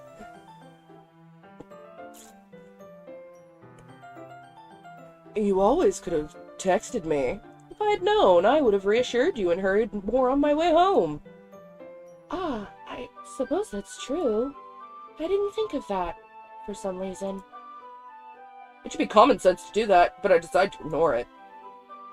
Anyway, let's go inside.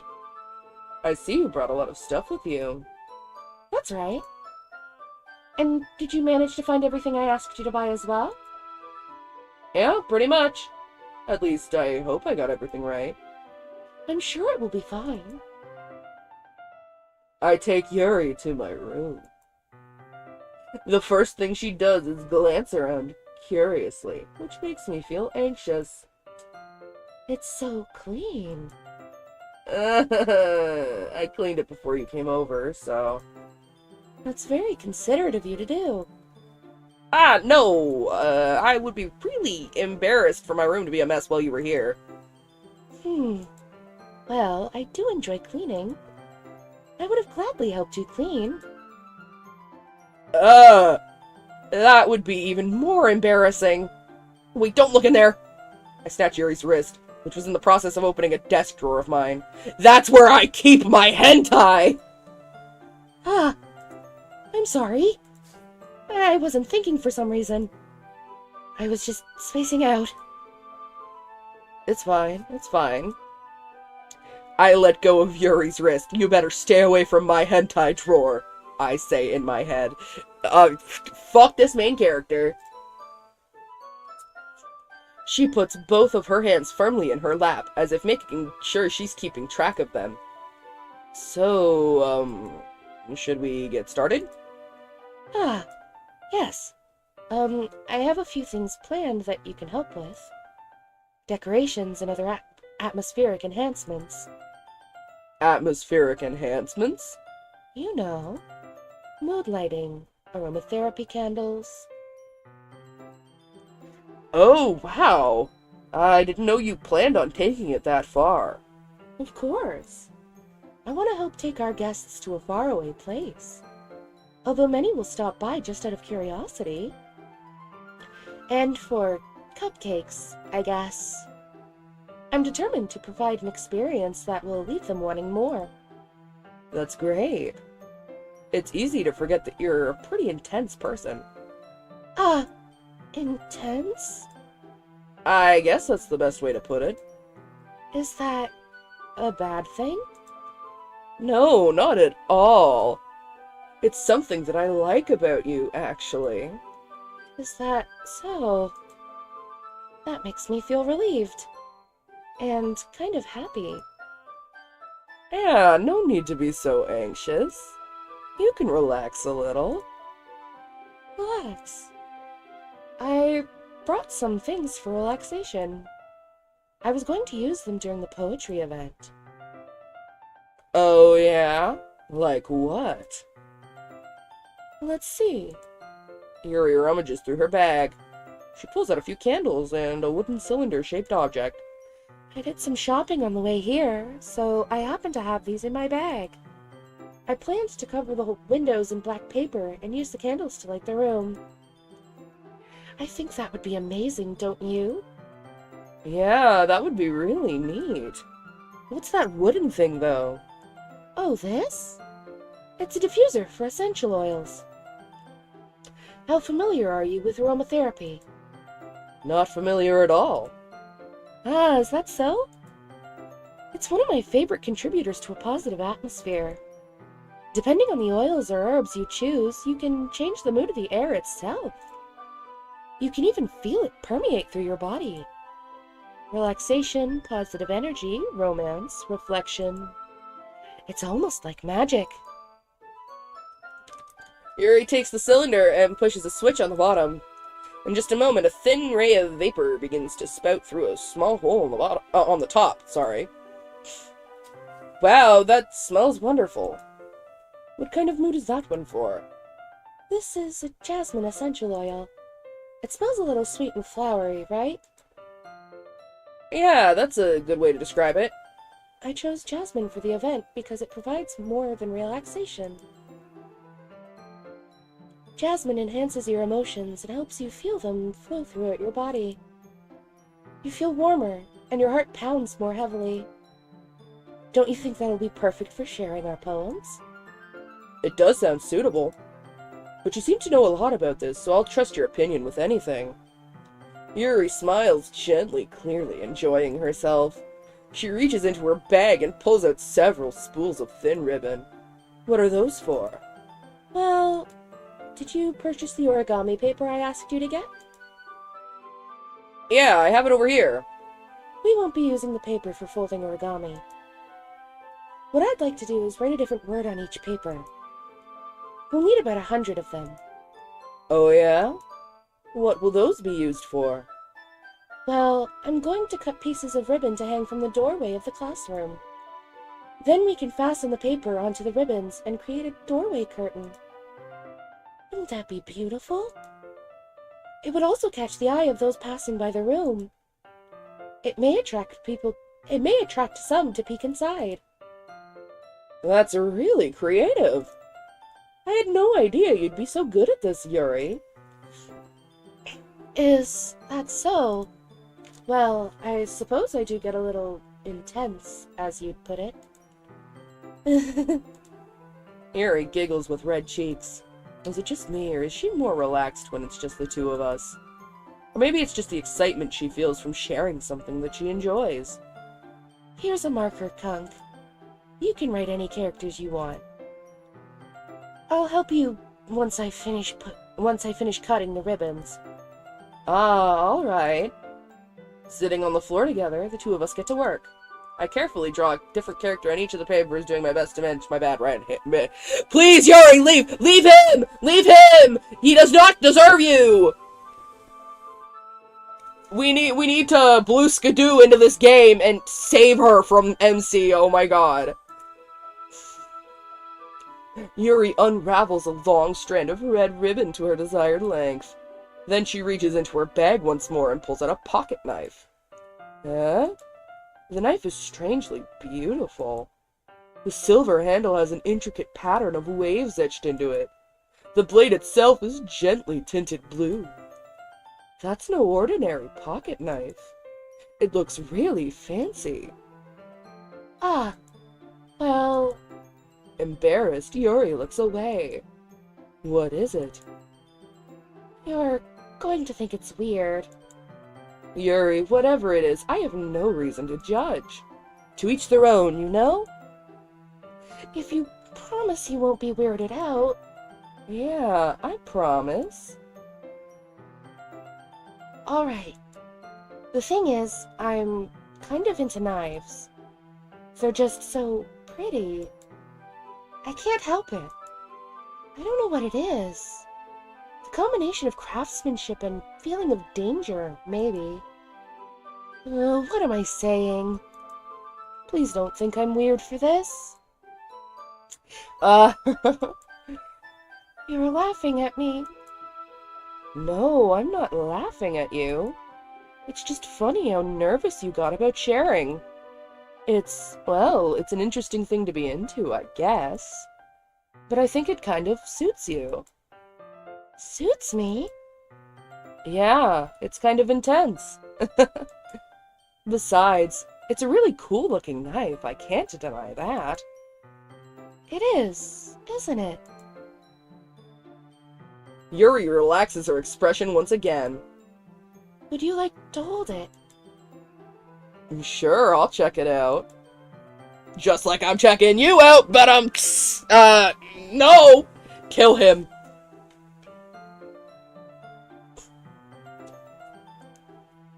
Yuri carefully hands me the knife. With the handle facing me, I take it and turn it around in my hands. It feels heavy and extremely solid. Where do you even get a knife like this? Curious with sharpness, I feel the point of the knife with my index finger. Ow. Kunk! Why did you do that? I didn't expect it to be that sharp. I barely touched it at all. It's my fault. I should have warned you. This knife is extremely sharp. It can cut through skin like it's paper. Oh no. A small drop of blood trickles down the side of my finger. Yuri takes my hand and gives the wound a closer look. Ah. She stares at it and noticeably fidgets. If you're squeamish, I'll go wash it off now. Huh. Without warning, Yuri puts my finger in her mouth and oh, she's freaky too!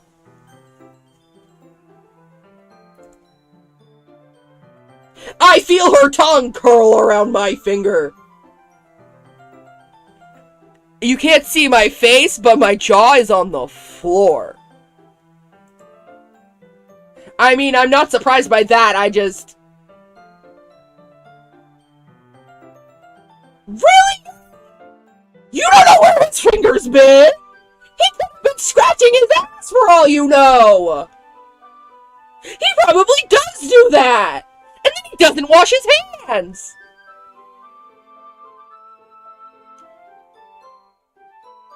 Startled, I instinctively pull my hand back. Oh. Please forgive me. I wasn't thinking. Yuri lowers her head, face burning up. Yuri. That's the most embarrassing thing I've ever done. How could I do something like that? I'm sorry. Ah. Sure, it was a little weird and it took me by surprise. But I guess she was just trying to help, right? Yuri, I think you're overreacting a little. She doesn't lift her head. What if she doesn't recover from this for the rest of the afternoon? Alright, you know what? This might be a Don't! You keep your grubby fucking hands away from her! I take Yuri's hand and lick her. I don't want to read that! Kunk, did you really just do that? Now we're even. Yuri just looks at me like I did something wrong. I knew that would be a bad idea.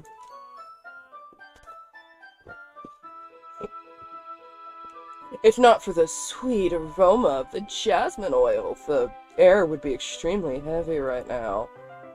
You're so weird, Kunk. Yuri giggles shyly. Eh? Yuri calling me weird? I have no response to that.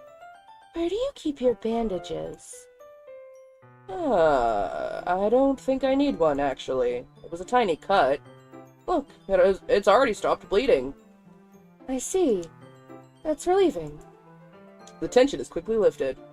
We each resume our respective activities. I watch Yuri's knife cut through the ribbon like it's nothing but air. Meanwhile, I continue to make progress on the paper. After we finish attaching the paper to the ribbons, we lay them all out side by side. It looks better than I expected and will be very effective as a door curtain. Leave the universe, MC. For real. Kill him! It looks great. Good thinking coming up with this, Yuri. Ah, thanks. It's just something I saw online, really. Are you ready to move on to the next task? Yeah, let's do it. What do you have in mind? I'd like to create a banner. That's why I asked you to buy the paint tablets. Ah, that's right.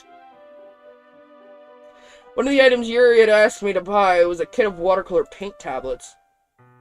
We'll need about 6 cups of water to put each of the tablets in.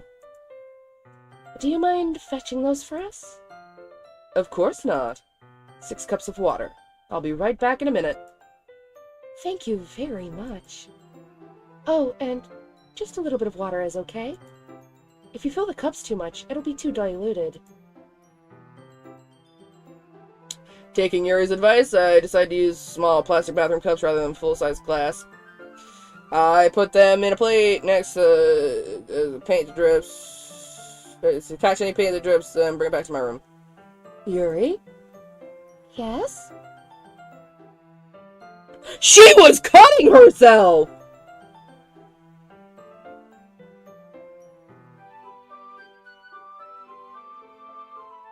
I come in to see Yuri quickly unrolling her sleeve, putting it back over her arm. Nothing. Your face is a little red. Is it too hot in here or anything? Ah! No, not at all. There's nothing wrong, so... let's mix the paint. Yuri hurriedly dismisses me and takes it upon herself to unwrap the tablets, dropping them into the cups. So, I thought we would do something simple that would look very nice. I'd like to paint a gradient across the banner, starting with the colors for a sunrise, then daytime, then sunset, and nighttime. Once it dries, I'll write an inspirational quote across the banner.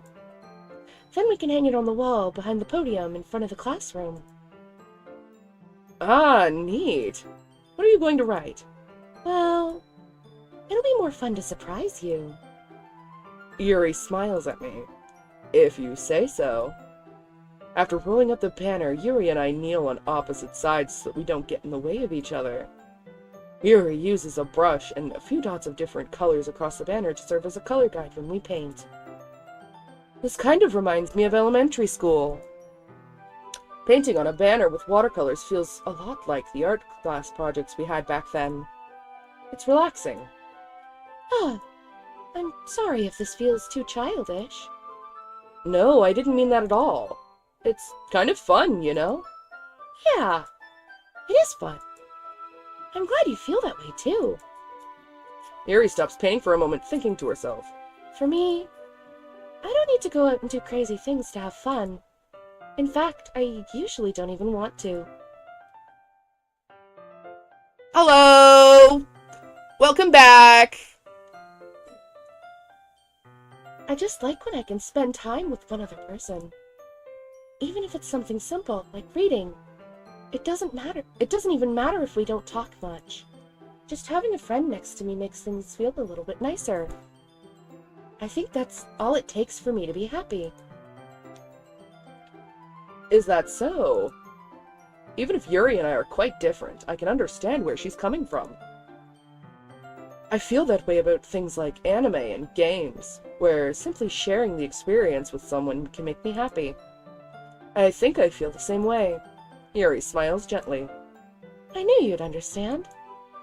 Yuri leans over the banner to grab an unused paintbrush, but I move at the same time, causing my head to bump into hers. Yeah! Sorry! Yuri reels back, and I quickly lift my hands in surprise. Are you hurt? No, I'm not hurt. It just startled me, that's all. Sorry. I should have asked you to get it for me. It's not your fault. Ah, your face. There are droplets of paint on Yuri's face and neck. Is there something on my face? Yeah, I accidentally got paint on you. Sorry, it's totally my fault. I'll get a towel right away. I rush out and fetch a small towel, then I dampen it with hot water. I return to my room and kneel back down in front of her. Yuri, run! Yuri, run! Main character, you get your grubby hands away from her! You leave her alone! Here. I pat down Yuri's face and neck with the towel. There's still time to run, Yuri! Run! Is something wrong? It's hot. I just didn't expect it. Sorry. I didn't want to use cold water. Having finished, I start to retract my hand, but Yuri suddenly holds my wrist. Wait, Huh? just for a little longer. It feels really nice. Ah. I keep my hand still against Yuri's neck. She looks into my eyes. It's an intense expression that I recognize from when she reads her books. It's almost as if she's lost in a daze, enveloped by her own thoughts. She breathes gently, half through slightly parted lips. What is happening?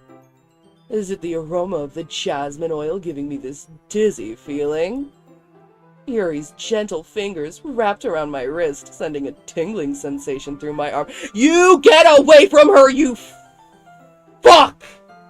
You get away from her, you leave her alone! Get your fucking grubby fingers away from her. And suddenly her face seems to be much closer to mine than it was just a moment ago. Ah. Yuri slowly pulls away. Sorry. I've been feeling a little lightheaded today. I didn't mean to space out. It's fine. Kill him! He needs to die! He needs to be killed! Public execution in the town square! Right now! The moment is over as soon as it began. I got fucking cock-blocked. Yuri picks up her brush again. I got fucking cock-blocked. But her movements seem clumsier, like she's unable to focus. We both got cock-blocked. I remain silent, forced to ignore the event that just transpired because we both just got cock-blocked. I hesitantly retrieve my own brush and continue following Yuri's example.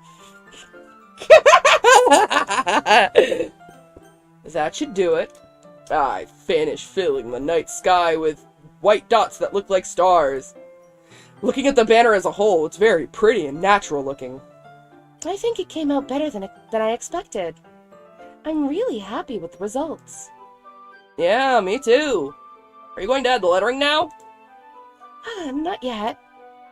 It needs to dry first. That's true, but won't that take a while? Well, perhaps it would be best to leave it here, then have you bring it in the morning. I can do the lettering in the classroom before our event starts. Is that okay? That's totally fine. Wonderful. In that case, I don't think there's anything more for us to do here. Phew! You say that like you're glad it's over. Was I wrong to assume that you were at least enjoying yourself a little bit? Ah, no, it's not that. I'm just glad that we managed to get everything done. I see. I am too. I was a little concerned about time. I need to start making dinner soon. Ah, so you don't have any time left? I was secretly hoping we would have extra time after finishing the work. Well, Yuri thinks to herself. I think it would be too irresponsible of me to wait any longer. I'm sorry. I was hoping there would be more time as well. It's probably my fault. Sorry for being such a slow worker. No, it's not your fault at all. And the important thing is that we got everything done, right? Yeah. So, I shouldn't be disappointed or anything. Gathering all her things, Yuri seems to look a little downcast. I understand why. It sounded like she rarely gets the opportunity to spend time with friends in a relaxed environment. Yawning, sorry. That doesn't mean this is the last time it can happen.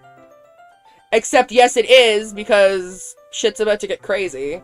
Once Yuri packs up, I walk her out the front door. Thank you very much for having me today. No problem. I'm glad I was able to help. I'm so tired, I'm fucking up all the other lines now. Just let me know if there's anything else you need me to bring tomorrow. I will. Well then, Yuri fidgets. I guess I'll see you tomorrow. Wait. I kind of say that without thinking. About today. It's fine that we didn't have as much time as we wanted. Because we can do this again. Whenever you want, you can come over, or we can go out somewhere. I forgot you don't like going out much. As I stumble over my words, Yuri simply smiles bashfully. Anyway, you know what I'm trying to say, so... You're very thoughtful, Kunk. Yuri takes a step closer to me, then briefly squeezes my hand. Oh, jump scare. I kind of like that about you. Well, how am I supposed to respond to that? But I don't even get a chance to, as Yuri suddenly pulls back. Sayori? Huh? Ah! Kunk? Sayori. Just now, we weren't. It's okay, Kunk. I just stopped by to say hi. Well, it's nice to see you. I'm sorry, but I'm already on my way to leave. Aw, really? That's too bad. I'm sorry. But we'll all be together at the festival tomorrow, so that's fine, right? Of course! Sayori beams. Yeah, so I'll see you tomorrow. Clearly embarrassed, Yuri hurries off. Sayori waves goodbye after her. I can skip the rest. We all know where this is going. We all know where this is going. Shit's about to get fucked up. The banner Yuri and I painted is dry, and I gently rolled it up to take with me. She sent me a pleasant text reminding me not to forget anything, and I reassured her. Funnily enough, I probably feel the same way as Natsuki about the event. Said to be over, yep. Yep. Shit. Oh yeah, they really did. Something like this will, yeah, okay. I flipped through the pages. Each member's pose is yep. It's a it's a spooky. Get out of my head, get out of my head, get out of my head, get out of my head, get out of my head before I do what I know is best for you. Get out of my head before I listen to everything she said to me. Get out of my head before I show you how much I love you. Get out of my head before I finish writing this poem. But a poem is never actually finished. It just stops moving. You should have checked on Sayori, you dumb fuck! Ah, what is this? Reading the poem, I get a pit in my stomach. Kunk, what's wrong? Nothing. This poem feels completely different from everything else Sayori's written. But more than that, I changed my mind. I'm going to go get Sayori, so...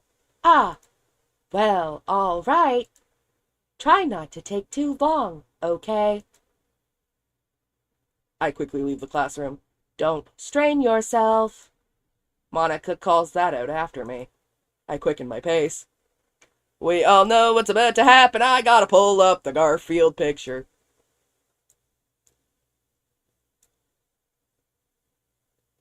I'm just gonna make that smaller. Right there. And make it smaller on the horizontal layout. Just kind of prop them like that. Yeah, that should be good. I should have tried a little bit harder for Sayori. It's not a big deal to at least wait for her, or to help her wake up. Even the simple gesture of walking her to school makes her really happy. Besides, I told her yesterday that things will be the same as they always have been. That's all she needs, and what I want to give her. You dumb bitch. You dumb fucking bitch.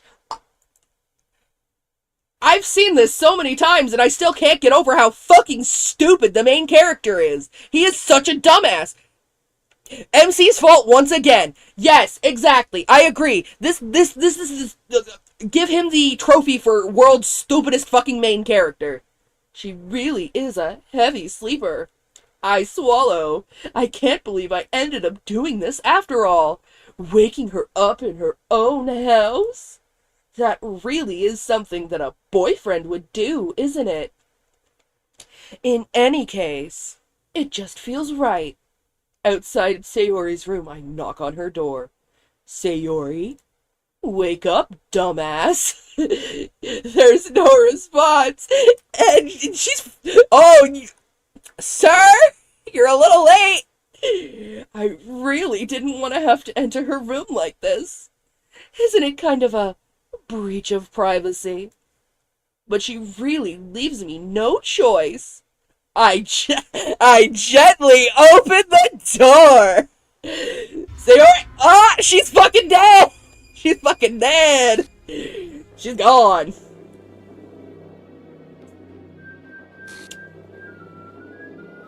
Rest in peace. Again. I can't believe Sayori's fucking dead again.